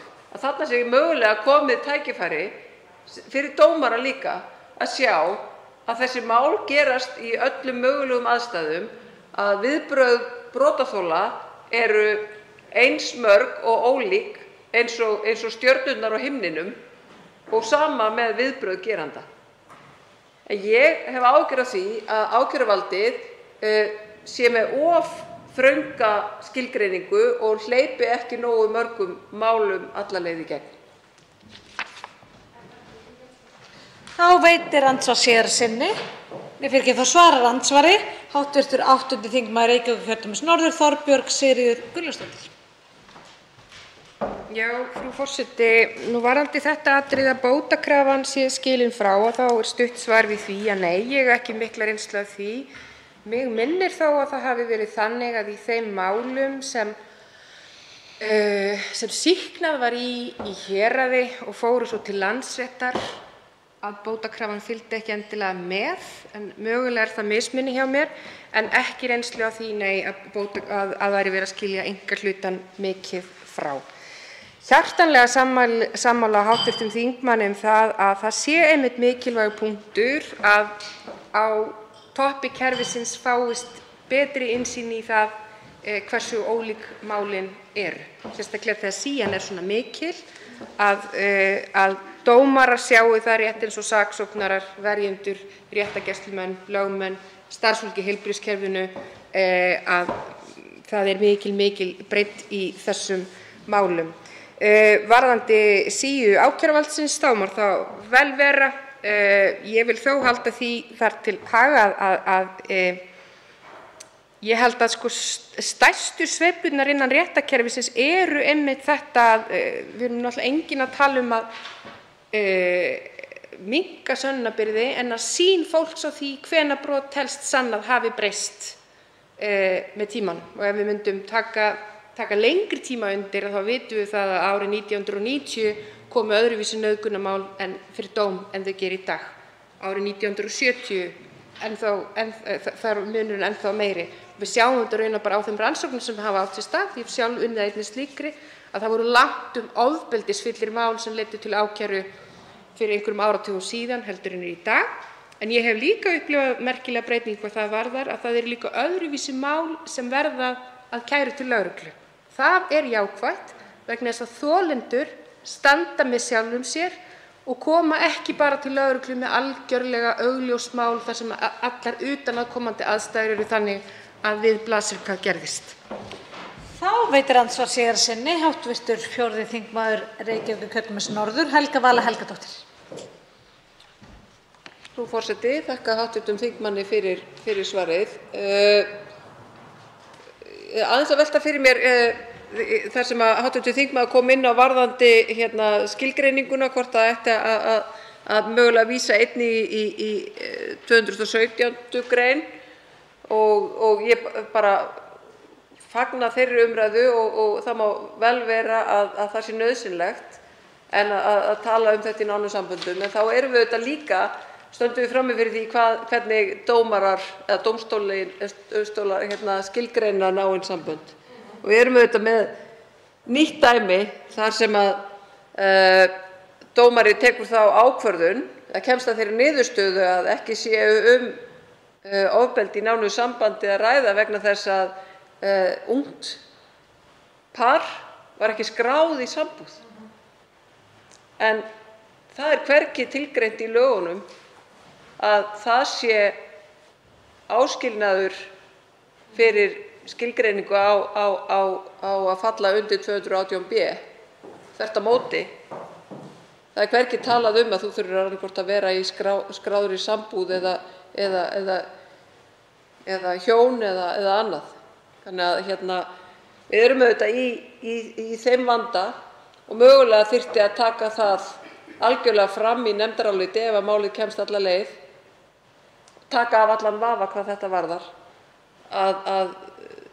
og mögulega þarf löggjafinn líka að fjalla sérstaklega um þetta og girða fyrir að þetta geti gerst aftur og leggja til breytingar á almennu hegningarlögunum þessu ákvæði til þess að tryggja að svona gerist ekki aftur. Þá svarar andsvarið sinni hv. 8. þingmaður Reykjavíkurkjördæmis norður, Þorbjörg Sigríður Gunnlaugsdóttir. Já, frú forseti, ég nefni einmitt þetta með lagaákvæðin sem þarna eiga undir. Ef markmiðið að ná til allra þeirra tilvika þar sem að ræða ofbeldi í nánu sambandi, þá þetta kannski eitthvað sem mætti rýna undir meðferð málsins, einmitt vegna þess að það hafa orðið til þarna að manni sýnist einhver viðmið af hálfu dómstóla það hvað þar fellur undir. Og ég hv. þingmanni hjartanlega sammála það og var þeirrar skoðunar líka þegar ég var í mínu fyrra starfi að þetta var ekki ætlun löggjafans. Mér sýnist ekki. Þegar maður les greinargerðina þá ætlun löggjafans sú að ramma sérstaklega og taka sérstaklega utan þessi brot, og þar auðvitað ákveðin umræða í greinargerðinni það til hvers þar verið að horfa. En ég held að það hafi ekki verið ætlun löggjafans að skilgreina parasamband svo þröngt að það þurfi að vera skráða sambúð að ræða. Því þá getum við líka skoða alls konar félagslegar breytur og aðstæður. Húsnæðismarkaðinn í dag. Ungt fólk býr lengur í foreldrahúsum til dæmis, ekki skráð í sambúð, býr kannski í kjallara heima hjá mömmu og pappa eða í herbergi þar, en búið að vera í sambandi og samskiptum árum saman, voru augljóslega í parasambandi. Þannig að ég held þetta sé bara eitthvað sem þarf að hafa í huga á meðan að þetta staðan varðandi þetta ákvæði, þó ég held að þetta nái náttúrulega vel utanum, að þá þetta svona kannski eitthvað sem mætti rýna. Þá tekur til máls hv. 13. þingmaður Suðvesturkjördæmis, Gísli Rafn Ólafsson.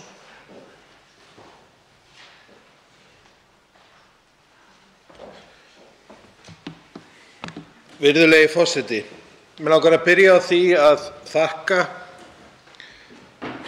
öllum þeim hv. þingmönnum sem að þessu máli standa, og það von mín að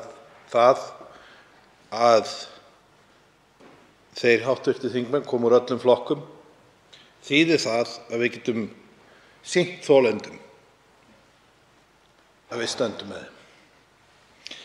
En virðulegi forseti, á undanförnum árum hefur það nefnilega sýnt sig í auknum mæli að þolendur kynferðisafbrota bera ekki fullt traust til lögreglu og dómstóla til að rannsaka mál og dæma í þeim með sanngjörnum hætti. Margt bendir til þess að aðeins lítið hlutfall geranda í slíkum málum þurfi að sæta refsiábyrgð vegna þeirra brota sem þeir fremja. Raunsæjasta myndin af tíðni kynferðisofbeldis því að öllu líkindum sú sem má fá með því að greina upplifun brotaþola í réttarkerfinu.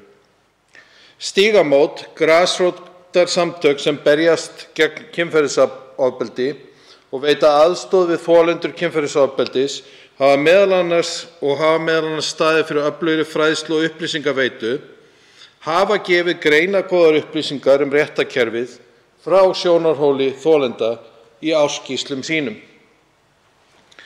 En í þeim gefin út árleg tölfræði sem byggist á upplýsingum frá skjólstæðingum þeirra. Og við mat á því hversu mörg brot eru framin ár hvert hægt að horfa á það hversu margir nýir brotaþolar leita ráðgjafar hjá Stígamótum. Og þó svo í einhverjum tilfellum kunni að vera eldri brot að ræða, þá gefur tíðni nýrra mála vísbendingu hversu mörg verða fyrir afbrotum á hverju ári. Auk þess að það gefur vísbendingar þróunina ár frá ári. Og sé litið til undanfarinna ára má sjá að árið 2017 var heildarfjöldi nýrra mála 484. En það ár var að ræða mesta fjölda nýrra brotaþola frá árinu 1992. Árið 2018 voru nýir brotaþolar 418 og árið 2019 voru þeir 411.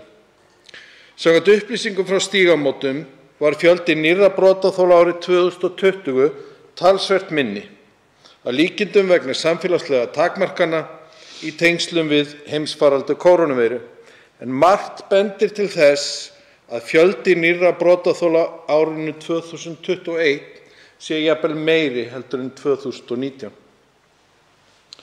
Þá er einnig nauðsynlegt að líta til þess hversu áhrifaríkt réttarkerfið er í að tryggja að gerendur í kynferðisafbrotum sæti refsiábyrgð vegna brota sinna og líta má til þess hversu stórt hlutfall geranda í kynferðisbrotamálum eru dæmdir fyrir brot sín fyrir dómstólum. Af þeim 489 einstaklingum sem voru með ný mál hjá Stígamótum árið 2019 kærðu 75 einstaklingar ofbeldi til lögreglu, eða 12,2%. Af þeim 75 kærum sem lagðar voru fram var gefin út ákæra í 20 málum. Af þeim 20 málum þar sem ákæra var gefin út lauk 3 með sýknu, í 3 tilvikum lauk málinu með skilorðsbundnum dómi, en óvíst var afdrif 3 mála. Segja má því að sakfellingarhlutfall fyrir héraðsdómstólum hafi verið í kringum 3%. Ljóst hlýtur því að vera, óháð því hver raunverulegur fjöldi brota að aðeins lítið brot geranda þarf að sæta refsiábyrgð fyrir brot sín.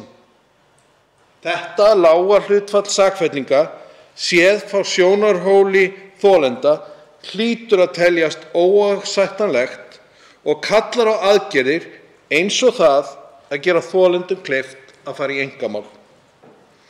Fyrirliggjandi gögn benda til þess að ákærur séu aðeins gefnar út fyrir 1 af hverjum 10 sem grunaður brot. Þetta er óásættanlegt. Með frumvarpi því sem er flutt hér af þingmönnum allra flokka, þar á meðal mér, er lagt til að veitt verði lögbundin gjafsókn í einkamálum varða sókn miska og skaðabóta vegna kynferðisbrota sem og ofbeldisbrota milli nákominna. Það er vilji okkar sem flytjum þetta frumvarp að löggjafinn leggi þannig sérstaka áherslu á að styðja þolendur kynferðisafbrota og þolendur ofbeldisbrota í nánum samböndum með því að gera þeim auðveldara að sækja rétt sinn til skaða og miskabóta þrátt fyrir niðurfellingu mála á rannsóknar- og ákærustigi eða sýknu í sakamáli. Við teljum eðli þessara brota og alvarleiki þeirra réttlæta það að lögbundin gjafsókn sé veitt í þessum málum.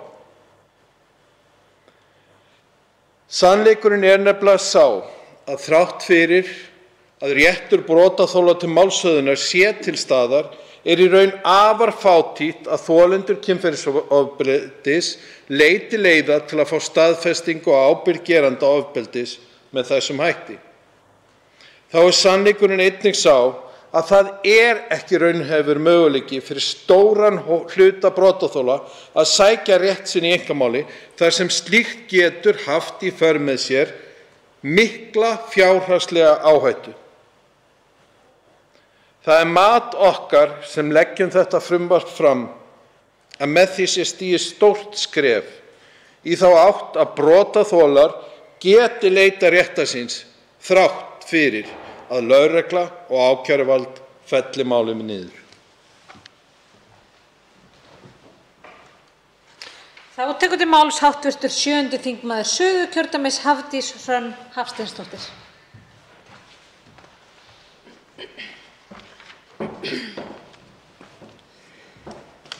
Virðulegi forseti. Ég fagna framlagningu þessa frumvarps og tel að mikilvægt réttindamál sé að ræða.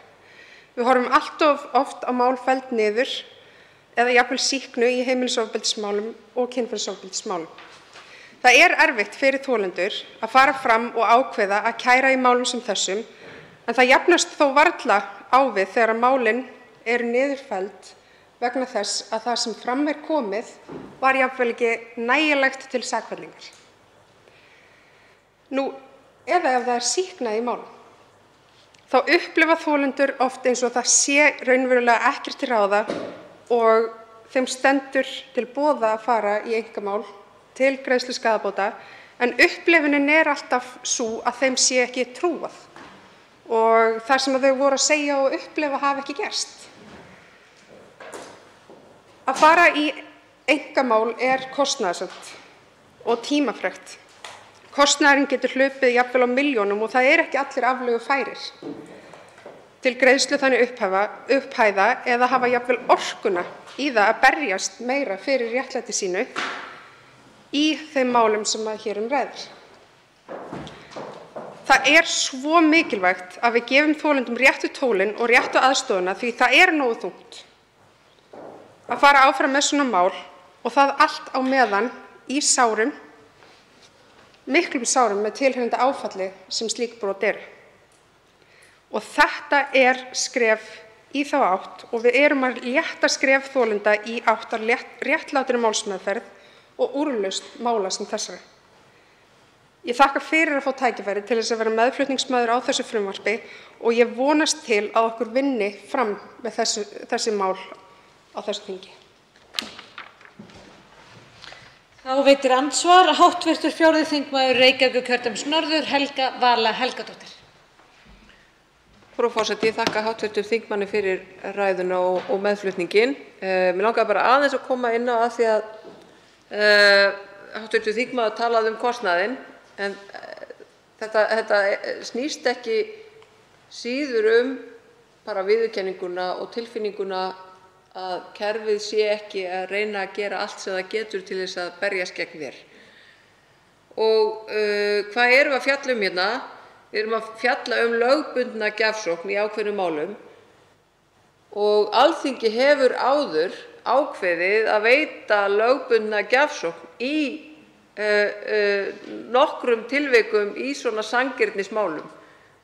Og til að mynda þegar að einstaklingur sækir bætur fyrir handtöku eða aðrar þvingunarráðstafanir af hálfu lögreglu, handtöku, húsleit, leit á einstaklingi eða slíkt, að þá lögbundin gjafsókn, þú átt alltaf rétt á því. Þegar að ræða barnaverndarmál, þá lögbundin gjafsókn og lögræðismálin, þau eru líka með lögbundna gjafsókn. Stefnandi í ættleiðingarmálum skal hafa lögbundna gjafsókn, barn í faðernismáli sömuleiðis, þannig að við sjáum alveg hvaða mál það eru. Þetta eru svona djúp réttlætismál þar sem að löggjafinn hefur ákveðið, við ætlum allavega að gera okkar til þess að færa að minnsta kosti þennan þröskuld. Þannig að mér fannst ég knúin til þess að koma upp bara til að benda á þetta, því ég gerði það ekki neitt sérstaklega í ræðunni eða greinargerðinni hvaða mál það eru, en það full ástæða til þess, sérstaklega á okkar tímum, þar sem að við erum loksins að þora að opna á þessa umræðu og opna á þessi mál og viðurkenna að þau gerast alls staðar, að löggjafinn fylgi á eftir og að minnsta kosti fækki þröskuldum brotaþola. Þá svarar andsvari hv. 7. þingmaður Suðurkjördæmis, Hafdís Hrönn Hafsteinsdóttir. Virðulegi forseti, ég þakka hv. þingmanni fyrir andsvarið og fyrir þessa góðu skýringu á því hvernig við að standa að gjafsóknarmálum í þessum djúpu réttindamálum eins og hv. þingmaður benti réttilega á. Þetta sanngirnismál. Tek heils hugar undir það og þakka hv. þingmanni fyrir það að hafa komið upp og skýrt þetta frekar. Takk. Fleiri hafa ekki kvatt sér hljóðs og umræðu lokið. Frumvarpið gengur nú til 2. umræðu og allsherjar- og menntamálanefndar ef enginn hreyfir andmælum. Það samþykkt. Tekið fyrir 8. dagskrármálið, samningur Sameinuðu þjóðanna réttindi fatlaðs fólks, frumvarp 34. mál, þingskjal 34, 1. umræða. Til máls tekur hv. 7. þingmaður Reykjavíkurkjördæmis suður, Inga Sæland.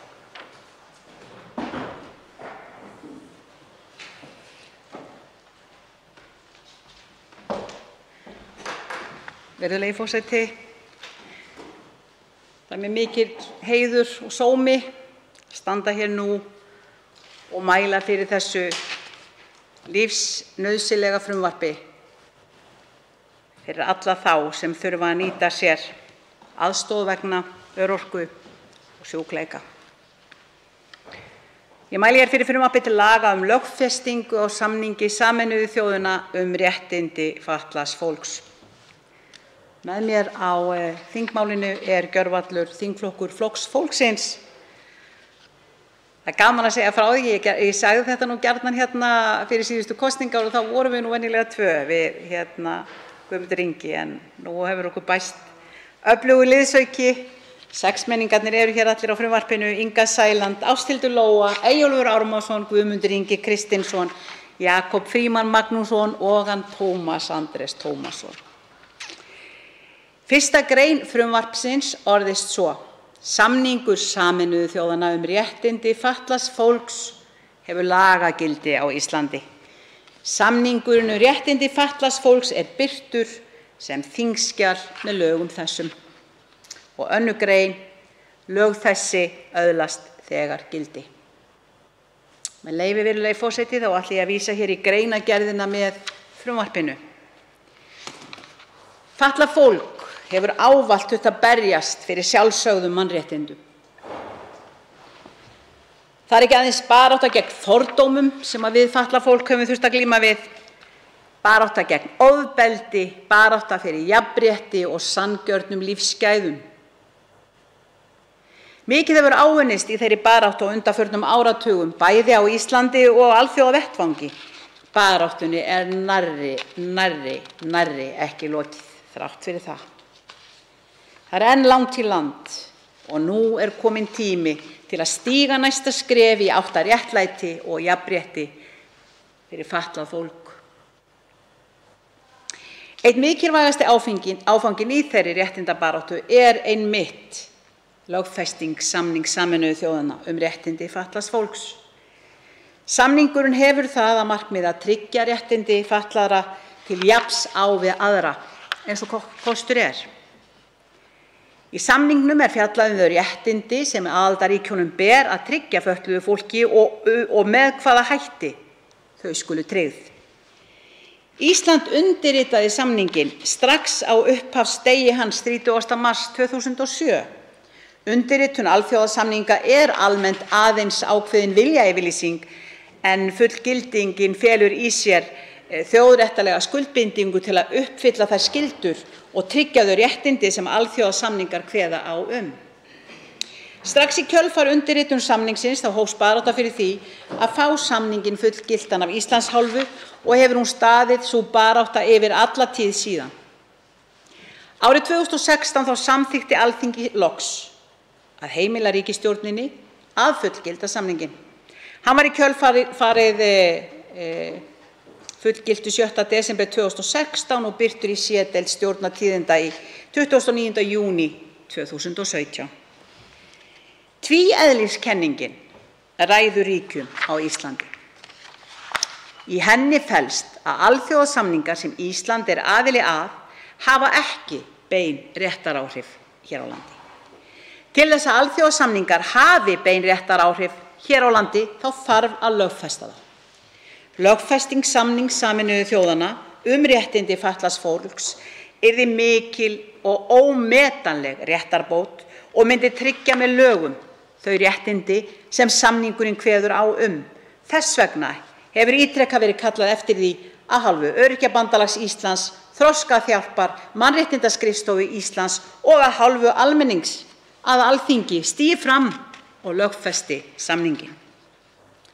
Árið 2019 þá samþykkti Alþingi tillögu að fela ríkisstjórninni að undirbúa lögfestingu samningsins og leggja fram frumvarp þar eigi síðan 13. desember 2020. Í kjölfarið var ákveðið að þýða samninginn að nýju. Ný þýðing var síðan loks lögð fram í mars árið 2021 og samþykkt á Alþingi í maí sama ár. Nú stendur aðeins eftir að ganga formlega frá lögfestingunni. Ekki seinna vænna, enda sá frestur sem ályktun Alþingis lagði til löngu liðinn. Í frumvarpinu er því lagt til að veita samningnum lagagildi á grundvelli þeirrar þýðingar sem samþykkt var á Alþingi 11. maí 2021. Alþingi samþykkti einróma þingsályktunartillögu fullgildingu samningsins, lögfestingu samningsins og nýja þýðingu á samningnum. Nú er tími kominn til að lögfesta samninginn og tryggja þá réttarvernd sem að þar er gert ráð fyrir, tryggja fötluðu fólki þá jafnrétti og þá vernd sem að samningur Sameinuðu þjóðanna réttindi fatlaðs fólks ber með sér. Mér langar nú, virðulegi forseti, að tala hér helstu réttindi sem að samningurinn stendur vörð og nefni ég þar bann við mismunun í 6. grein. Bann við mismunun. Skyldi ég sem öryrki, lögblind, fötluð kona hafa einhvern tímann upplifað það í tilvist minni hér, uppeldi mínu hér, uppvexti mínum sem einstaklingur á Íslandi, skyldi ég hafa upplifað mismunun?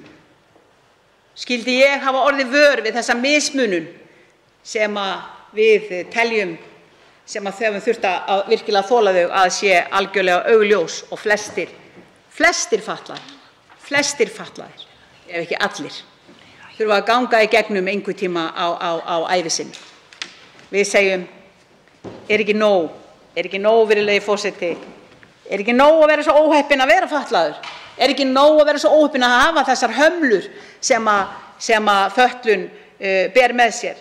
Þó svo að samfélagið okkar mismun okkur ekki líka og í rauninni heykist við að tryggja þau grundvallar mannréttindi sem að okkur eiga að vera tryggð. Jú, mismunin var algjör. Skipti ekki máli hvort það var í skólakerfinu, hvort það var að fara í bankann þar sem að spjöldin voru og sögðu númer hvað ég væri í röðinni, skiptir engu máli. Maður keyrði alls staðar á vegg og það var mitt sjónleysi sem var þar. Það var mín fötlun sem var þar. Það var eiginlega gleymdist alveg að til væri mjög sjónskert og jafnvel blind fólk í samfélaginu. Mig langar líka að tala hérna aðeins 9. grein, aðgengi. Hvernig skyldi aðgengi vera fyrir hjólastóla að komast jafnvel í stjórnsýslunni sjálfri, jafnvel í stjórnarráði sjálft, til umboðsmanns, hvert sem er? Aðgengið er síðasta sort. Í verslanir, viðburði, hvar eina annars staðar sem að við drepum niður í samfélaginu, þar er aðgengi til háborinnar skammar. Réttur til lífs í 10. grein, jöfn viðurkenning fyrir lögum í 12. grein, frelsi og öryggi einstaklingsins í 14. grein, frelsi frá pyndingum eða grimmilegri, ómannúðlegri eða vanvirðandi meðferð eða refsingu í 15. grein, frelsi frá misnotkun í gróðaskyni, ofbeldi og misþyrmingum í 16. grein, verndun friðhelgi einkalífs í 17. grein, ferðafrelsi og ríkisfangi í 18. grein, að lifa sjálfstæðu lífi og án aðgreiningar í samfélaginu í 19. grein, sem að færi mig nú til að segja hérna bara einfaldlega það sem ég var að vísa í gær í störfum þingsins. Hugsa sér að fólk sem missir heilsuna fær heilablóðfall eins og ungi maðurinn sem ég var að tala hér í gær og er kominn í hjólastól. Fjölskyldufaðir sem var í góðri vinnu með fínar tekjur, missir heilsuna, kominn í hjólastól. Hvert er hans hlutskipti í dag? Hvað segir nú sveitarfélagið sem hann býr í dag þegar hann óskar eftir því að fá búsetu fyrir sig sem hentar honum og hans fötlun? Til þess að veita honum það að geta lifað sjálfstæðu lífi með reisn miðað við þá fötlun sem að hann þarf að glíma við í dag. Hefðu nei, segir sveitarfélagið. Þú ert bara búin að vera með lögheimili hérna í 3 mánuði. Þú ætti að vera búin að vera með lögheimili allavega í 6 mánuði til við getum skoðað málið þitt. Þannig að hann er bara eiginlega bara hvergi heima. Það vísar hver á annan, eins og hann segir sjálfur, keyrir alltaf á nýjan vegg. Ég ætla nú ekki að fara frekar í greinarnar sem eru samt sem áður heilbrigði menntun, 24. grein menntun, skyldi fötluðu fólki vera mismunað í menntakerfinu. Þó að margt hafi breyst til batnaðar á seinni árum, þá hefur þetta verið þrautin þyngri og þar tala ég af reynslu.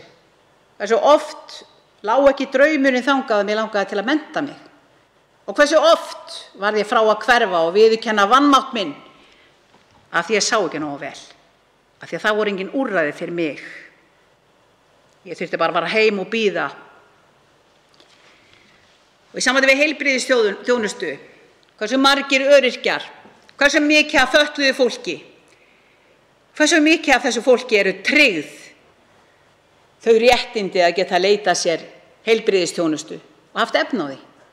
Haft efni á því að fara til tannlæknis, haft efni á því að borga lyfin sín, haft efni á því að lifa mannsæmandi lífi í samfélaginu. Þúsundir Íslendinga, þúsundir fatlaðra og öryrkja eiga sárt að binda.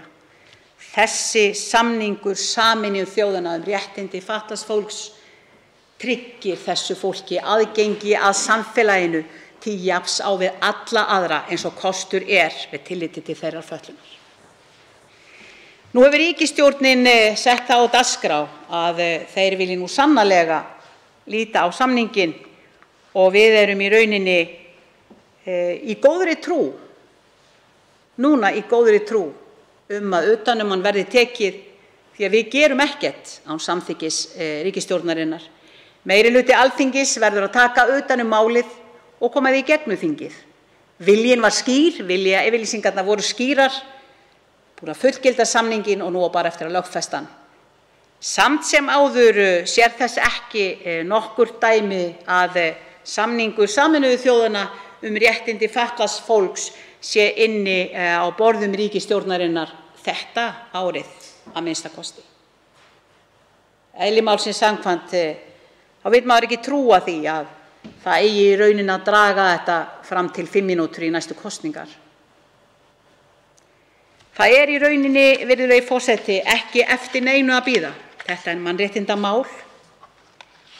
Það gæska sem felst í því að taka utan okkar minnstu bræður og systur og gera þeim lífið eins bærilegt og kostur og ef það í okkar valdi hér, háttvirtra þingmanna og hæstvirtra ráðherra, löggjafarvaldsins, þá eigum við skilyrðislaust að gera það. Til þess erum við kosin hér. Við eigum líka að geta horft í augu við okkur sjálf og hverjum morgni í spegilinn, stolt yfir þeim verkum sem við höfum verið að vinna. Stolt yfir því að við erum með stórt hjarta og við viljum vinna fyrir alla, ekki bara suma. Þannig að virðulegi forseti, ég segi bara áfram veginn til góðra verka og hér vísa ég þessu góða frumvarpi til háttvirtrar efnahags- og viðskiptanefndar, háttvirtrar velferðarnefndar.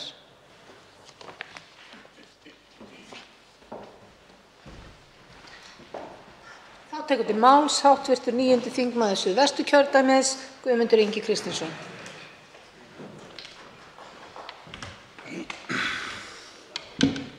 Virðulegur forseti, það mikil ánægja fyrir því að við skulum vera að mæla fyrir þessu frumvarpi fyrir alla þá sem eiga við fötlun að stríða. Og á sama tíma það gífurleg vonbrigði að það skuli ekki vera löngu búið að lögfesta þennan nauðsynlega samning. Við vitum að ofbeldi gegn fötluðu fólki ljótur blettur á íslensku samfélagi. Og lögfesting Sameinuðu þjóðanna réttindi fatlaðs fólks mun hindra ofbeldið. Og þá segjum við og við vitum að sérstaklega því ofbeldi sem fatlaðar konur og jafnvel börn hafa orðið fyrir. Alþjóðlegar rannsóknir sýna að fatlaðar konur eru mun líklegri en aðrar konur til að vera beittar ofbeldi. Þrátt fyrir það og þrátt fyrir að sé að ræða alvarleg mannréttindabrot ofbeldi gegn fötluðum konum enn falið og ósýnilegt og sjaldan brugðist við því af hálfu yfirvalda. Með lögfestingu Sameinuðu þjóðanna málefni fatlaðs fólks yrði að bregðast við þessu. Rannsóknir sýna að ofbeldi gegn konum og börnum hefur aukist í COVID-19 faraldrinum, einnig á Íslandi. Hér á landi hafa stjórnvöld brugðist við þessu með því að nýta nýja tæknilega þróun vefgáttar, en við verðum að hindra svona ofbeldi og sjá til þess að það verði gert með lögum.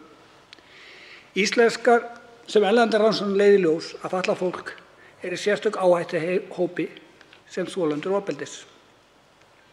Kannanir sýna einnig að meiri líkur á að fatlað fólk verði fyrir ofbeldi en þeir sem eru ófatlaðir teljast. Einkum eru ungar konur sem glíma við fötlun líklegri til að verða fyrir kynferðisofbeldi. Erlendar rannsóknir sýna að börn sem glíma við þroskahömlun eru 4,6 sinnum líklegri en ófötluð börn til að verða fyrir kynferðislegu ofbeldi. Hvað er þetta að segja okkur? Og ein birtingarmynd með ofbeldi gegn fötluðum er sú að Alþingi hefur ekki lögfest samning Sameinuðu þjóðanna málefni fatlaðs fólks. Fötlun sé eðli sínu hluti mannlegs lífs og enginn veit hver verður næst fyrir tímabundnu eða varanlegri fötlun á lífsleiðinni. Fatlað fólk á Íslandi á rétt á því að samning Sameinuðu þjóðanna réttindi fatlaðs fólks verði lögfestur og það strax. Hvers vegna er ríkisstjórnin ekki nú þegar búin að lögfesta samningi Sameinuðu þjóðanna réttindi fatlaðs fólks eins og samþykkt var hér á Alþingi fyrir nær 2 árum síðan? Það er ofbeldi gagnvart fötluðu fólki að draga lappirnar endalaust í þessu lífsnauðsynlega réttindamáli fatlaðra. En stóra málið er lögfestingin. Það er mál málanna. Klárum lögfestinguna með lögfestingu þannig að hægt sé að beita þeim lögum bæði gagnvart stjórnsýslunni og ekki síst fyrir dómstólum til að verja mannréttindi fatlaðs fólks. Það er enginn á móti þessu samningi, en það er einhver innbyggð tregða hjá ríkisstjórninni að klára málið. Hvers vegna? Stígum skrefum til fulls og þá getum við verið stolt af því að Alþingi hefur lokið með glæsilegu brag að lögfesta samninginn. Ríkisstjórnin hefur haft nægan tíma til að klára málið og þó ýmislegt sé í gangi hjá henni má nú vera allt sem þarf bara pólitískur vilji. Það var dregið í lappirnar vegna þess að það var þurft að þýða samninginn. Því er nú lokið. Við vitum og við höfum orðið vitnað og það ber að stöðva hreppaflutningar fatlaðra einstaklinga yfir á hjúkrunarheimili fyrir aldraðra og svoleiðis mál væri ekki hægt að framkvæma ef væri búið að lögfesta samning Sameinuðu þjóðanna. Þá er heldur ekki hægt að troða ofan í kok á fötluðum einstaklingum og öryrkjum starfsgetumati sem þeim er ekki þóknanlegt. Það verður að sjá til þess að húsnæðismál fatlaðra einstaklinga verði mannsæmandi og það er hægt að gera kröfu um það ef það er búið að lögfesta samning Sameinuðu þjóðanna fatlaðra einstaklinga. Í samningnum er sett ákvæði sem myndi líka þýða það að jafnrétti gildi fatlað fólk og þeim bann við mismunun. Sérstaklega þurfum við, eins og ég hef áður sagt og ítreka, að það er að taka utan fötluð börn. Við þurfum auðvitað að hugsa vel öll börn en fötluð börn eru í sérstaklega áhættu. Það var komið að aðgengismálum. Aðgengismál fatlaðra er í ólestri. Það er verið að berjast sem betur fer og það er verið að fara í rétta átt á, en því miður virðist að vera einhver ákveðin tregða og þá helst hjá opinberu aðilum ríkis og sveitarfélaga. Það er sorglegt.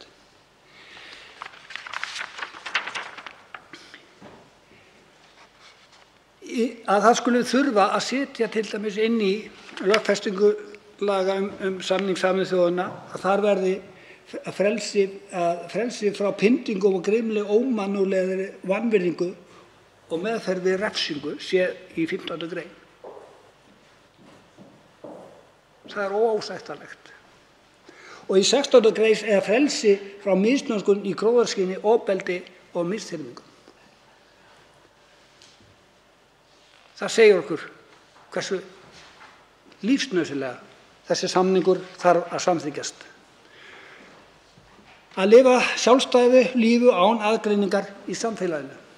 Á það ekki að vera sjálfsagður hlutur. Virðing fyrir heimili og fjölskyldu, menntun, tjáningar og skoðanfrelsi og aðgang að upplýsingum, heilbrigði, hæfing og endurhæfing, vinna og starf.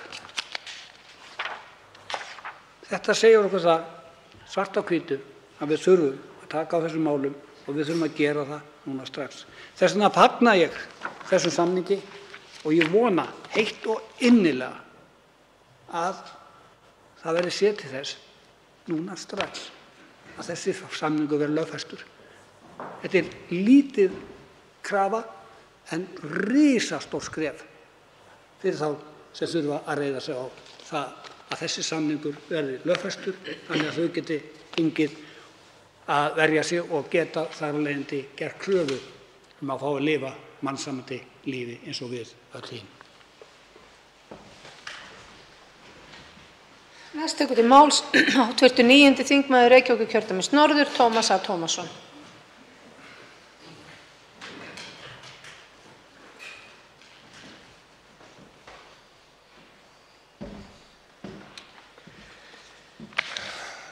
Virðulegi forseti, háttvirtir þingmenn og kæra þjóð sem horfir á okkur í beinni útsendingu. Ég heiti Tómas, kallaður Tommi, og ég er í Flokki fólksins og við látum okkur varða kjör fatlaðra. Fötlun kemur óumbeðin. Það er í flestum tilfellum ekkert hægt að gera annað en að sætta sig við orðinn hlut. Sem sagt, læra lífinu upp á nýtt. Í greinargerð með frumvarpi til laga lögfestingu á samningi Sameinuðu þjóðanna réttindi fatlaðs fólks stendur meðal annars með leyfi forseta. Ísland undirritaði samninginn strax á upphafsdegi hans 30. mars 2007. Undirritun alþjóðasamninga er almennt aðeins yfirlýsing en fullgilding telur í sér þjóðaréttarlega skuldbindingu til að uppfylla þær skyldur og tryggja þau réttindi sem alþjóðasamningar kveða á Strax í kjölfar undirritunar samningsins hófst barátta fyrir því að fá samninginn fullgildan af Íslands hálfu og hefur hún staðið yfir alla götu síðan. Árið 2016 þá samþykkti Alþingi loksins að heimila ríkisstjórninni að fullgilda samninginn. Hann var í kjölfarið fullgildur 7. desember 2016 og birtur í C-deild Stjórnartíðinda 29. júní 2017. Tilvitnun lýkur. Hér eru 3 ártöl sem vert er að taka eftir. Árið 2007 er samningurinn undirritaður og svo eftir 9 ára baráttu árið 2016 samþykkti Alþingi loksins að heimila ríkisstjórninni að fullgilda samninginn. Og það er tilkynnt fullgildinguna í Stjórnartíðindum 29. júní 2017. Síðan eru 5 ár og ekki ennþá búið að löggilda hann. Viljinn virðist vera meira í orði en á borði. Viljinn virðist vera meira í orði en á borði. Reyndar var samþykkt á Alþingi 2019 tillaga að fela ríkisstjórninni að undirbúa lögfestingu samningsins og leggja fram frumvarp þar eigi síðar heldur en 13. desember 2020. Fullgilding er í raun aðallega yfirlýsing en ég verð að segja að það fer lítið fyrir viljanum hjá ríkisstjórninni til þess að veita fötluðum réttinn sem hún segist vilja veita þeim.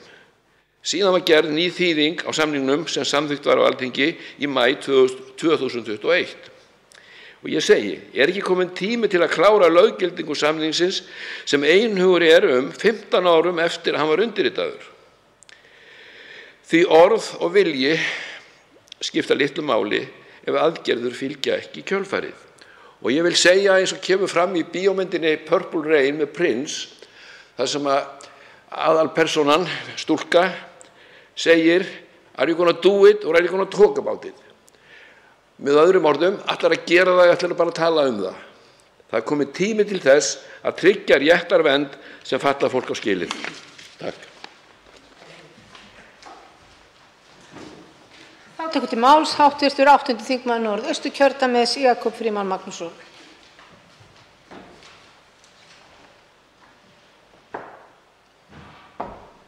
Virðulegi forseti, kæru þingmenn, hv. þingmenn.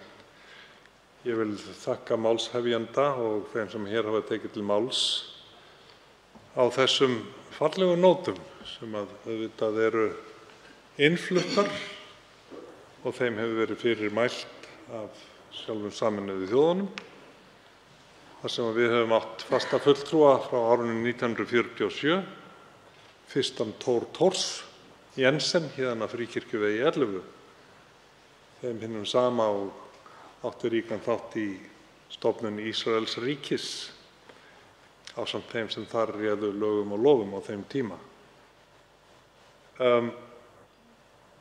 Ísland var numið og byggt í anda kærleika og samfélagsábyrgðar. Þannig var það nú sá andi sem hér ríkti að menn hjálpuðu þeim sem þurftu á hjálp að halda, þó þeir væru með sveiðjur á lofti þegar svo bar undir og tókust á eignir og lönd, sem leiddi til þess að við mistum sjálfstæðið í hendur Noregs konungs miðri 13. öld. En samhjálpin er okkur í blóð borin, hún er í genunum á okkur og við höfum náð ýmsum áföngum á þeim vettvangi og við getum verið stolt af mörgu í okkar velferðarkerfi. En hér er á ferðinni mál sem við ættum að vera löngu búin að lögfesta og viðurkenna að engan veginn er sæmandi að við skulum vera að reka lestina af Evrópuþjóðum í þessum efnum. Það sem kann að hafa tafið málið, sem fyrst kom hér inn í þingsali skömmu fyrir hrunið mikla 2008, kann að vera hin efnahagslega skuldbinding sem felst í því að lögfesta þetta nú í eitt skipti fyrir öll. Og þá kannski aðgengismál, aðgengið á opinberum byggingum og stöðum sem að hinir fötluðu þurftu að komast að greiðlega. Nú vill svo til að einn maður í hjólastól, Haraldur Þorleifsson, sem efnaðist af útsjónarsemi og framsækni andans, hefur hafið verkefni sem hófst hér á síðasta ári og var það að rampa upp Reykjavík. 100 rampar voru boðaðir og verkefni gekk svo hratt og vel fyrir sig. Allir vildu vera með. Ráðherra félagsmála, forsætisráðherra Íslands, borgarstjórn í Reykjavík, fjöldi fyrirtækja lagði þar gjörva hönd á og 100 ramparnir voru komnir og fullkláraðir löngu áður en til stóð og þá var boðað nýtt fagnaðarerindi 1000 rampa og það verkefni er hafið. Þannig að hinu háa Alþingi og hinum nokkuð þokkalega stæða ríkissjóði Íslands hefur borist hér algjörlega óvænt hjálp frá einum frumkvöðli sem hefur safnað liði til þess einmitt að rampa upp Ísland. 1000 rampa allt land, núna bara á næstu mánuðum og misserum. Þannig að sá þáttur málsins ætti nú ekki vefjast fyrir einum eða neinum. Aðrar skuldbindingar fjárhagslegar sem kynnu hér að hanga á spýtinu er ekki á þeirri stærðargráðu að það ætti að fresta einu eða neinu. Og nú tala ég bara beint frá þeirri eðlisávísun sem Guð gaf mér og þeirri svona, við skulum segja, tilfinningu sem ég hef að leið og við óskum þess heitt og innilega að þessi fullnusta muni nú og lögfesting eiga sér stað, þá segir mér svo hugur að það muni eftir ganga á þessu kjörtímabili farsællega og þá á á fyrri hluta þess frekar en hinum síðari og megi sú ósk rætast og verða okkur öllum til gleði og sóma. Takk. Fleiri hafa ekki kvatt sér hljóðs og umræðu lokið. Frumvarpið gengur nú til 2. umræðu og velferðarnefndar ef enginn hreyfir andmælum. Það er samþykkt. Tekið fyrir 9. dagskrármálið, stjórn fiskveiða, strandveiðar, frumvarp 251. mál, þingskjal 355, 1. umræða. Til máls tekur hv. 6. þingmaður Reykjavíkurkjördæmis suður, Björn Leví Gunnarsson.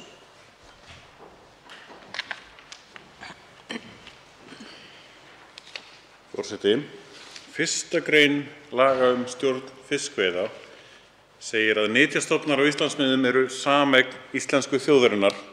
Markmið laga þessara er að stuðla að verndun og hagkvæmri nýtingu þeirra og tryggja með því trausta atvinnu og byggð í landinu.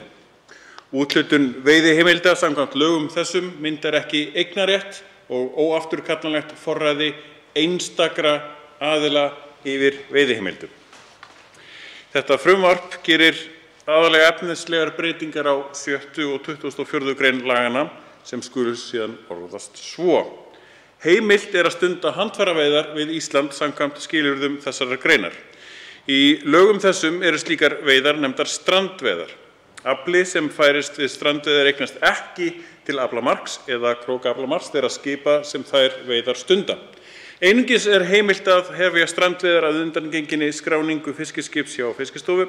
Fiskistofu er aðeins heimilt að skrá fiskiskip til strandveiða sem fullnægja ákvæðum laganna og einungis heimilt að skrá á hverja útgerð, eiganda, einstakling eða lögaðila eitt fiskiskip til strandveiða.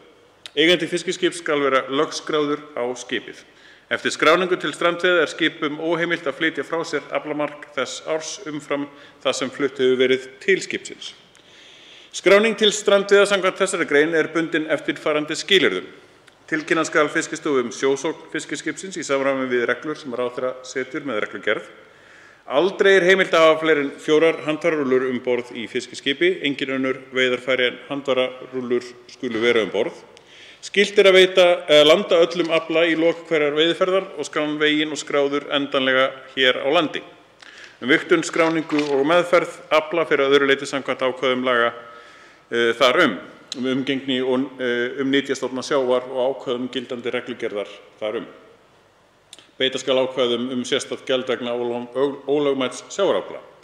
Og síðan 24. grein sem orðast svo að Fiskistofa skal veita áminningar að svipta leyfi til veiða í atvinnuskyni eða leyfi til öflunar sjávargróðurs eða eftir atvikum áminna eða banna veiða skipa sem skráðar eru til strandveiða fyrir brot á lögum þessum eða reglum settum samkvæmt þeim eftir því sem nánar er fyrir mæltum lögum umgengni nytjastofna sjávar.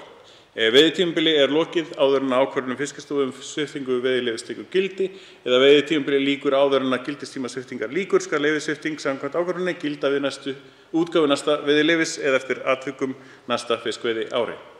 Ákvörðun Fiskistofu áminningar og veiðileyfissviptingar verður skoðuð til ráðuneytis enda sé það gert innan eins mánaðar frá því að aðila var tilkynnt ákvörðun. Kæra frestar ekki réttaráhrifum ákvörðunar.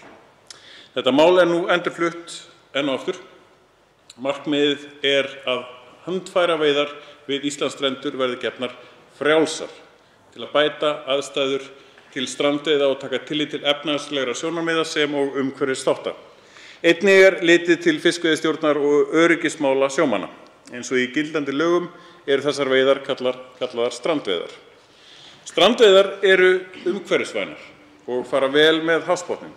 Þær veita einstaklingum allt land atvinnutækifæri og styrkja byggðir landsins. Núverandi fyrirkomulag er þó óþarflega íþyngjandi og mismunar landsvæðum. Þetta hamlar vexti greinarinnar og kemur í veg fyrir að strandveiðar dafni sem skyldi. Það er miður því strandveiðar hafa sannað gildi sitt fyrir atvinnulíf í byggðum landsins sem sjálfbærar vistvænar veiðar sem hafa glætt byggðir landsins lífi og stuðlað að jákvæðri samfélagsþróun. Frá upphafi hefur gætt óánægju með áhrifin af svæðisskiptingu strandveiða og því að jafnræðisreglan sé ekki nægilega vel í heiðri höfð við framkvæmd veiðanna. Núverandi útfærsla strandveiðikerfisins og notkun svæða og aflamarks skapa þrýsting á strandveiðimenn til þess að veiða í öllum veðrum og varað hefur verið við hættunni sem af því hlýst. Fyrirkomulagi strandveiða hefur verið breytt í gegnum árin í því skyni að koma til móts við þessar óánægjuraddir, en að mati flutningsmanns hefur markmiðum öruggar veiðar og jafnræði ekki verið enn náð. Með frjálsum strandveiðum er íþyngjandi regluverki aflétt af greininni. Jafnræði allra er tryggt, þrýstingi til þess að fara til veiðar í válundum veðrum aflétt og lagður grundvöllur af blómlegum smáútgerðum til frambúðar. Í 6. grein gildandi laga er lagðar miklar takmarkanir á fiskiskip og útgerðir þegar kemur að veiðum. Í fyrsta lagi þarf leyfi frá Fiskistofu til að stunda strandveiðar og aðeins innan þess aflamagns sem ráðherra ákveður.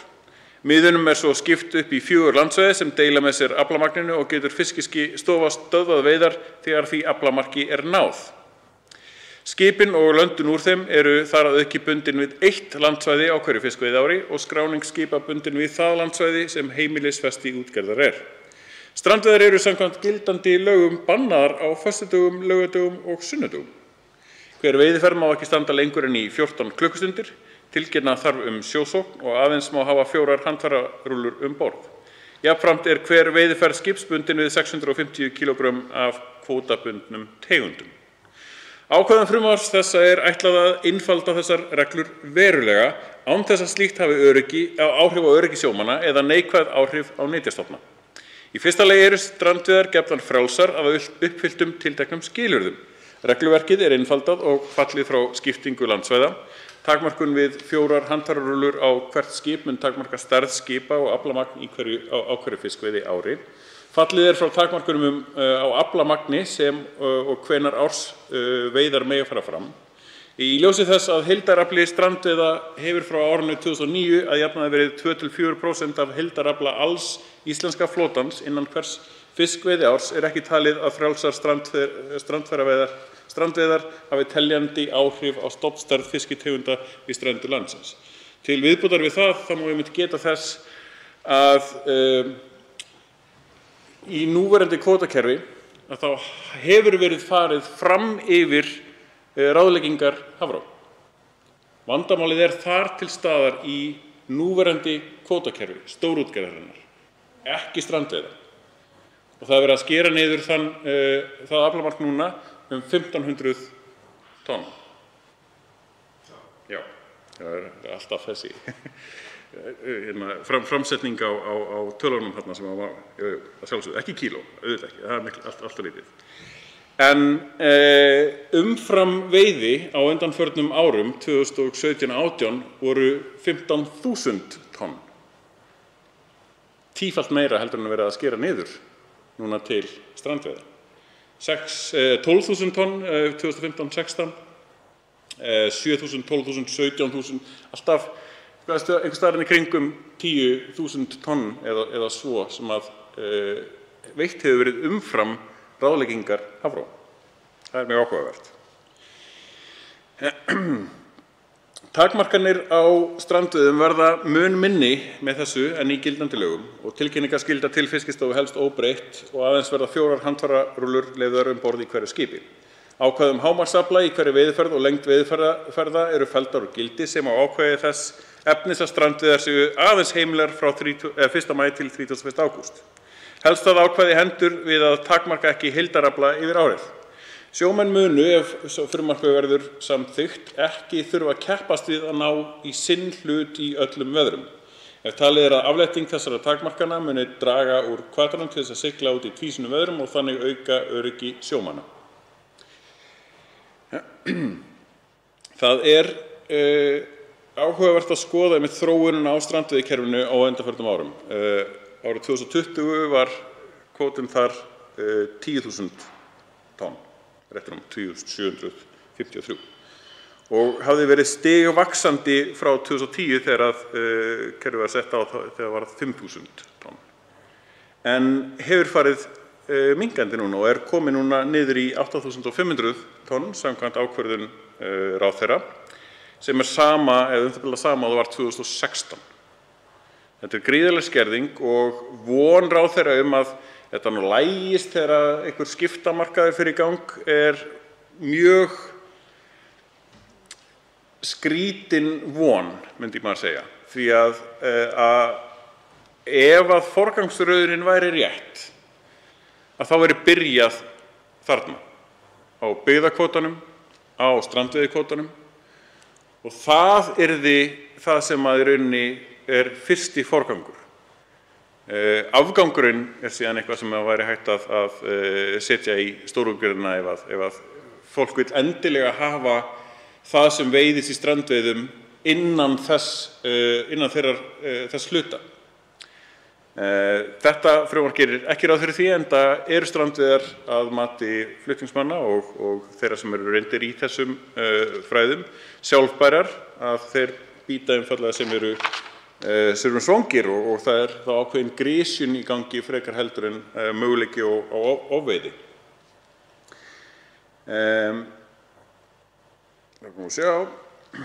Já, þar er fjallað til dæmis í skýrslu Hafrannsóknastofnunar að það séu tvenns konar þorskur við Íslandsstrendur.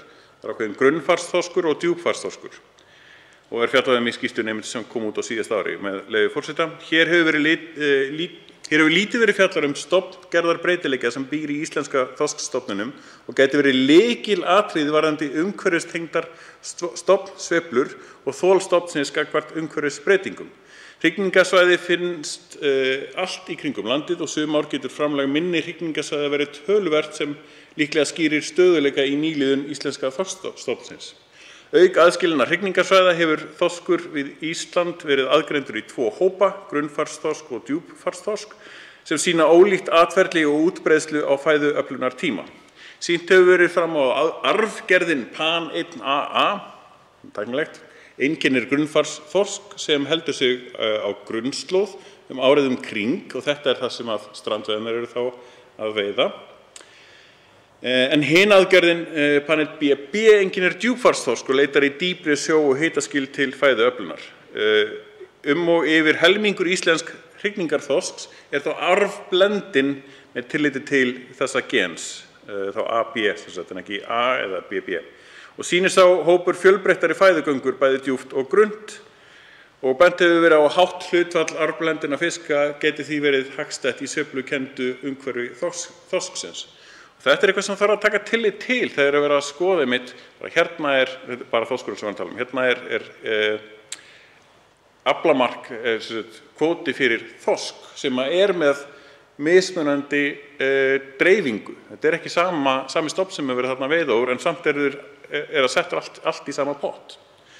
Og það mætti meira segja í rauninni taka kvótan, þau sem eru með kvótan á stórútgerðina og togarana og svoleiðis að það sé þarna alveg sér, það sé í öðrum stofni sem hefur verið og ýta þeim út fyrir 12 mílur, bara að minnsta kosti. Ef þið ætlaði að veiða eitthvað sem er í þessum kvóta, þá farið þið út fyrir 12 mílur á þeim byrjið einu sinni.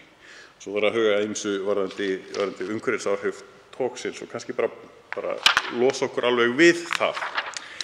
En þetta er ekki flókið frumvarp, það er allt alls. Síðasta sem myndi við kannski vilja nefna er varðandi veiðigjaldið.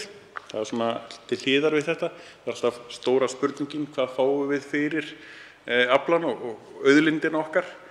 Og ég gerði það á síðasta kjörtímabili, ég spurði einfaldlega bara hver hefur kostnaður ríkisins verið við að reka hinar ýmsu stofnanir sem að sjá umsjón og eftirlit með sjávarútvegsauðlindina okkar. Það er Hafrannsóknastofnun, það er Matvís, Fiskistofa, Verðlagsstofa, Skiptaverðs, það er ákveðin alþjóðasamvinna, það er skrifstofa fiskveiðistjórnar, það er MAST og það er Landhelgisgæslan.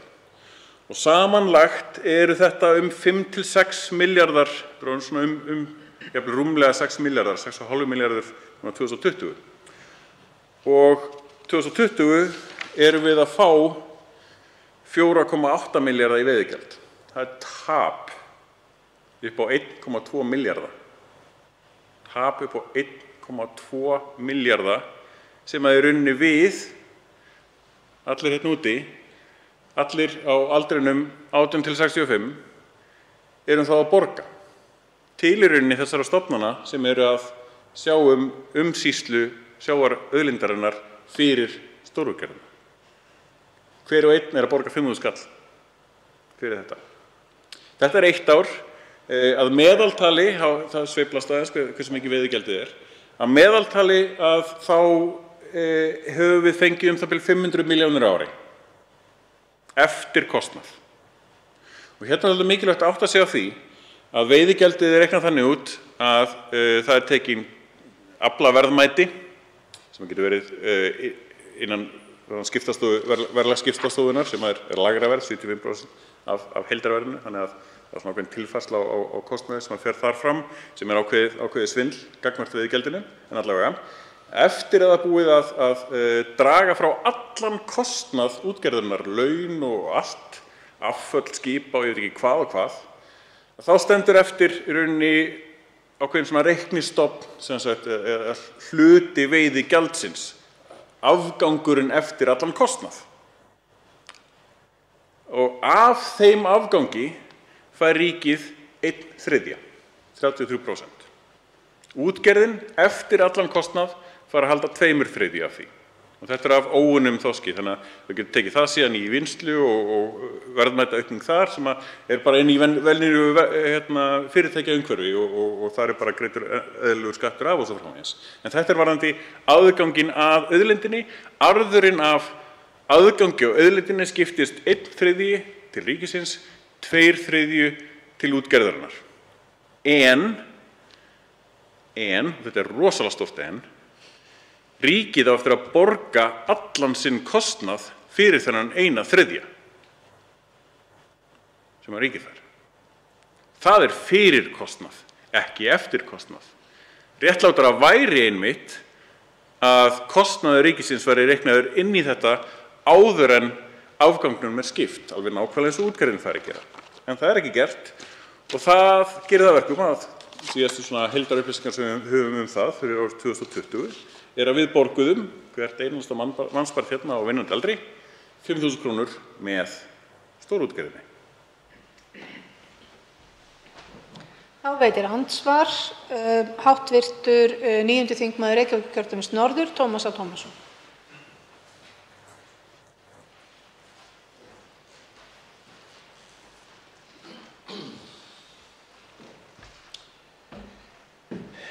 Virðulegi forseti, háttvirtur þingheimur og þjóðin sem horfir á. Ég fagna þessu frumvarpi Pírata og mér datt í hug meðan ég var að hlusta á ræðu háttvirts þingmanns. Hérna skátarnir segja eitt sinn skáti, ávallt skáti. Við í veitingabransanum segir eitt sinn veitingamaður, alltaf veitingamaður. Og svo segja sjómennirnir eitt sinn sjómaður, alltaf sjómaður. Og ég átti heima í Grindavík á árunum 1974 til 77 og kynntist útgerðarumhverfinu. 17 ára gamall var ég kominn á síðutogarann Þormóð Goða, hásiti, og ég fór á Víkurbergið, bæði í loðnu og þorskveiðar 1980 ég man rétt. Þannig að mér er mjög kært þetta umhverfi sjómanna og þessar tölur sem að koma hérna fram í frumvarpi háttvirts þingmanns eru svo ósanngjarnar fyrir strandveiði sjómennina. Ef þetta eru 2% af heildarafla sem þeir eru að fá leyfi til þess að veiða, hvað er að ske? Ég meina, strandveiði heldur lífinu í mörgum litlum byggðarlögum út allt land. Var synd að reka allt fólkið í bæinn og þessi menn sem eru á sjónum, þeir elska sjóinn og það er ósanngjarnt að leyfa þeim ekki að veiða bara, ég segi nú bara ótakmarkað því að það er ekki það mikið sem þeir eru að veiða, hvort það skiptir máli hvort það eru 2 eða 4%. Og þessi skipting á veiðigjöldunum, ég tek undir það væri eðlilegast að reikna kostnaðinn fyrst og svo væri 1/3 fyrir ríkið. Þá svarar andsvari háttvirtur 7. þingmaður Reykjavíkurkjördæmis suður, Björn Leví Gunnarsson.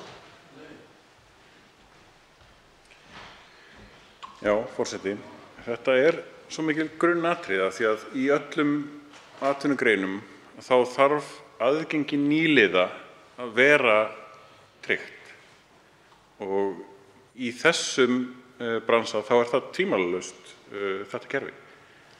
Þarna geturðu byrjað með lítinn kostnað, litla útgerð og unnið upp kannski saman með einhverjum fleiri í skrefum. En hitt kerfið síðan sem verið að vinna sig kannski upp í, það alveg gríðarlega innilokað, múrað í rauninni hjá mjög fáum útgerðum sem að fara umfram lögbundnar aflaheimildir og ýmislegt svoleiðis. Og við sjáum hvernig svona samþjöppunin hefur haft einmitt áhrif á byggðarlög í kringum landið. Það að færa kvóta á milli bæjarfélaga hefur haft rosaleg áhrif. Og það einfaldlega pólitísk ákvörðun að hafa það þannig. Það ekkert flóknara það. Þetta eru afleiðingar af ákvarðanatöku sem hafa verið teknar hérna inn í þessum sal. Og af því að þessu hefur ekki verið breytt að þá hljóta þetta að vera afleiðingar sem að stjórnvöld vilja. Ég sé enga aðra möguleika í því. Einfaldlega vilja að þetta gerist. Fara þau í hina ýmsu bæi og segja við viljum að kvótinn fari hérna og þið verður bara að redda einhvern veginn vissi. Nei, segja það ekki upphátt, en það gerist samt. Og það ekki brugðist við til þess að laga það. Þetta að minnstakosti myndi gefa fólki tækifæri til þess að starfa á óháðan hátt í þessum bransa, á óháðum frá einmitt áhrifum úr þessum sal. Þá veitir andsvar öðru sinni. Okay. Það verður ekki veitt andsvar öðru sinni. Þá tekur til máls háttvirtur 8. þingmaður Reykjavíkur Norðausturkjördæmis Jakob Frímann Magnússon.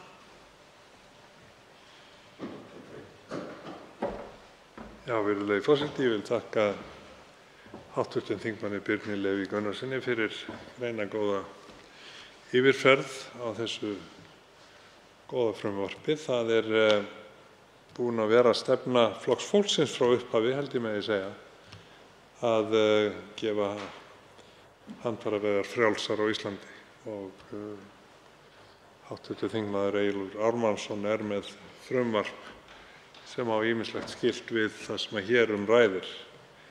Þannig að við deilum þeim lykiláherslum sem hér koma fram og sjálfur í þeirra skoðun að okkur beri að sýna því virðingu sem hér hefur verið stundað frá því að byggð hófst á Íslandi, þar að segja þeir atvinnuvegir sem eru búskapur, íslenskur búskapur annars vegar, matvælaframleiðsla í landbúnaði og svo sjósóknin hins vegar, að þetta eru fallegar búgreinar sem við eigum og megum vera stolt af, að standa vörð þær. Þær eru hluti af því aðdráttarafli sem við teljum í góðu ári í milljónum ferðamanna sem hingað koma og kjósa að kynna sér land og þjóð. Og ég tel að við ættum í rauninni að geta sammælst það að það stafar engin hætta af handfæraveiðum. Lífríkinu umhverfis Íslands getur engin hætta stafað af handfæraveiðum. Og það bókstaflega sorglegt að sjá hve mörg byggðarlög hafa orðið fórnarlömb þess kerfis sem hér var komið á fót 1984 og síðan þróaðist í átt að því sem nú á sömu leyti lýst ansi skemmtilega á sunnudagskvöldum í Ríkissjónvarpinu, í Verbúðinni. Hvernig dugnaðarforkar og útsjónarsamir businessmenn náðu að salsa undir sig kvótann og hreinsa upp hér og á sama tíma lögðust ýmis sjávarpláss svona í hálfgerða rúst miðað við það sem áður var. Nefnir Stöðvarfjörð, eitt fjölmargra fórnarlamba þeirra stefnu sem að fylgt hefur verið. Og hvernig verða svona stefnur til? Við þekkjum það mætavel í þessu húsi að það á sér stað mikil otun hagsmunaaðila, þeirra sem að hafa til þess burði, krafta og fjármagn, að leita atfylgis otunarmeistara, PR-fyrirtækja, almannatengla og slíks. Og þá ef að otun er viðvarandi og málin rétt upplagð, og þá geta þau orðið að lögum, jafnvel fyrr og hraðar en nokkurn hefði grunað. En mér langar að spyrja hv. þingmann, er hann sammála því sem að ég hef sagt að lífríkinu kringum Ísland og stofnunum sem að hér eru auðvitað hart barist af stórlöxunum öllum, að þeim geti ekki stafað nein hætta af trilluköllunum okkar og handfæra veiðimennskunni sem að hér ræðir. Liggur það ekki nokkuð ljóst fyrir? Ég spyr ég. Fleiri hafa ekki kvatt sér hljóðs og umræðu lokið. Frumvarpið gengur nú til 2. umræðu og atvinnuveganefndar ef enginn hreyfir andmælum. Það er samþykkt. Af dagskrá þessa þingfundar er tekið 10. til 14. dagskrármálið. Útbýtt er á fundinum. Þingskjali 415, fjöldi umsækjenda um alþjóðlega vernd sem hafa stöðu flóttamanns í öðru ríki, skriflegt svar dómsmálaráðherra. Þingskjal 416, birlanir, skriflegt svar dómsmálaráðherra. Þingskjali 417, undirbúningur á stofnun alþjóðlegs björgunarskóla á Íslandi, þingsályktunartillaga, flutningsmaður Bjarkey Olsen Gunnarsdóttir og fleiri. Þingskjali 418, áhrif heimilisofbeldis við úrskurð umgengni, beiðni skýrslu, flutningsmaður Jóhann Páll Jóhannsson og fleiri. Þingskjali 420, uppgjörsreglur sveitarfélaga, fyrirspurn, flutningsmaður Bergþór Ólason. Þingskjali 421, útgjöld til nýframkvæmda í vegakerfinu, fyrirspurn, flutningsmaður Bergþór Ólason. Þingskjali 422, heildarúttekt heilbrigðisþjónustu við einstaklinga með vímuefnasjúkdóma, fyrirspurn, flutningsmaður Jódís Skúladóttir. Þingskjali 423, fjöldi félagslegra íbúða, fyrirspurn, flutningsmaður Björn Leví Gunnarsson. Þingskjali 424, málsmeðferðartími í kynferðisbrotamálum, fyrirspurn, flutningsmaður Þorbjörg Sigríður Gunnlaugsdóttir. Þingskjali 429, byggðarlög í grennd við eldvirkjasvæði á Suðurnesjum, fyrirspurn, flutningsmaður Sigmundur Davíð Gunnlaugsson. Þingskjal 430, ferðagjöf, fyrirspurn, flutningsmaður Sigmundur Davíð Gunnlaugsson. Þingskjali 431, 4. orkupakkinn, fyrirspurn, flutningsmaður Sigmundur Davíð Gunnlaugsson. Þingskjali 432, samræmd móttaka flóttafólks, fyrirspurn, flutningsmaður Sigmundur Davíð Gunnlaugsson. Þingskjali 433, áætlaður aukinn kostnaður af þjónustu við flóttafólk, fyrirspurn, flutningsmaður Sigmundur Davíð Gunnlaugsson. Og þingskjali 435, dýralyf, stöðuskjal. Fleira liggur ekki fyrir þessum fundi. Boðað verður til næsta fundar með dagskrá. Fundi er slitið.